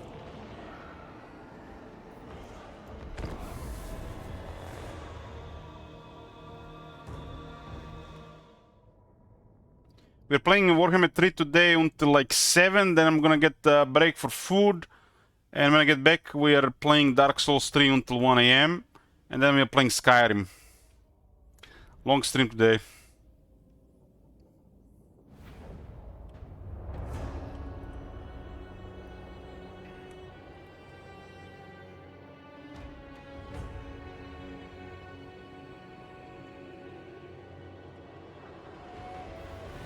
Gotta go deploy it against the bombardment.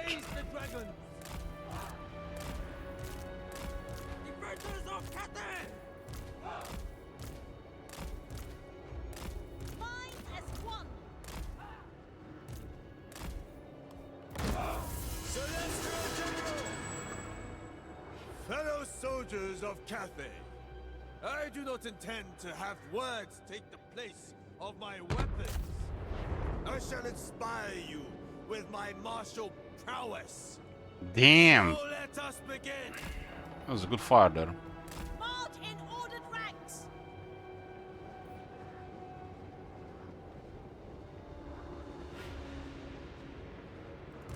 Wind and fire. Cannons. Celestial fury.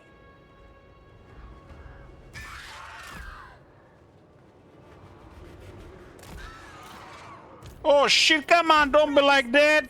Understood. Seeking Run, boys!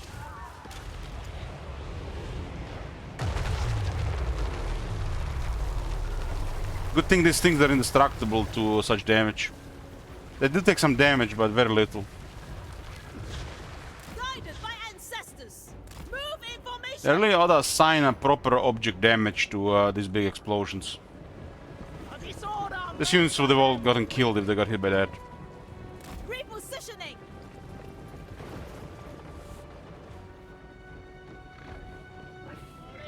They're taking damage, but it's not enough to kill them. They're probably almost dead though. For the Moon Dragon. Whatever is required. They're firing flaming cannonballs for some reason. I mean, it's a dragon after all, has to be a flaming cannonball, right? Stone and steel.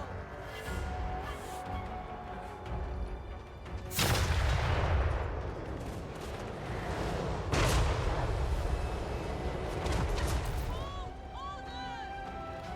Attack in unison.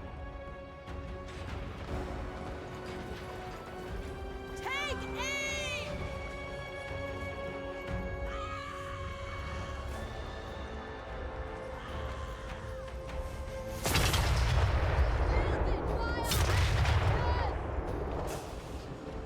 Hey, Palher.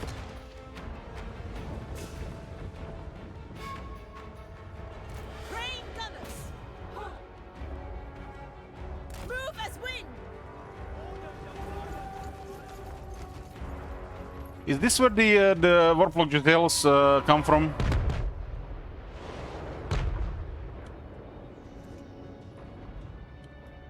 Who copied who? Seeking Cathay's foes.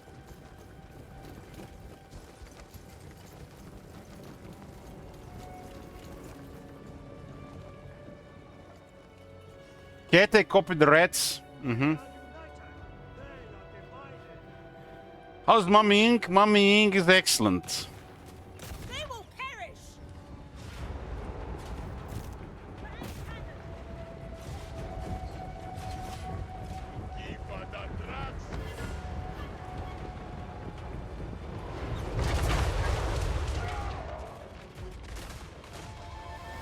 The Celestial Faithful! The dragons ask! Defenders of Cathay! Jade crossbows. Seeking Cathay's foes.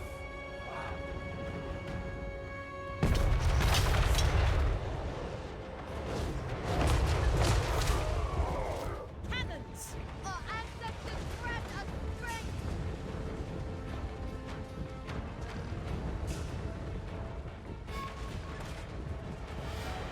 Where's the reload meter? Why is it no longer present? Victory lies beyond us. Low.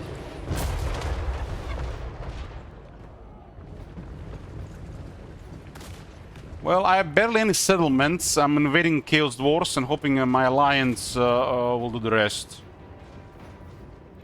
Thoughts in harmony. Crane gunners.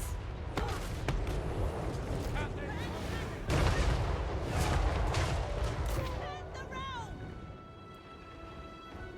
Marching as one. First among many! None dare stand in my way! Understood! Whatever is required. Shenyang sends us! Repositioning.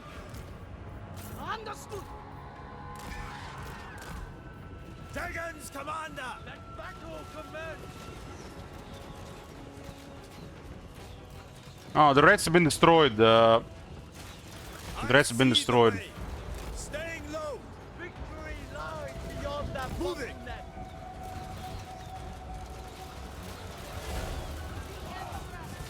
Watching for enfilades! They will perish! This one is mine! Crossbowmen. Jade the crossbow. It is fated! There is no alternative. Raise the dragons. Move in formation. Our Celestial foe surge General! towards us. Jade warriors! Immediately! Become a It is waiting. warrior crossbows! Immediately.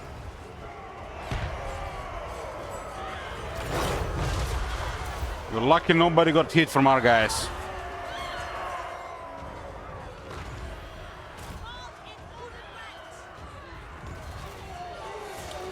The settlement's been taken by the Chaos Dwarfs and our friends Warriors! when they were taking down the Skaven. Never conquer! Jade crossbow! Harmonious wrath! Leading! Never conquered! The Emperor with infinite pride! With infinite pride. It pleases the dragons! Thoughts in harmony! With infinite pride. We are wind and fire! Attack in unison! The Celestial Faithful! The Emperor expects! Sent by dragons. Jade warrior! The villains rush us! Repositioning! Naturally. Crossbowmen. Crossbowman! Never conquered.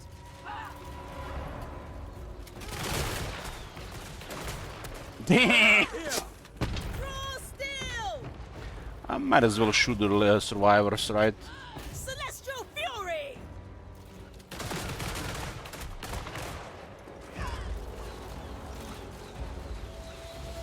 Enemy incoming! Order and balance!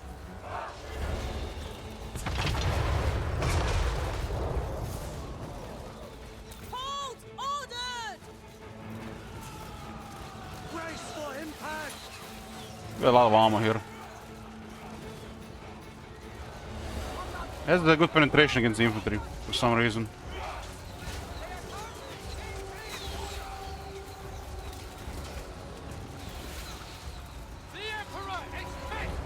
Is it possible to go into the city by taking the town square? By yeah, it is. It is.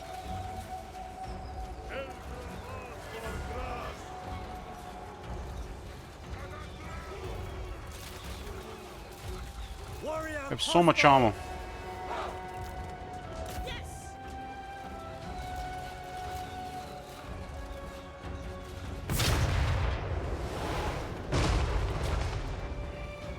Time of steel begin! Praise the dragons! Fight as one! Guided by ancestors!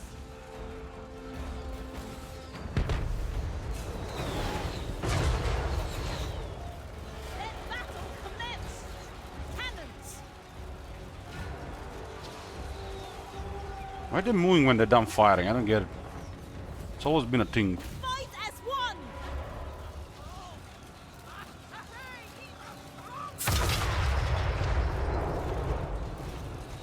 Stone and steel! They are here! They thunder towards the Emperor's Legion!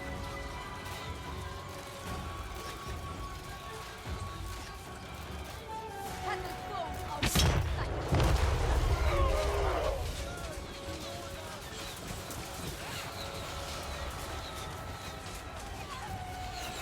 Dragons protect us!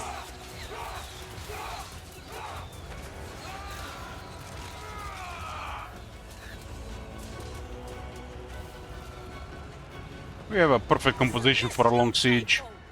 Crossbowmen! Draw still! We must seize this room from them! Wind and fire! Jade crossbows! Fight as if one! Praise the dragons! Seeking cafes foe! Move as wind! Celestial General! The Celestial Faithful, bringing harmony. Sun Yang's faithful! Celestial General!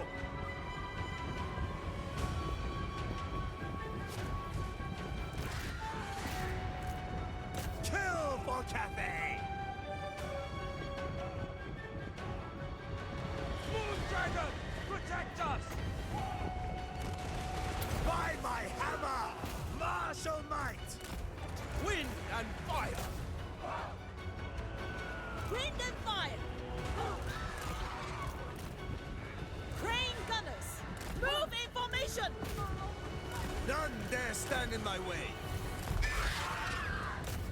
Praise the dragon! Sun Yang sends us! Crane gunners!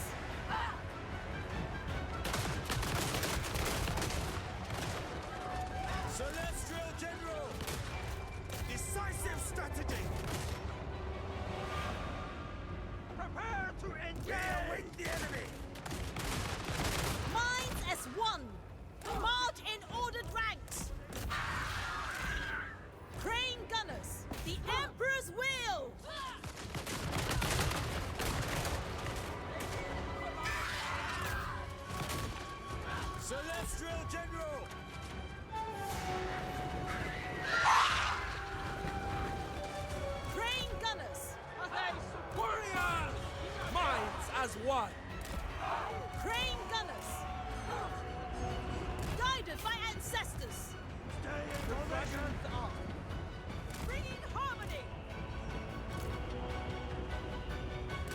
That's my ancestors.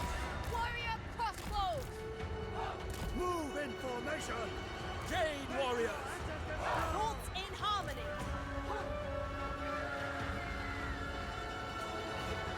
Staying low.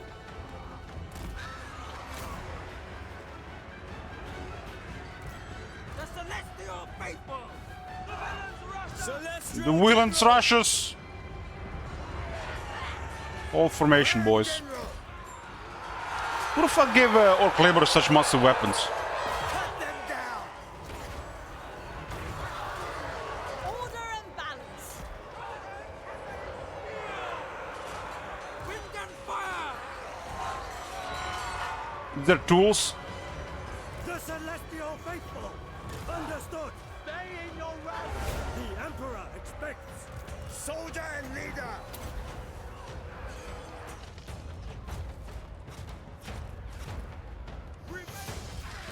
Just before we capture that down. I see the way. First among many.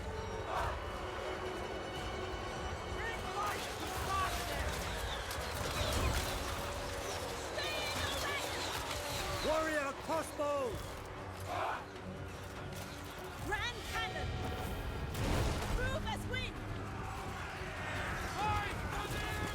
They don't look like mining tools to me. They have literally a weapon that were meant for Black Orcs.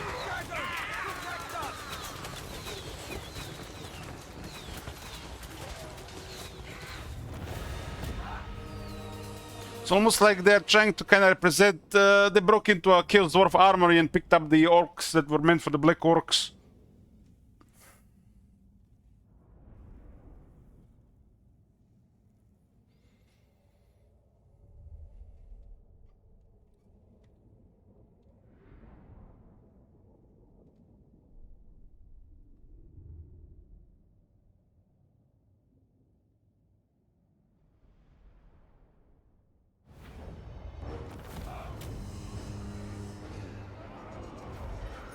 $5,000 experience with this, what?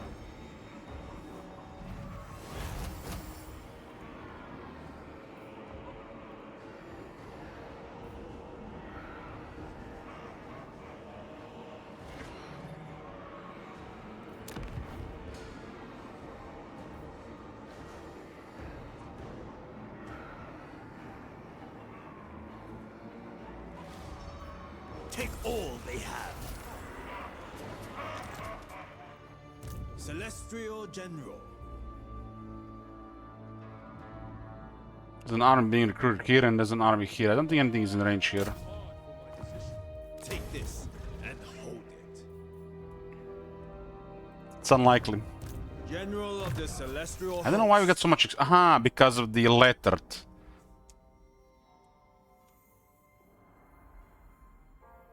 No, 10,000 is the experience cap without experience bonuses, I could seal.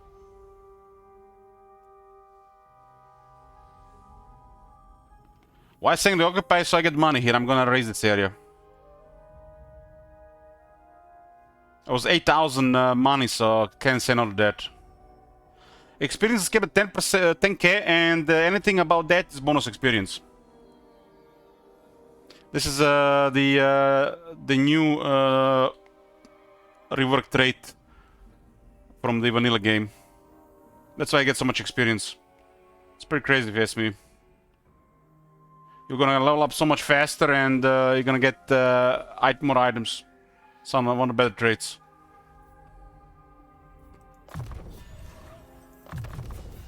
I would take that to defend my soldiers. I think we might be fine here. This is a war zone, so we just wanna fuck it up, get money, and leave. We don't plan to stay here. These are not very good territories, especially in this setup. The Storm Dragon. The Celestial Miao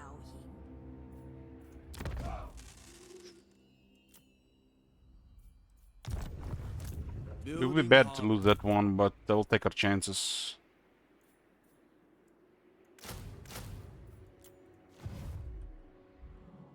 Recruitment for the turn.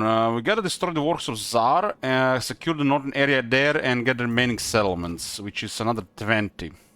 Confederation could be a lot, but we might not have enough territories left in this area. Might need to backdoor Nurgle later or go somewhere else. But we do have to retain the north, so we should probably stay close.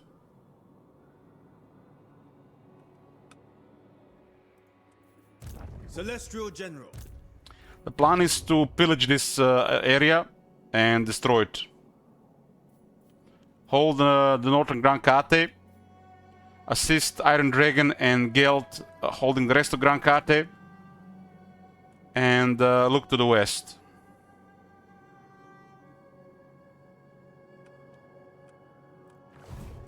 The main enemy right now is the Zayton the Black of Wars of Tsar Chaos Dwarfs. And I need to secure this area here and destroy him completely. And then we're gonna look to the west, and Nurgle is in the west. Hopefully they will not cause too much damage. It's a lot of work, but this campaign got sabotaged hard in the early turns. It was first clonation due to the setup of the campaign was too much, and then was a sabotage after that.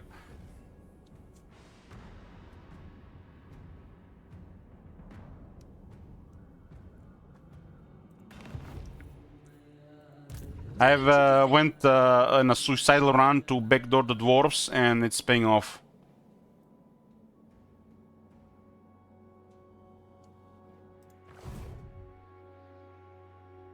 I pray the great bastion remains unbroken. I must rest. Offering the reoccupied cities from the ruins, they're kind of reluctant, unless it's in their like zone of operations. So by raising an area, that gives us a little bit more of advantage. This is the strategy behind it. They tend to try to target weakened settlements instead of reoccupying settlements that are already destroyed. But that doesn't mean another faction that doesn't have anything else to do will not occupy it. It's a process. It's a process which does not really match the pacing of the game, what the player does. So it does look like they tend to stay in ruins for too long. The AI is not really well instructed with the ruins in this one. It used to be completely the opposite way. So there's not really any good balance regarding it.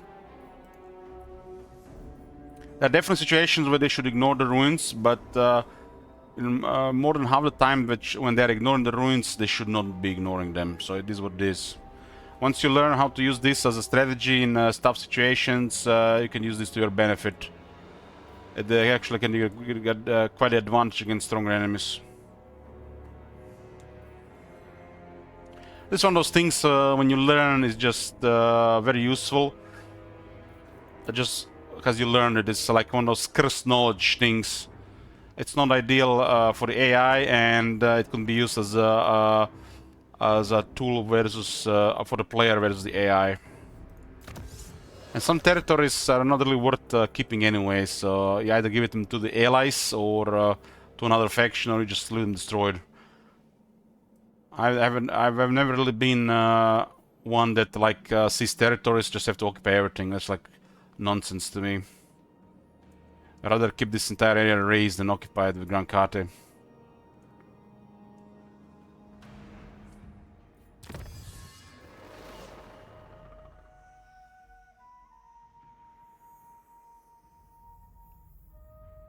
Even if they were told to occupy more often, it will not be a good thing, because they'll just raise it all over again.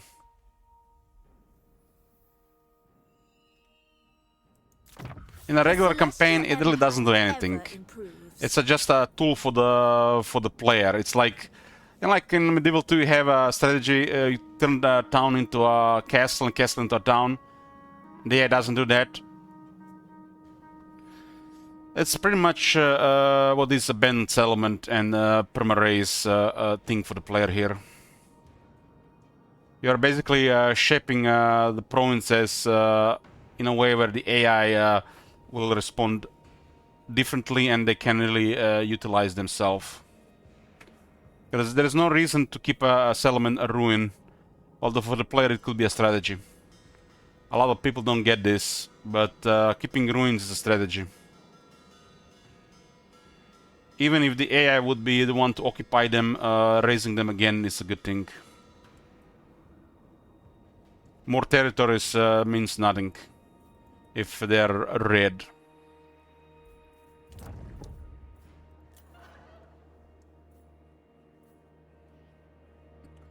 Occupying places would make a lot more sense if the military was more expensive, which was Warhammer 2 case.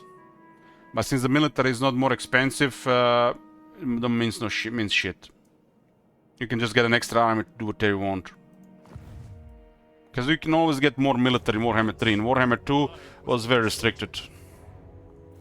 So you had to go really hard on the economy to get that extra military to do stuff like this all the time. So having access to more military opens more strategies.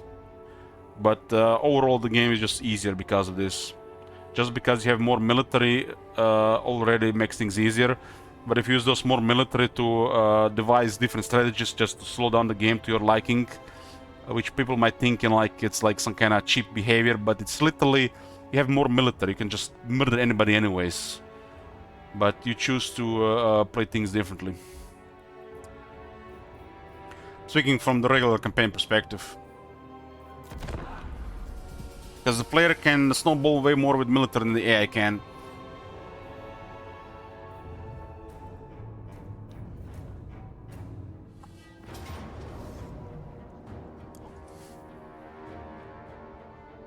They do love them hobgoblin bolt throwers. Hey, St. Isaac. To the front line.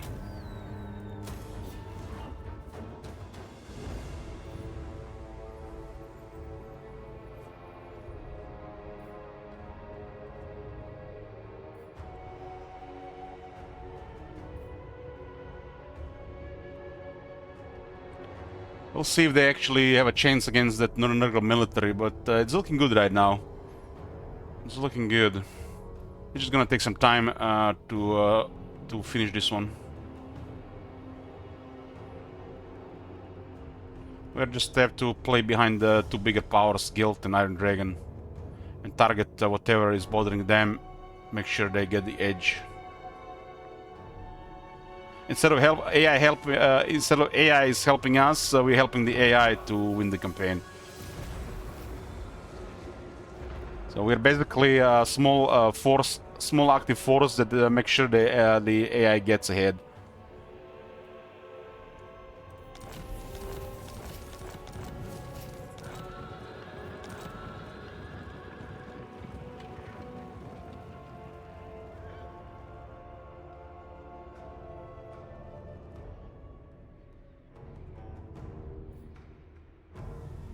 Just casual 25 forward 7, no big deal. Favored daughter.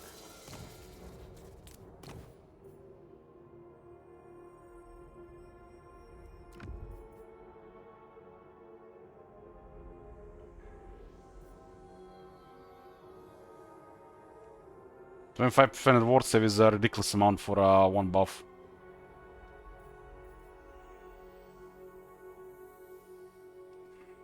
The tempest grows. Ooh, coffee time. It's gonna be a long day, long night. We're big boys. Coffee number 3.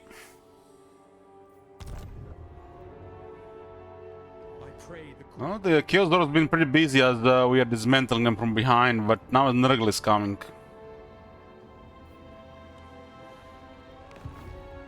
The Emperor's chosen daughter. On number 3, that's rookie numbers. I've been up only 5 hours. I shall claim it. Take rest while you can.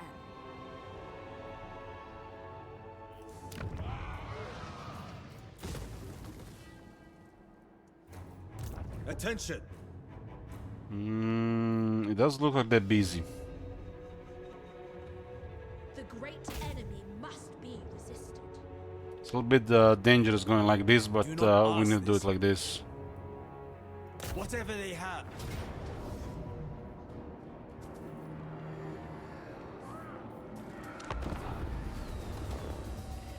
We're playing this for another hour and a half or so. Then gonna be a break. Gonna go buy something to eat. When I get back, we're doing Dark Souls 3 until 1 in the morning, and then we're switching to Skyrim. 3+ days of Skyrim. Chill night Skyrim streams. RIP schedule. Hopefully only mine, not yours too. Celestial General! Fellow soldiers of Cathay, I do not intend to have words take the place of my weapons. I shall inspire you with my martial prowess. So let us begin. Jade warriors, repositioning with infinite pride. Jade crossbows. No mortars, what? For the Moon Dragon! Fight as one. Clearing the way. I wasn't paying attention, there might be. Oh shit! And the cannon, Run! marching as a one. Damn, was a direct hit. Repositioning. Sent by dragons. A retreat. Await a draw. That one went to a little bit to the left.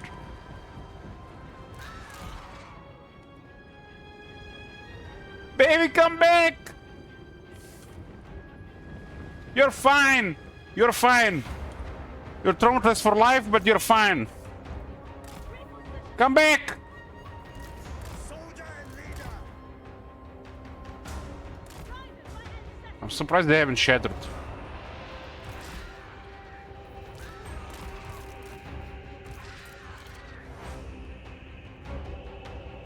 Usually when a unit takes a lot of damage in a short time, they shatter.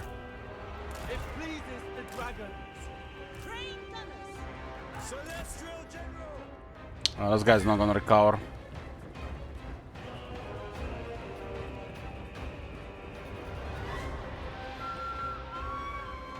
One of the projectiles went right into them while they were fleeing.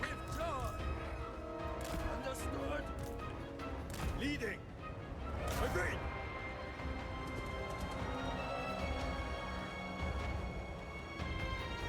As one. The What? celestial faithful. Sun Yang's fate! Another one? Order and the Must be close to an upgrade version. crossbowmen. Celestial General. Crossbowmen. With joy. For the Moon Dragon. Warriors! Bringing harmony. Grand General. Wind and fire. Attack in unison. Crossbowmen. Anything for cafe. Anything for cafe! Steel.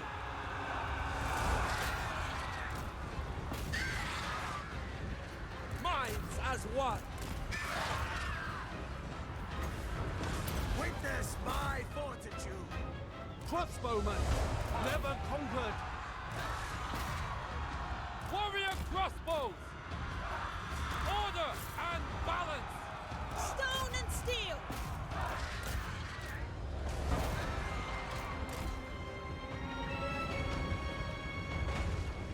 Crossbowmen. Warriors. We obey!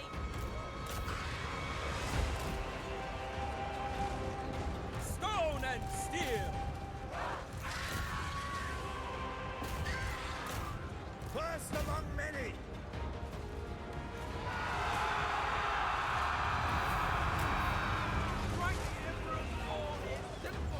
I had two times more to this one. I guess it's upgrade the nearby fortress, nearby tower.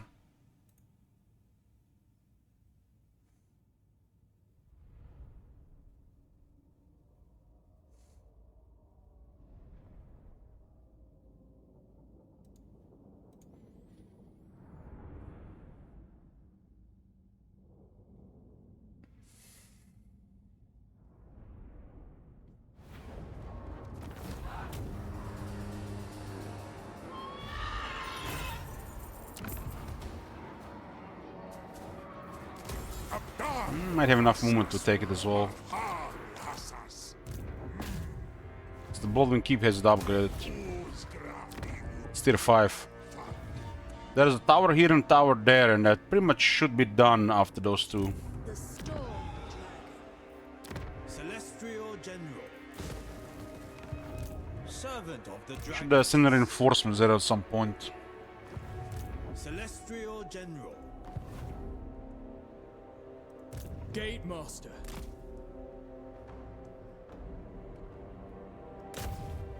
They got this one to tier 5 as well, damn. Will of the Dragons. Master of Fortifications. General of the Celestial Host. Go for Wei Jin and Po Mei if possible. I will make my ancestors proud. This not being under our control just gonna make things a little more tedious.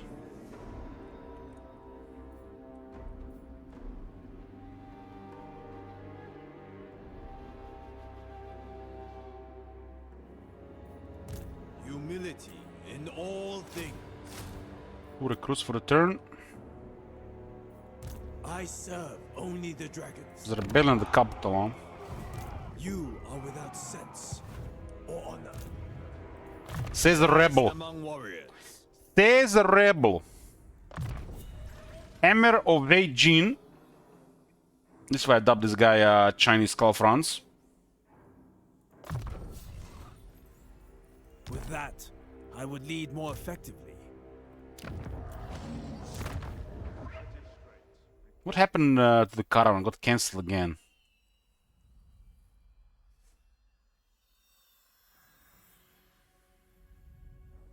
I mean, why should we receive Saint as a mod? It's like it's a suicide Saint at this point.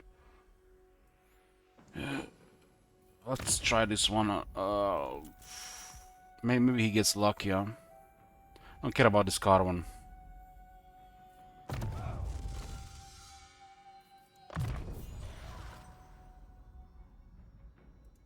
This one did. This one did. That was 5 turns. Okay, my bad.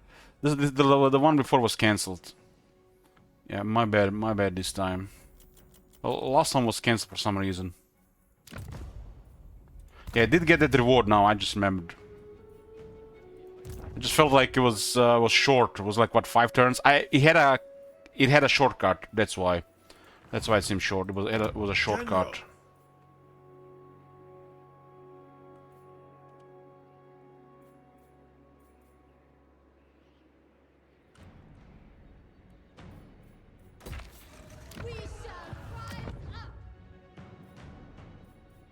Servant of the Dragons. Terracotta Sentinel is available in recruitment here on tier 4. One day, the dragons will notice me.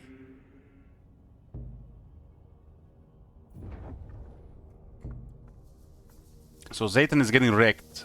With the Zayton being dealt swiftly here, we can focus on Nurgle. And then it should be all good.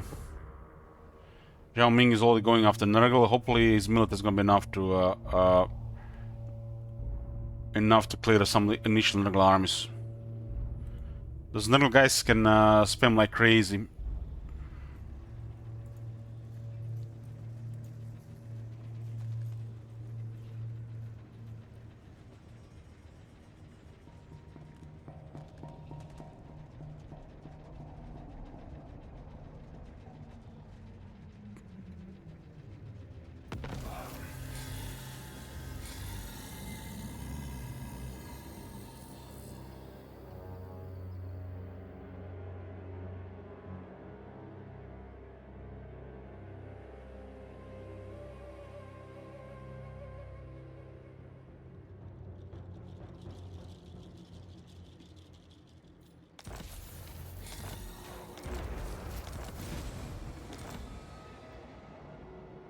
This is a pretty good situation, just need to secure the corner.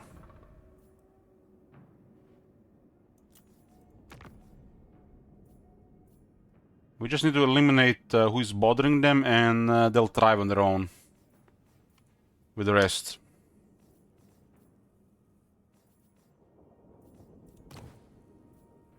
You could also give a lot of these territories to Guild as well. Disciples of the Moon are ally with Gorbat. Must butcher. I'll have to get the alliance with Guild because he's taking one of the settlements.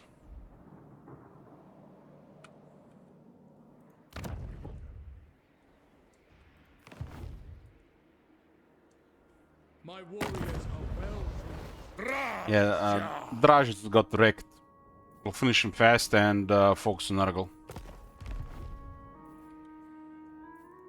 My loyalty lies with another. Occupy any passes. Jade Commander, celestial fury upon their walls. The Kate engines are a little bit more effective than the other ones because they got this technology. Not every faction has a technology like this for heroes. Celestial General. Well, that place is gonna be a different story. We need Mummy Ing there. The Celestial, Meow. There can be no fatigue. Tend to your wounded. Move as one. There's not a replenishment now.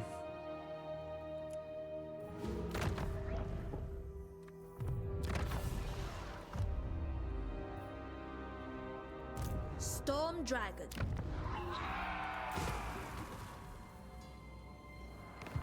Instrument of the Divine.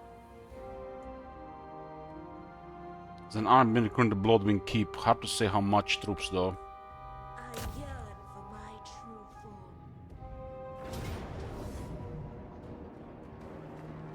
What the? 6? How is it impossible to be 6? I guess because of the what do you call the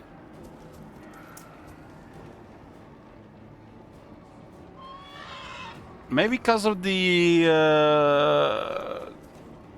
Tower of Zar.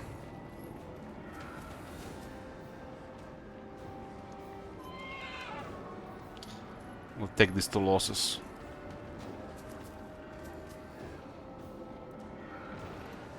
For honor, not fame.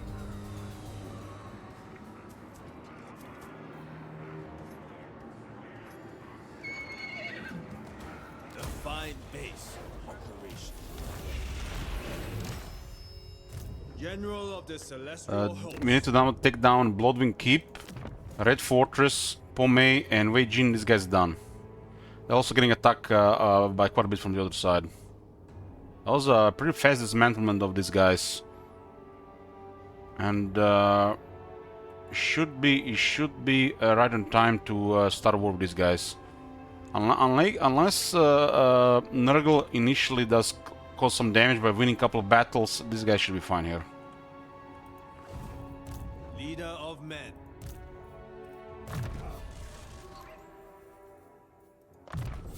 I would take that to defend myself. Hey, Saron.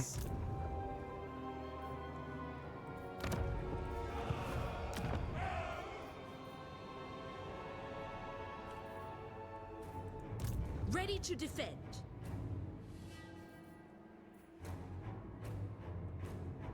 Once, I was but a soldier. I think we actually had a replenishment because this might disappear before. I stand This apart. region turns into a ruin, the climate becomes null, and replenishment kicks in. I will not have a day wasted. The climate doesn't work if we don't own the region.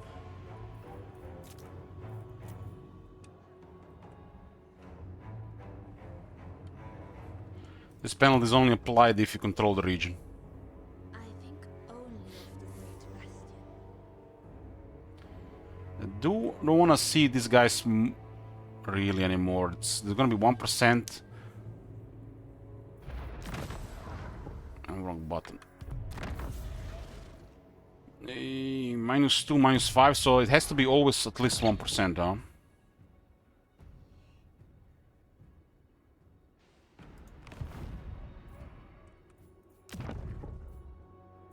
Emperor, this spell is corruption.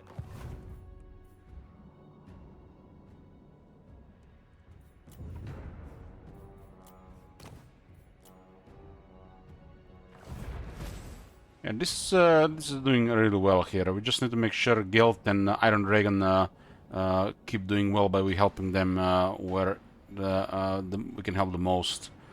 Like backdooring Granka Chaos Dwarfs made sure they lose here fast. And then we're gonna have to do the same with Nurgle as they are repelling the other armies. This was a distraction, because if these guys lasted longer without us backdooring, the Nurgle would have got an upper hand.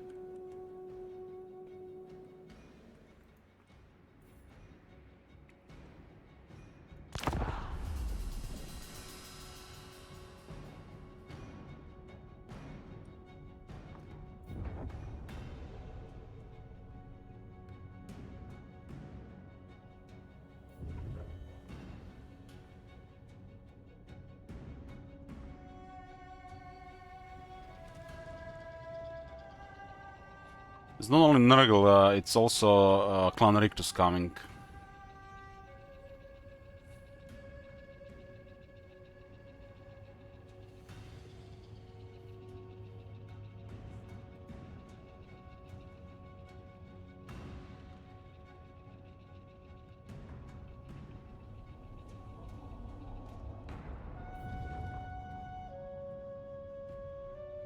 This is good, because we do want these guys to hold it if they capture it.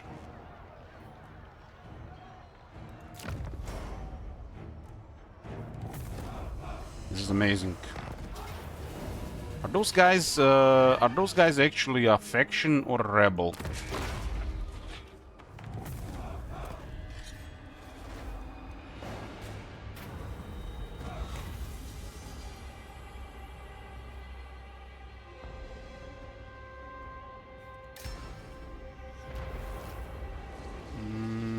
This is actually a faction.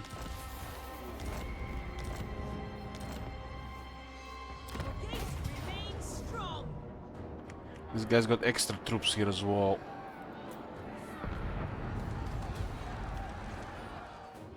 So many dragons, though it is forbidden to talk of the disappeared. You are without sense or honor.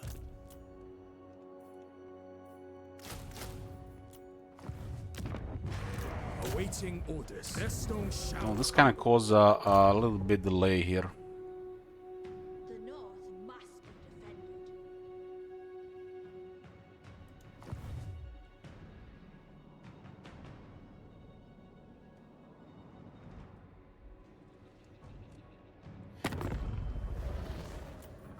Zhao Meng. Zhao Meng. Who calls? Yeah, a dwarf of the entire west. We just have to clear, gotta clear Warhorse of Tsar and they can focus on the west. This looks really good. And these guys are at 51 and 6. They do control three locations that can still spam troops.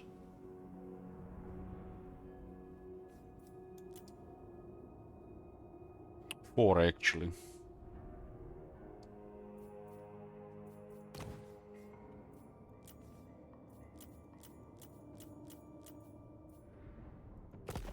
Fortunately, these Kaza guys appeared before I had a chance to bend the settlement. The majestic defender. This attrition is definitely built up here. Attention.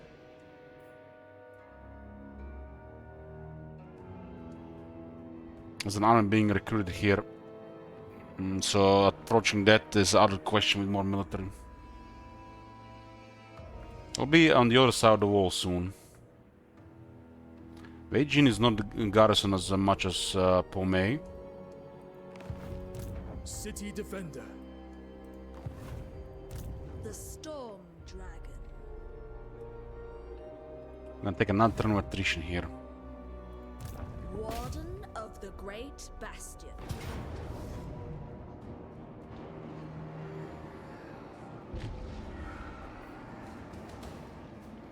It would have been better if this was just the rebels. But they actually are Warriors of Chaos faction.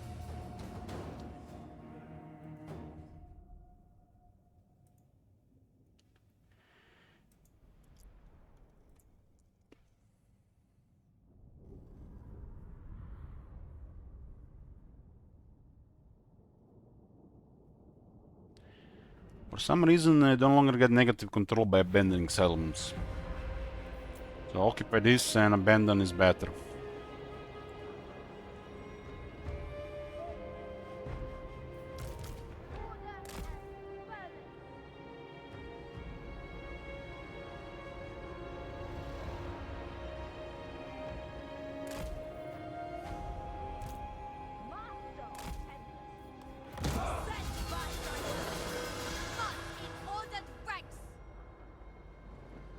Yeah, these guys get up to 24 reload skill.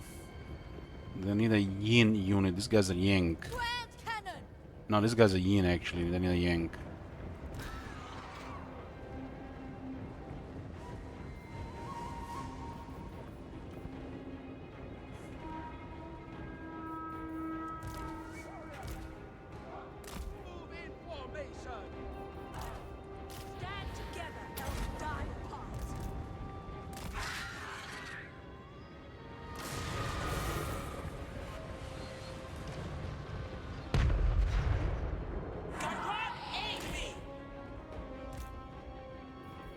It is fated. It pleases the dragons. Setting forth! Set by Gaira! Warriors! Prove as we! Sanctify dragons!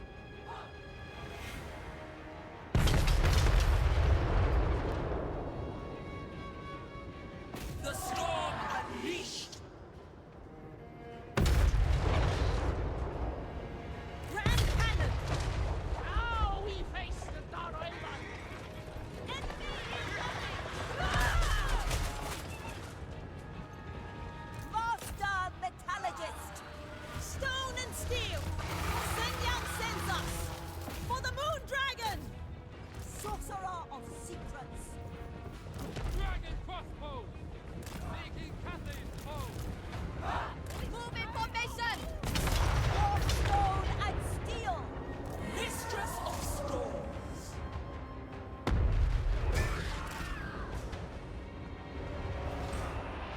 Crossbowmen!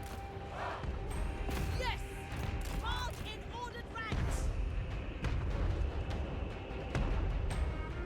Iron Hail Gunners! What the hell are these guys doing? Grim attack order and they're just turning around.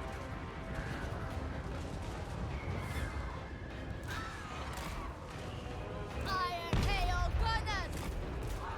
Move in formation! Didn't know it was like a very edge here. The Celestial Daughter!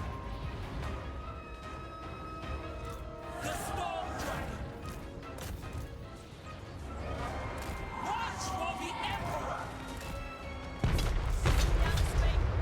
Immediately! Cannons! Wingman fire! Jade warriors! Ready to defend! Crossbowman! The storm wind blows. Witness their The demise. storm wind blows. Might of Gairan. Wind and fire. Order and the balance! Sorceress outcast. Jade warriors. March for the Emperor. Senyan, guide me. Train gunners! This guy's actually going into melee. For the Emperor.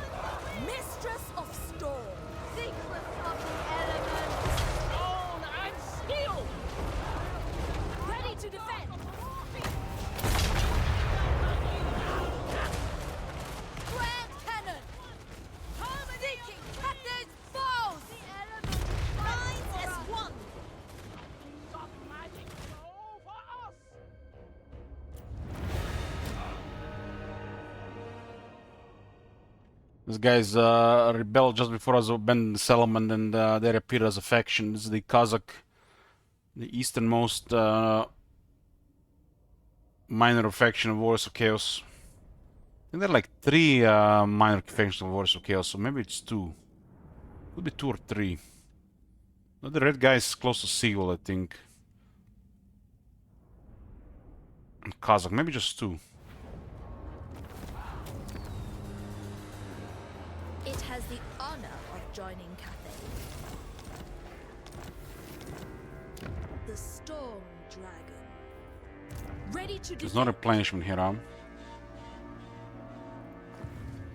Well, this is the remaining settlements of these Chaos Dwarfs, and 3 of them are very fortified. We might need help from the other guys to clear the corner. They're gonna spam a lot in this area, I think. And the Nurgle is coming from the other side. The allies should be able to handle it for a while. My loyalty lies with another. Celestial General.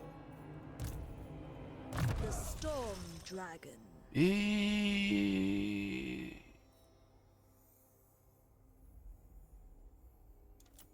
This could be AoE, huh? Miao Ying. Celestial General.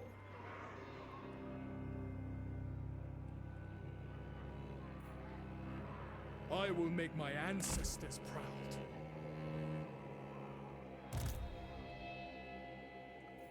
We got harmony here, harmony there, and there.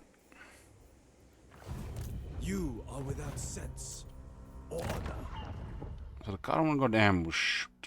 It's like there's no point sending a caravan, really.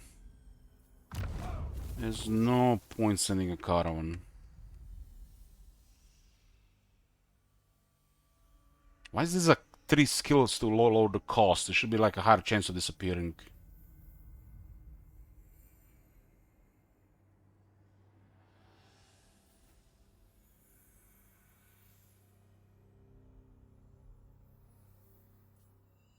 Smuggler space. Can we pick one of these, huh?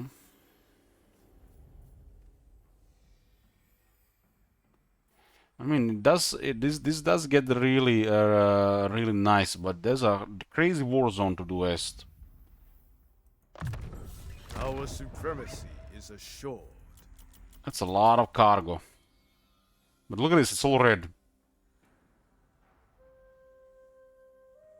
I mean, it's like, what's the point even having them? Let them just get one more chance to go west, huh? Probably gonna get killed. Maybe slows down somebody.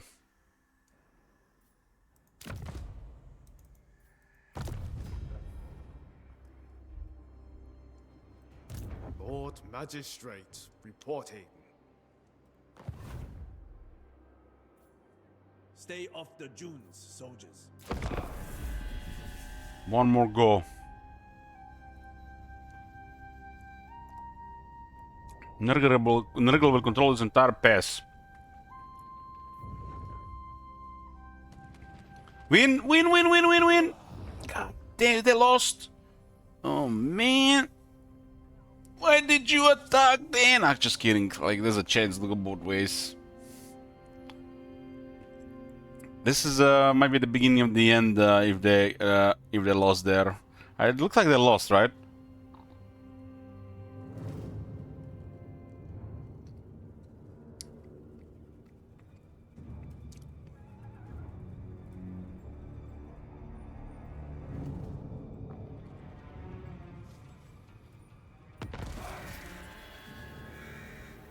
Oh man, it's really bad.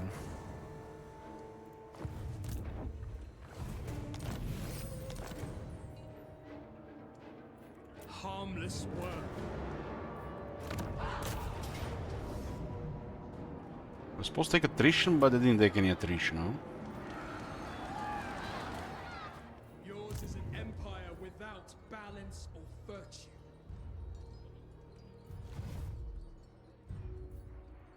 Yeah! Now we're gonna have to face these guys with the strongest units possible on.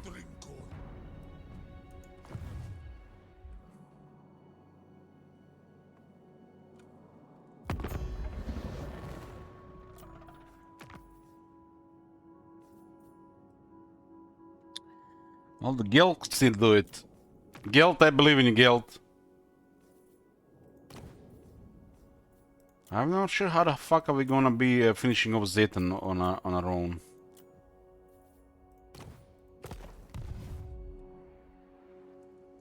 No Cathayans will be enslaved. Tier 5 tower.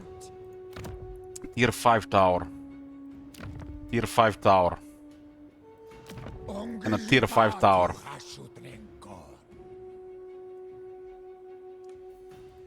Storm Dragon. I forbid all hesitation. I will make my father proud. Plasma.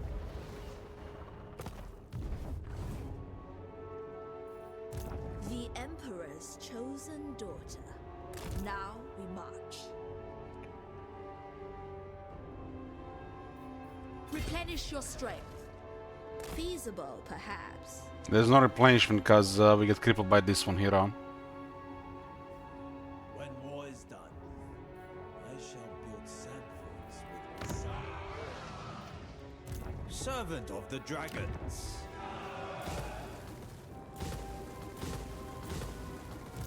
Warden of the Great Bastion.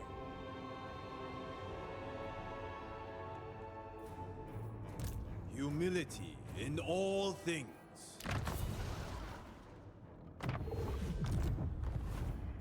Leader of men.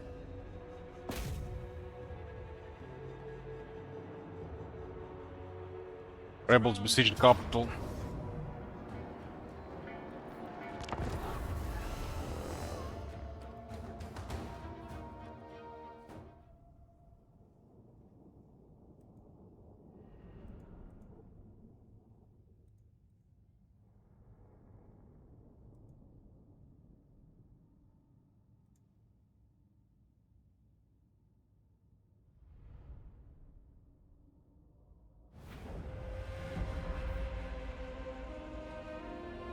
Celestial General! Leather reinforcements are fucked.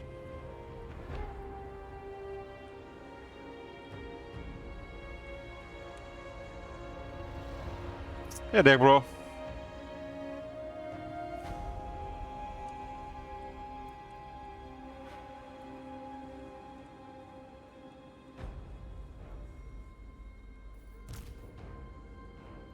Dragons Commander! Clearing the way. Once, I was but a soldier like you. Today, I'm appointed by the Celestial to head his armies. So fight hard, survive, and one day it may be you who is standing here. Order shall guide us to triumph. Got a bunch of those crane gunners. Grand Cannon.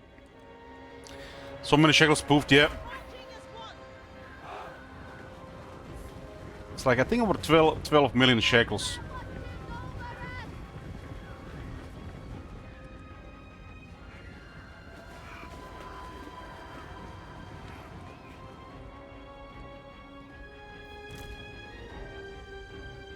Repositioning. March in ordered ranks. Warriors! Repositioning! Naturally. March in ordered ranks.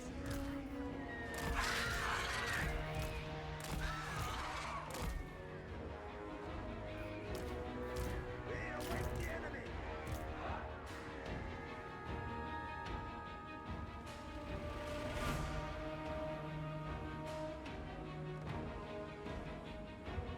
Is there a light cavalry in a tier 3 Nangao, not Jet Lancer?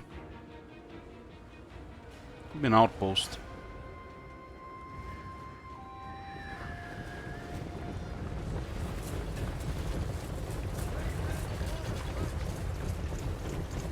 Take bro, are you ready for tonight?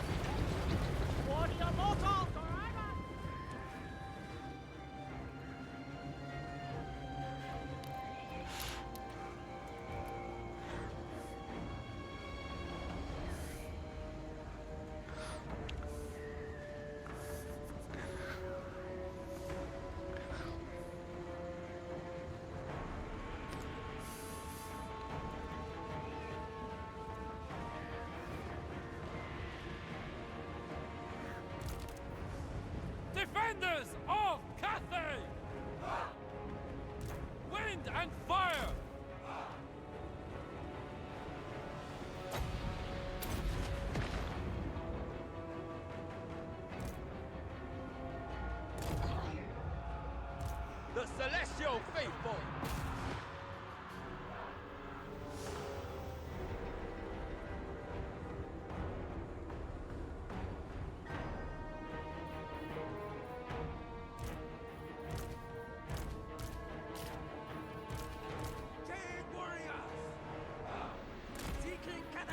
There's definitely a lot of infantry here.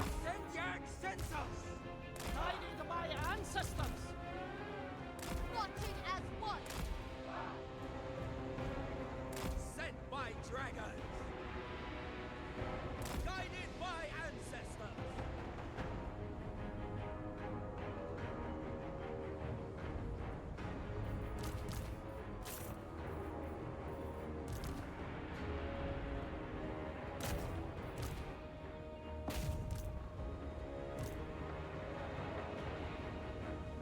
With infinite pride!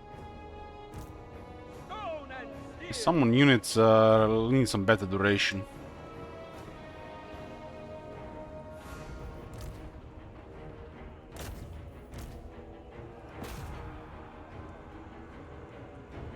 Peasant horsemen! Jade warriors! Order and balance. Repositioning. Jade crossbows. What had they?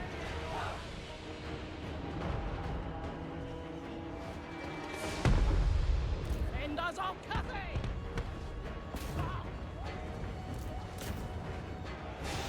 Warrior crossbow! Warriors!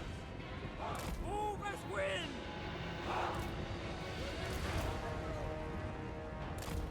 This.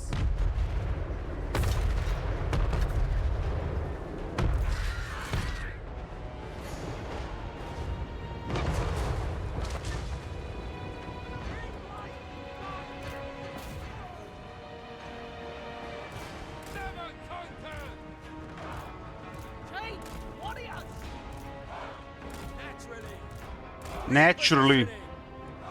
Jade the crossbow! Attack in unison!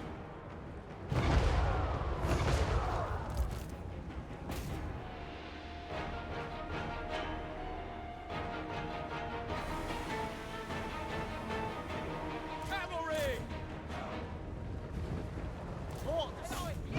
Harmony! Defenders of What is that doing right now? They're throwing a chair around. Sent by dragons!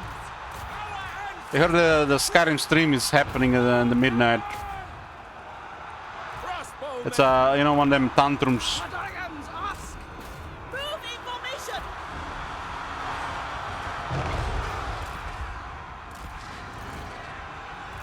Soldier and leader!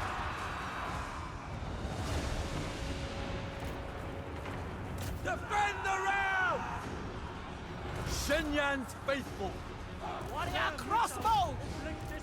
For the Emperor! Shenyang sends us! Cavalry went around. I think they might actually went around. One. No.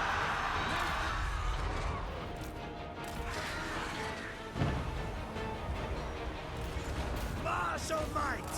Celestial fury! March in order the ranks! Oh, there they are. There they are. For the moon dragon! Fight as one. Attack in unison! With infinite pride! Warriors! Move in formation! Warrior crossbow. Move in formation! Under attack! Take the march! Take fire!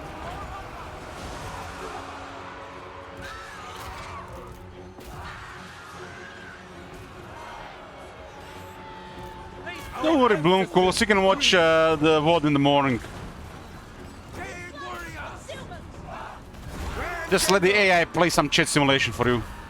By my hammer! Move in formation! Restore order.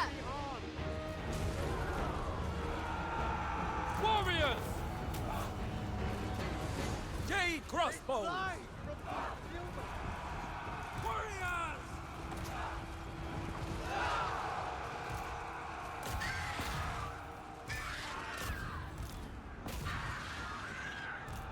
Celestial fury! Cut them down! Hey, Koskas.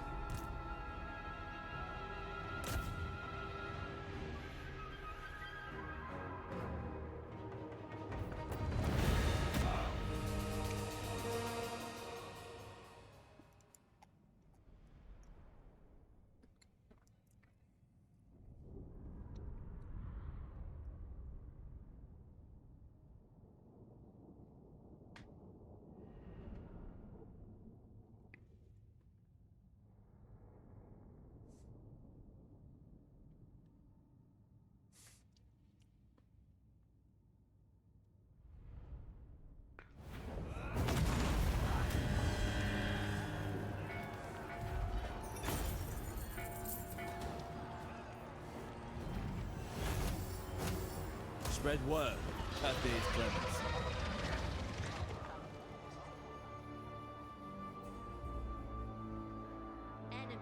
Enemies everywhere.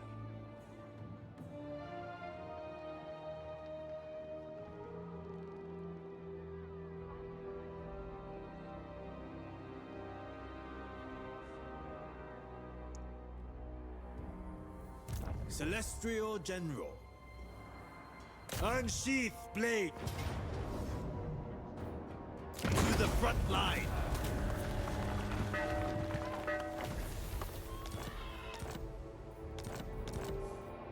Servant of the dragons.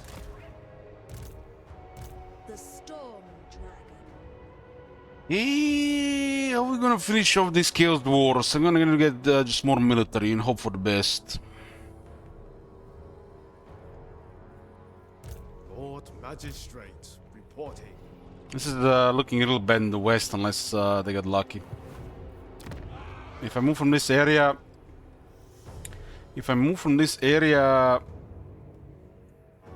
the Chaos Wars will just recover. First among warriors.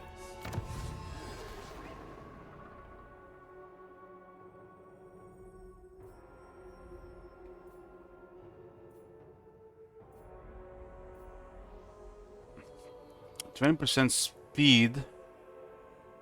Yeah, the you can still roll sabotage.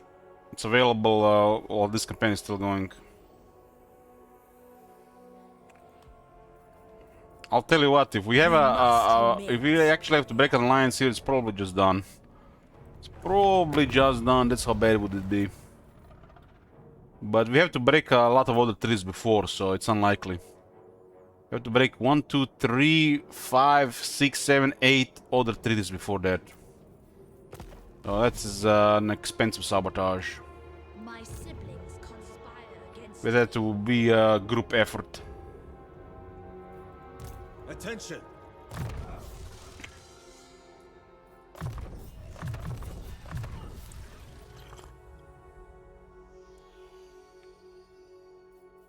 A fine addition to my armory.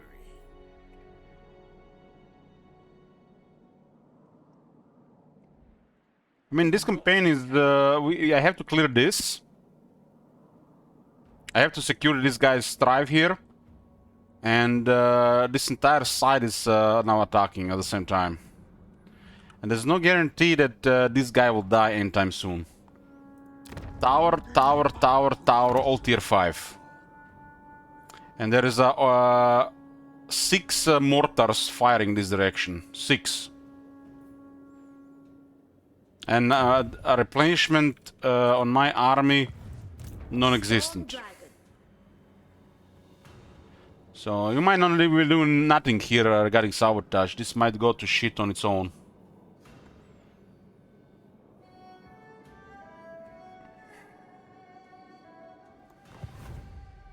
These dwarves are not gonna be easy to finish off.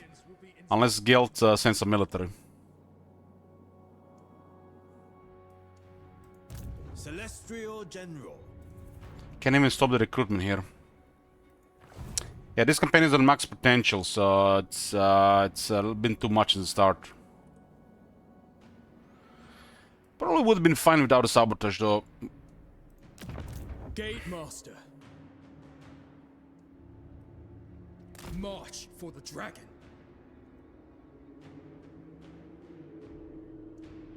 Once we have strategized. I'm wondering what this guy gonna recruit here. I yearn for my true form. The lords of Nangao are quarrelsome. Instrument of the divine. I'm gonna queue some recruitment.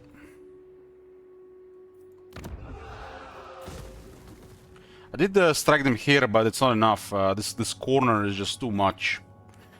Too much shit. It's gonna be a while, I think, before we clear this corner. And just the last turn, Iron Dragon lost 2 armies to Nurgle.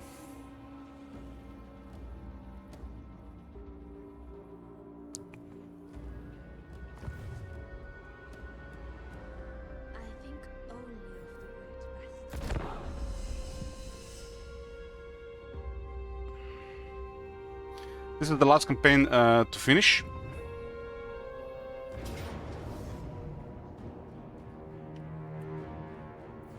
Damn, what is this balance of power, man? What is this balance of power, you fucking game? You're teasing me here, I can't click it. Why would they attack? It's almost like know about the house rules.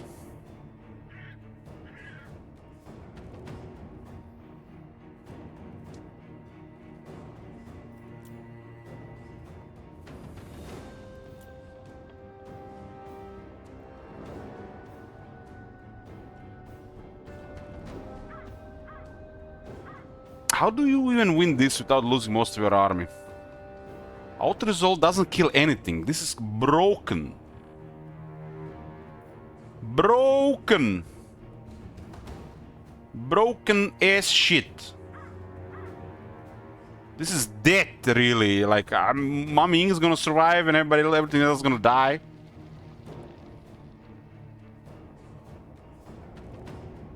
Maybe they fuck it up.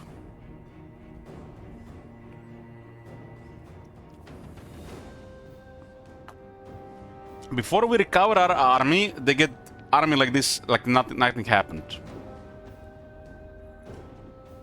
Now we got a house rule in place, we can out-resolve this.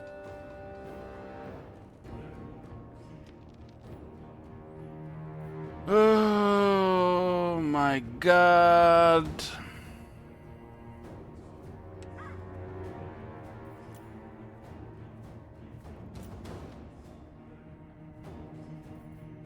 We outrange their artillery. We have to shoot down the Skullcracker, and then we're gonna be fireworks with the rest of the stuff. If they shoot the Dreadquake battery into the cannons, most of this army is dead.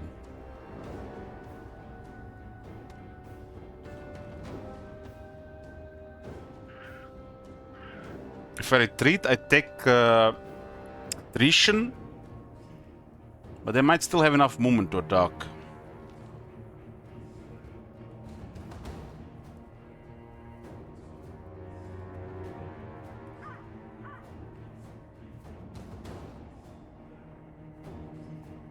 Oh boy.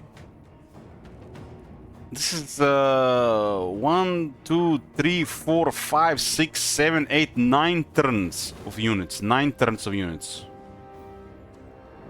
To lose on something they get in 3 turns.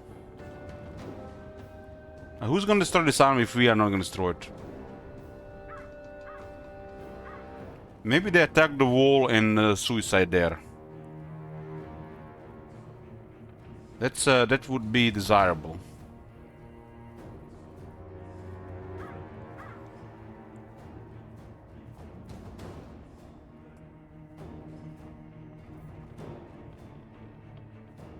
You know what's causing this balance power, by the way?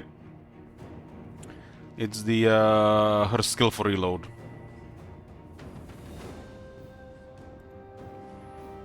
Her skill for reload. The reload is terrible here, they have no experience.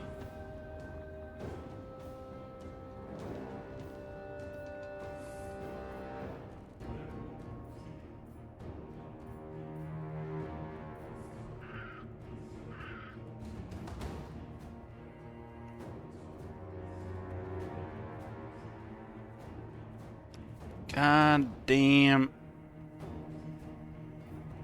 I'm gonna retreat. It is folly.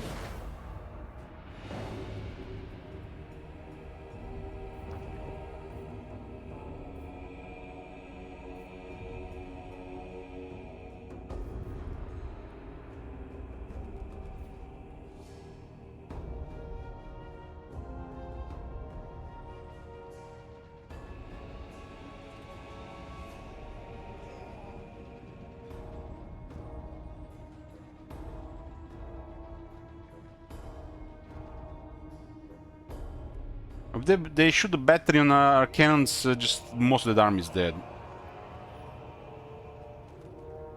Maybe like 5 units survive.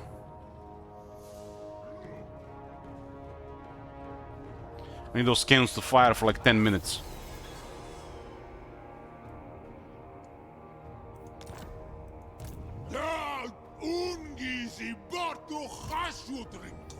Up yours too, buddy. Urgency is our watchword.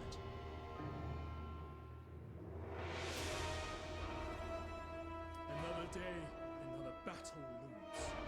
We go when I decide. This is like 3+ turns, nothing to do with Mummy Inc. Once, I was but a soldier. Hold on, hold the fuck down. Hold the fuck down. This is... What? What? Hold on. Gatrix, huh?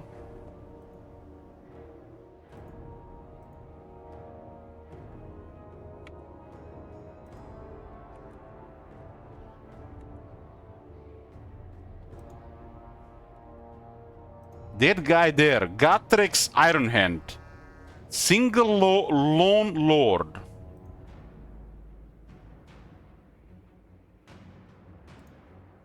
Single lone lord.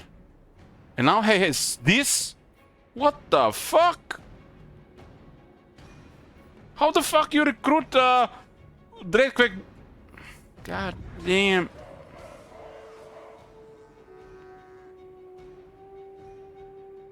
He recruited all this in a single turn.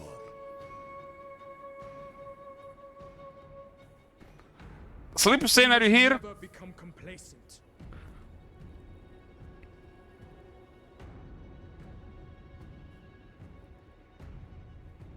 Like, what the fuck is going on?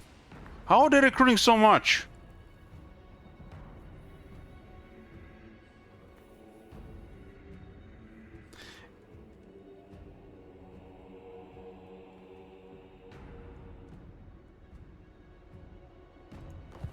No, it's everybody on 6 potential for some reason. I think the CA has added more stuff to higher potential. I think since the last update, there's +2 more capacity on recruitment.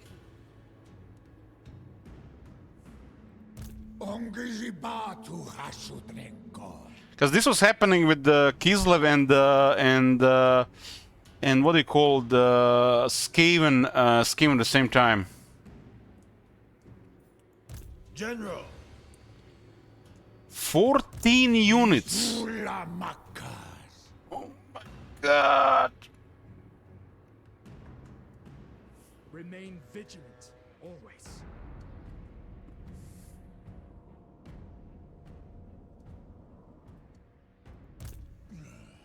Ease all our mockers. Miao Ying. I can't even replenish here for 2 turns and they're recruiting 14 units per turn. My siblings conspire against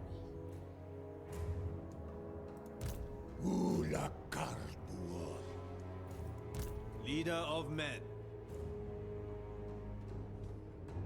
I I will make a soldier out of every raw recruit.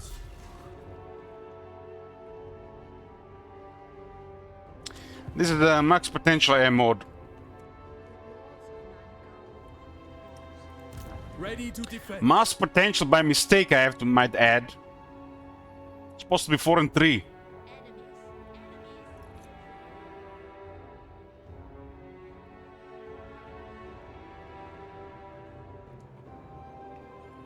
You gotta target those towers, man. This shit is crazy.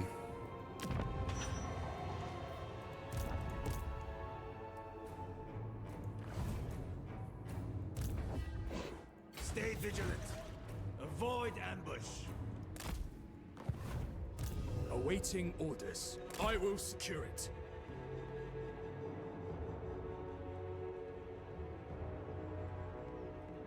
Warrior of Sigmar.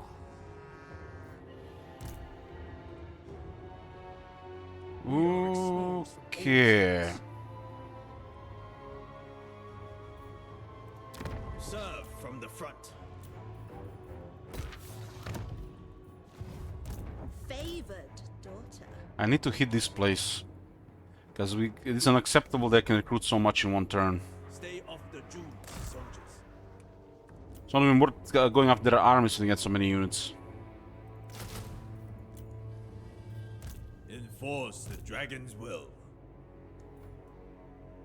You got a tier 5 tower here. Tier 5 tower there. Tier 5 tower here and a tier 5 tower here. Like this two right now is just impossible. So we gotta deal with these two first.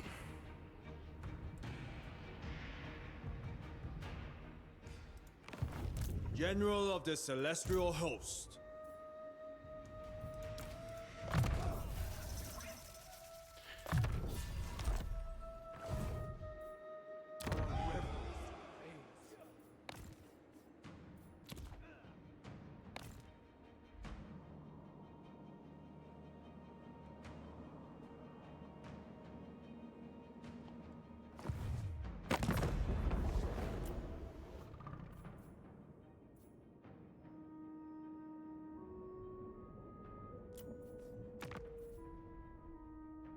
Megger hosts rank 4 with 23 settlements, and we are approaching late game. We are so dead. This is one of the nastiest factions in the late game. The nastiest possible shit. Unmanageable.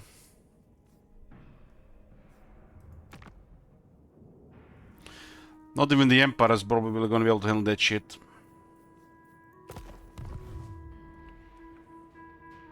These illusions of distant water. What magic is this? I have endured worse. No, late game, Nurgle is one of the nastiest by far. They recruit entire armies instantly. No matter how many you kill, they just instantly recruit entire armies. Because of their recruitment mechanic.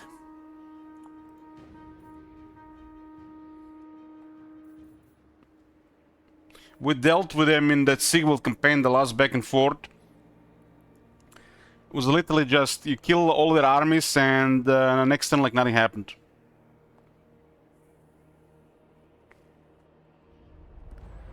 And you have to go through all their armies to get to their settlements. So it's basically every turn is just their entire military constantly happening. You can't even kill that many every turn. So you have every few turns, it's just their entire military. And by the time you kill the entire military is ready again.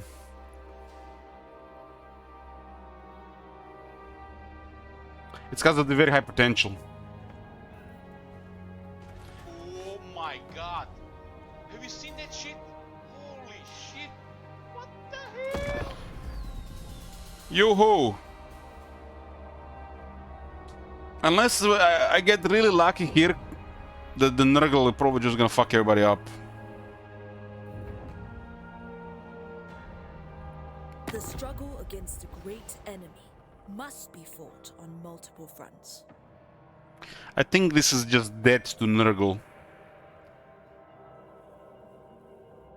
They lost initial battles.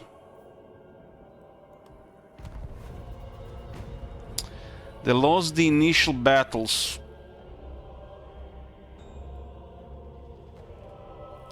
Too sabotage in the north for me to handle a major faction. I can't even deal with those dwarves in the corner. My bad. Chaos dwarves.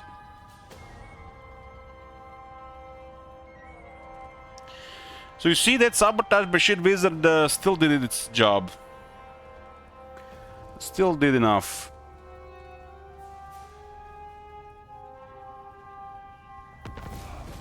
I think the Clan Nation was already enough to cripple this campaign because of max potential. Sabotage was making sure that we don't get to the late game with anything. Cold by night, deadly still at all times. Oh, no you don't. No you don't. There's just one guy recruiting here. Just one guy recruiting.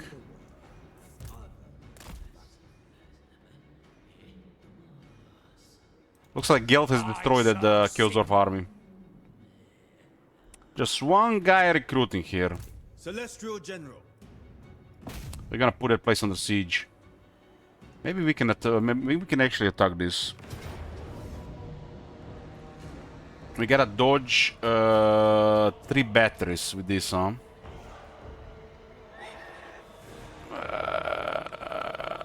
No mummying. 3 characters. 1 is shit though.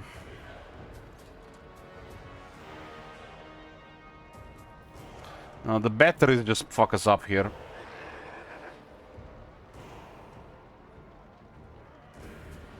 I don't think I have enough ammo really here to do this like this.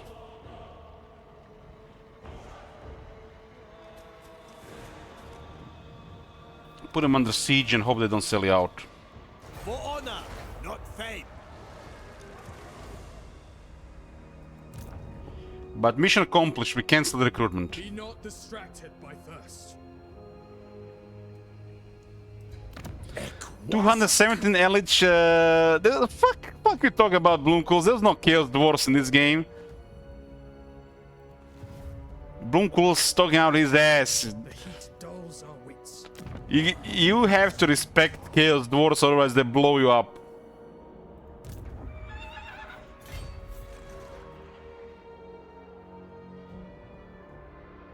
War is upon us.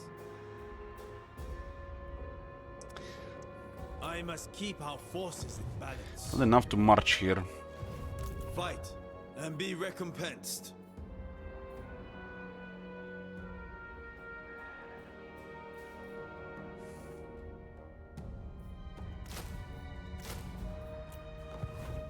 Ready to defend. This army has been literally under attrition for this entire time. Erect unbreakable defenses. I stand apart. We have to deal with this corner and all these towers. I hope these guys don't get murdered in the corner here. It's Nurgle and Skaven coming together. What do you want? They allied with Poxmakers.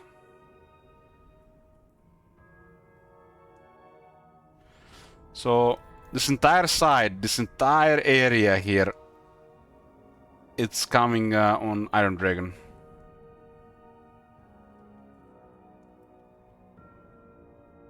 There's a wall of Nurgle, wall of shit and Skaven coming down here. Should have been better if it was Grimgor, really.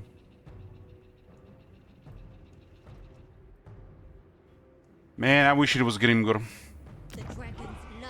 Grimgor, why you had to lose Nurgle? You suck, Grimgor. I'm the best, my ass.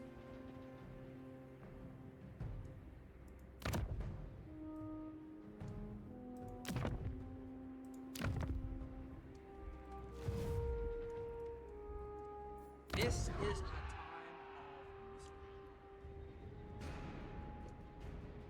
of Whatever they have, we have dragons. Humility in all things. You'll not save for this grim slander.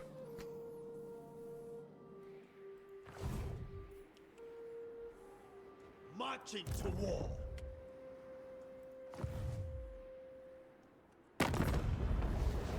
Maori Tataki! Badula, deliver me some luck here. Guild, every single army, Hail Blasters. Trust me. Hail Blasters, every single army. Just bend everything else. Trust me on this. I spend too much time idling. I should train.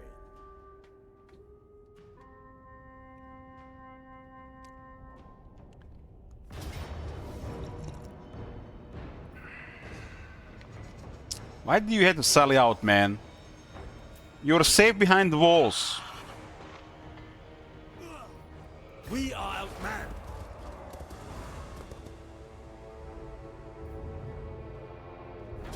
Yeah.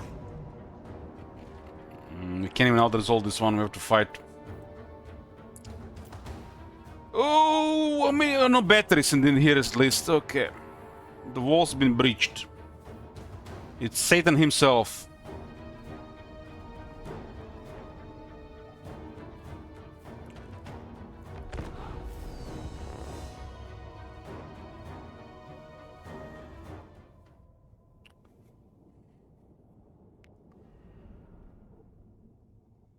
We did a long campaign with Satan the Black. It was a lot of fun. Had a good setup as well. If you missed a long Chaos Dwarf campaign, I recommend that one.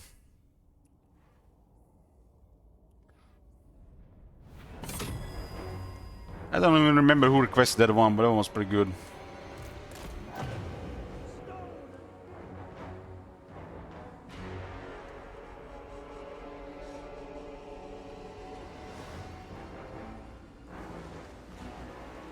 They have to go around the entire city here.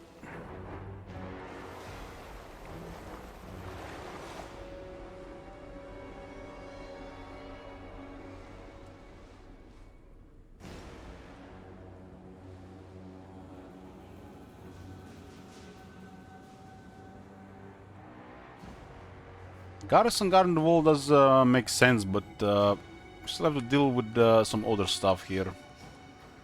This guy is really tough.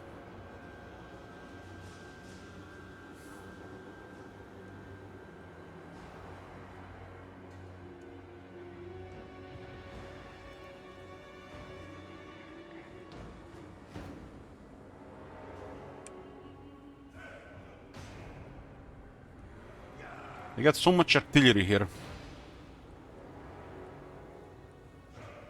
We could just have like a couple of units manning the wall to shoot, and then the rest of the city literally streets fighting. Peasant spearman. Shenyan's faithful.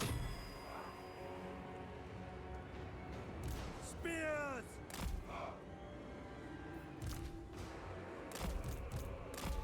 Crossbowmen. Zhanyang's faithful. Long spears. We're not gonna really bother guarding the wall, but we'll still gonna have anti-large and shooters on the wall. Whatever we're gonna do here, we're gonna have diminished artillery and Zayton eventually. Defenders of Cathay. Jade. They don't have enough troops for the holes to matter. Most of their army is just artillery. They have one Skullcracker.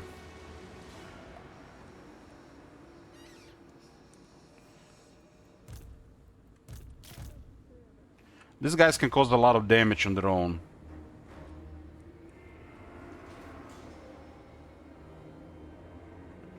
And the rest of the army just need to control this area. They have like 7 rockets, I think. They're low rank though, so not gonna be that accurate.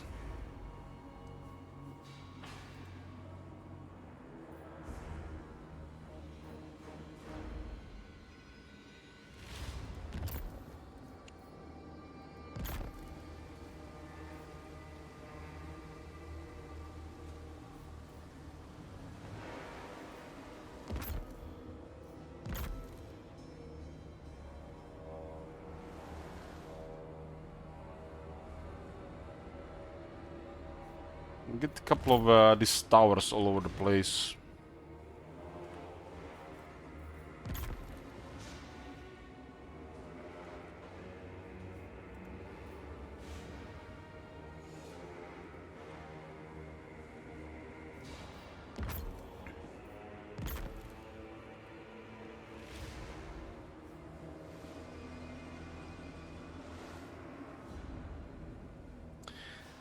Maybe we should at some point check out one of the most popular mods on the workshop. Has anybody even been using it? Is there any issues with it?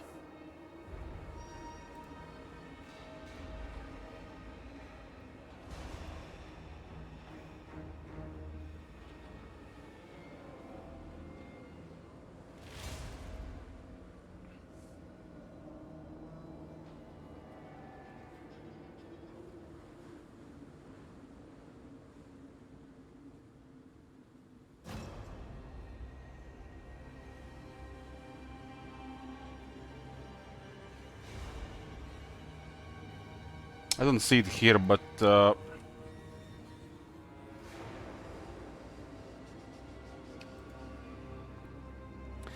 look at this. 63,000 people are using this mod.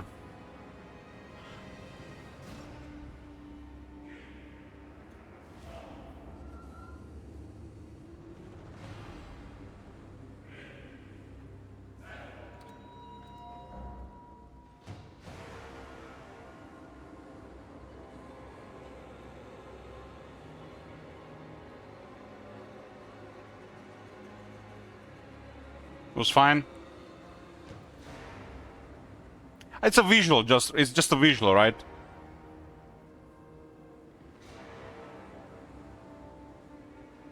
How's this done on default? Ask CA, but look at this, 63,000. That's a lot.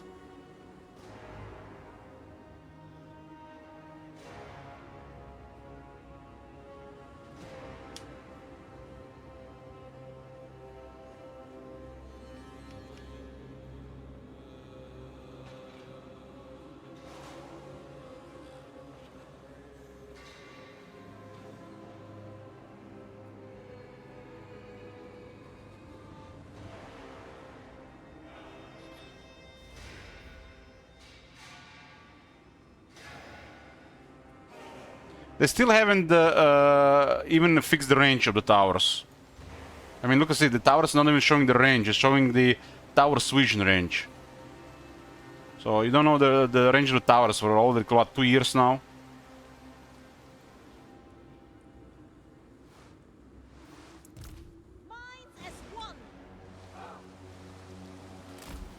The main issue in this fight is Dayton the Black and then the Skullcracker.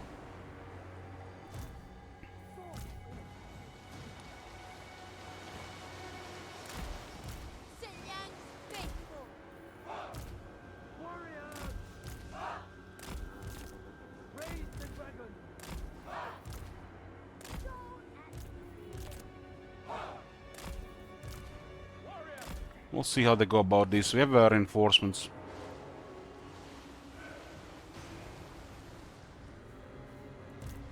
Did you get any sleep, Agniera? We managed to enable German language and the Skyrim. So everything is in English, interface, menus, subtitles, but they speak in German. Last time we played in Japanese, now we're playing in German.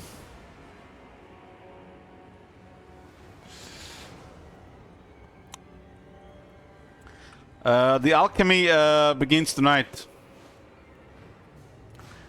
We level this battle here still. Then I'm gonna get some food. And when I get back, we're playing Dark Souls until 1 AM and then Skyrim.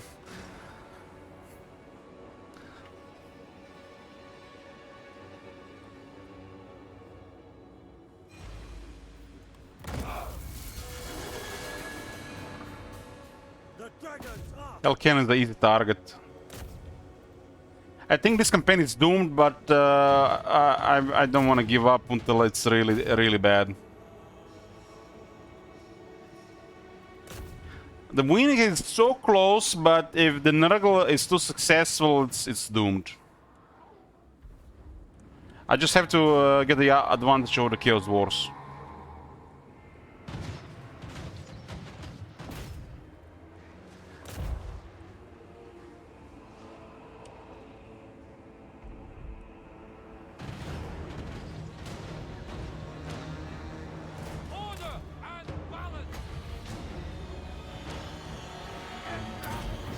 Surprise!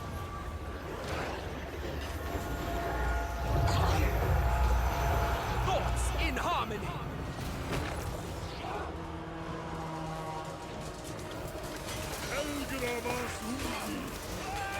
Fight as Where the hell did the anti-large ghost up come from? Or from thin air?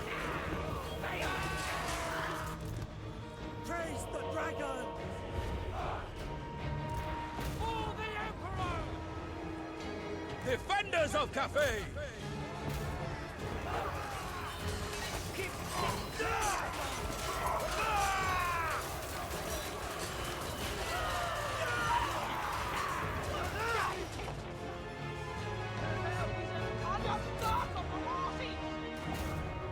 Minds as one! This is a summon from the Compass if you support the Bastion. It's one of the better things to get. Minds as one! With joy! Warriors! Thoughts in harmony. Whatever is required. The dragons us! Never conquer!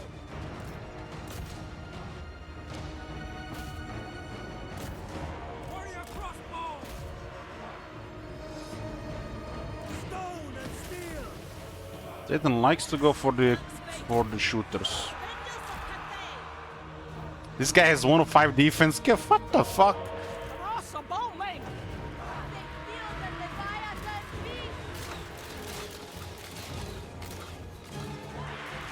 Defenders of Cathay. Our ancestors' strength.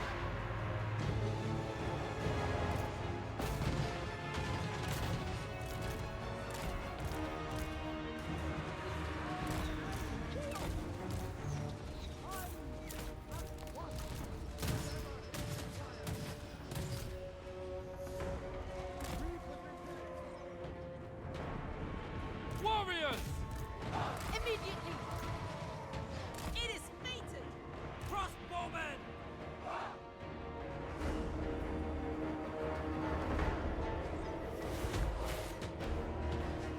The Celestial Faithful! Jade Lances. Oh, we got a Skullcracker on the left.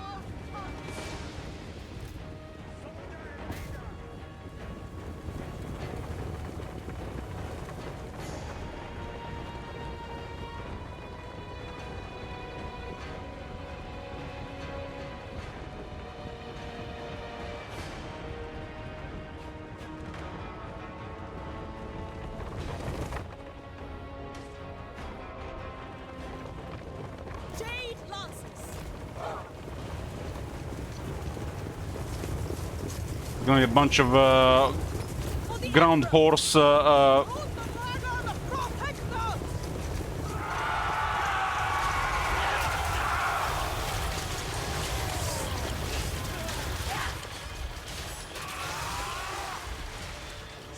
in your ranks. They will perish.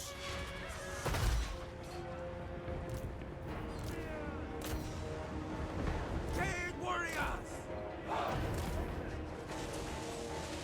Jade Lances. 135 armor, huh? Yeah, that shit's not going down.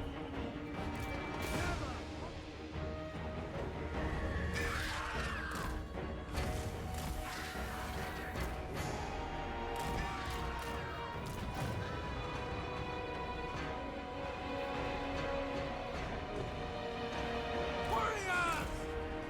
For Cathay! We await the enemy! Long spears! It pleases the dragon! Defenders of I've done nothing to Zayt on the wall.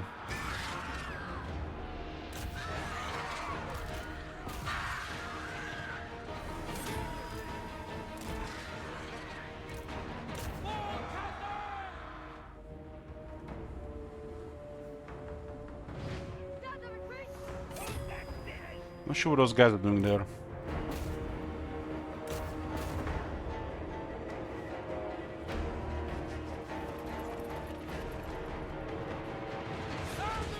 Looks like some of their units are not even moving for some reason.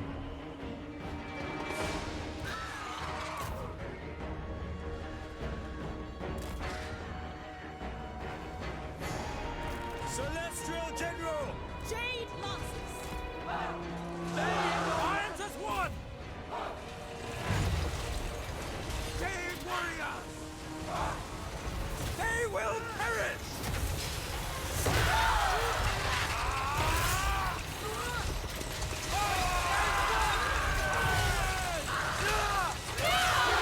You think will be a lot more blood and gore next to this thing.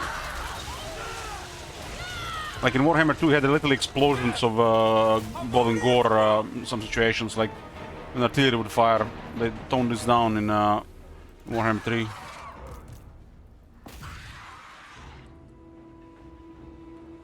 This guy's alone handling already like 4 anti-large unit. They can't do anything here, they're crazy outnumbered. The only reason we had to fight this battle because of the house rule. This was just a one-sided out-resolve.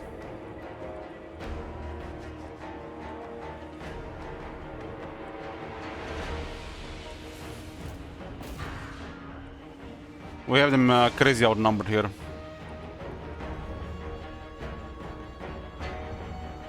And the cannon!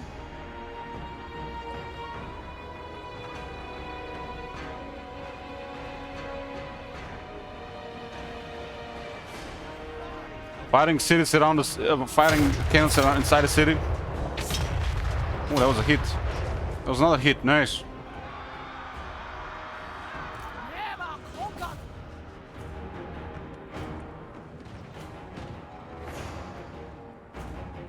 The point is to shoot that guy though, as near max resistance for this projectile type. Repositioning! Raise the dragon! Warriors!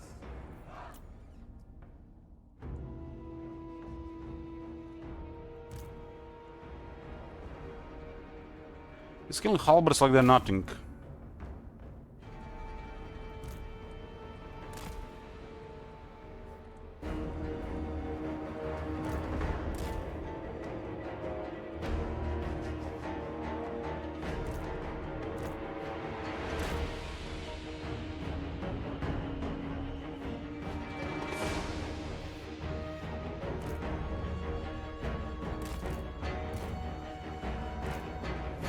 How far can we even fire from here? Our ancestors cannot protect us!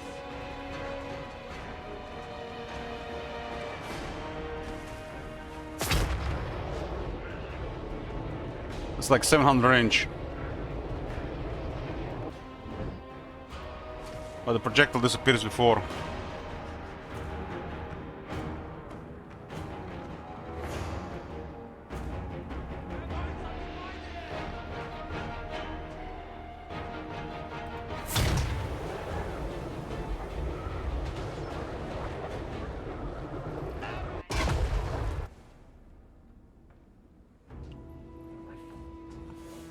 They're out of range there, but you can actually fire manually that far. For the immortal dragon!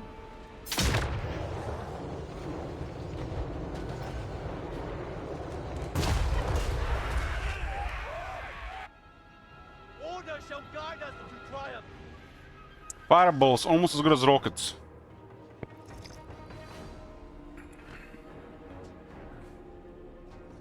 Our stone and steel is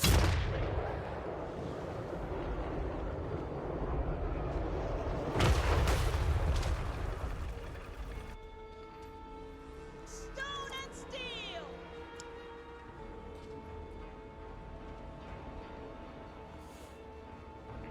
Do not harm your own!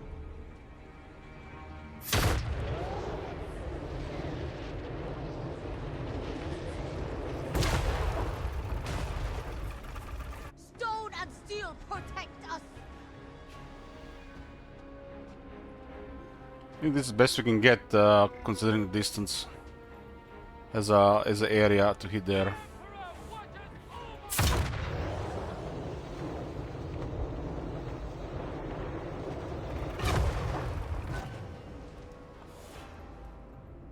We wound ourselves!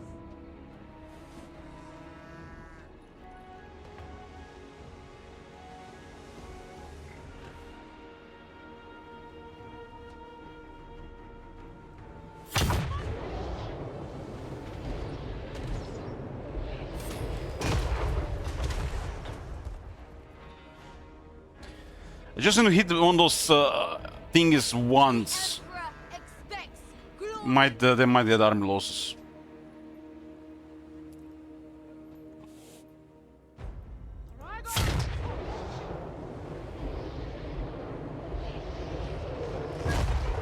Bounce! Oh, hit him.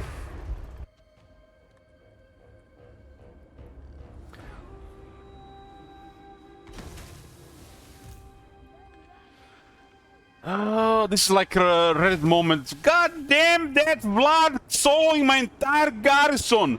What is this broken ass shit? Nerf this! The game is close victory, no casualties, but I go fight this fight, everybody's dead. The spearmen, the halberdiers, the guns, the lord, the captain, the wizard, everybody dead. And that's how you get blood with no ward save anymore and just shitty version of physical low resistance.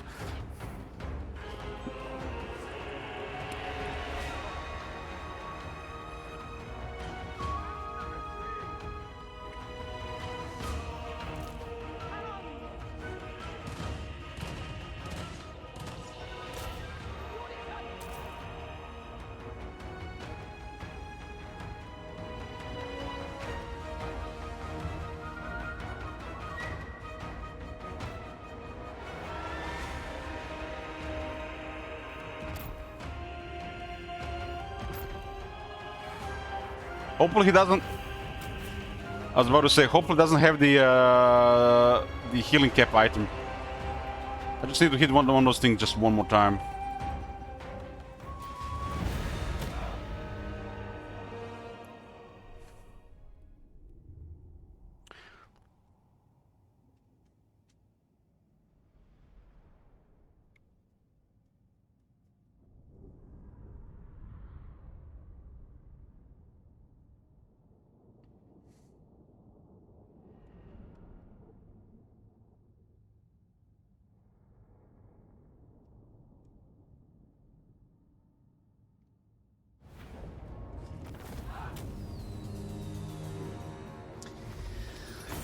You've done your waiting, 2 whole months of it, but the time has finally come. We have configured the queues, synchronized the servers, amplified the awesomeness, and now we are ready to bring European players into Hyenas Alpha. You'll be plundering vaults, shooting bad guys, and helping us squash bugs before you know it. Thank you for your patience. We're looking forward to seeing you all in orbit. Looks like the only vault that's been plundered was the Sega's money vault.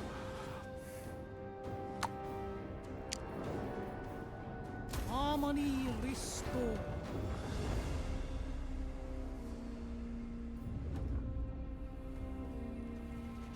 Win! Don't lose again!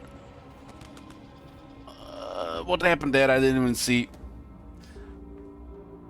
They retreated. Oh no, they're all marching. Oh no, what are you doing, man? That stretch there is gonna kill you all.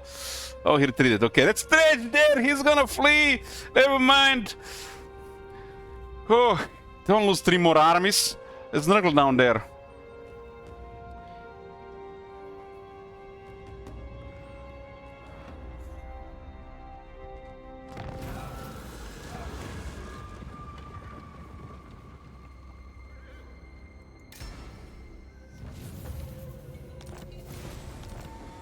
Okay, boys. To be continued. To be continued. I'm gonna be going long away from the keyboard. When I get back, we're playing Dark Souls 3 until 1 in the morning, and then it's gonna be Skyrim. I'll see you guys later. Longest food break, I'm going out. First 5, take a shower, I need to dress, I need to go out and get back home. Probably 45 minutes at least.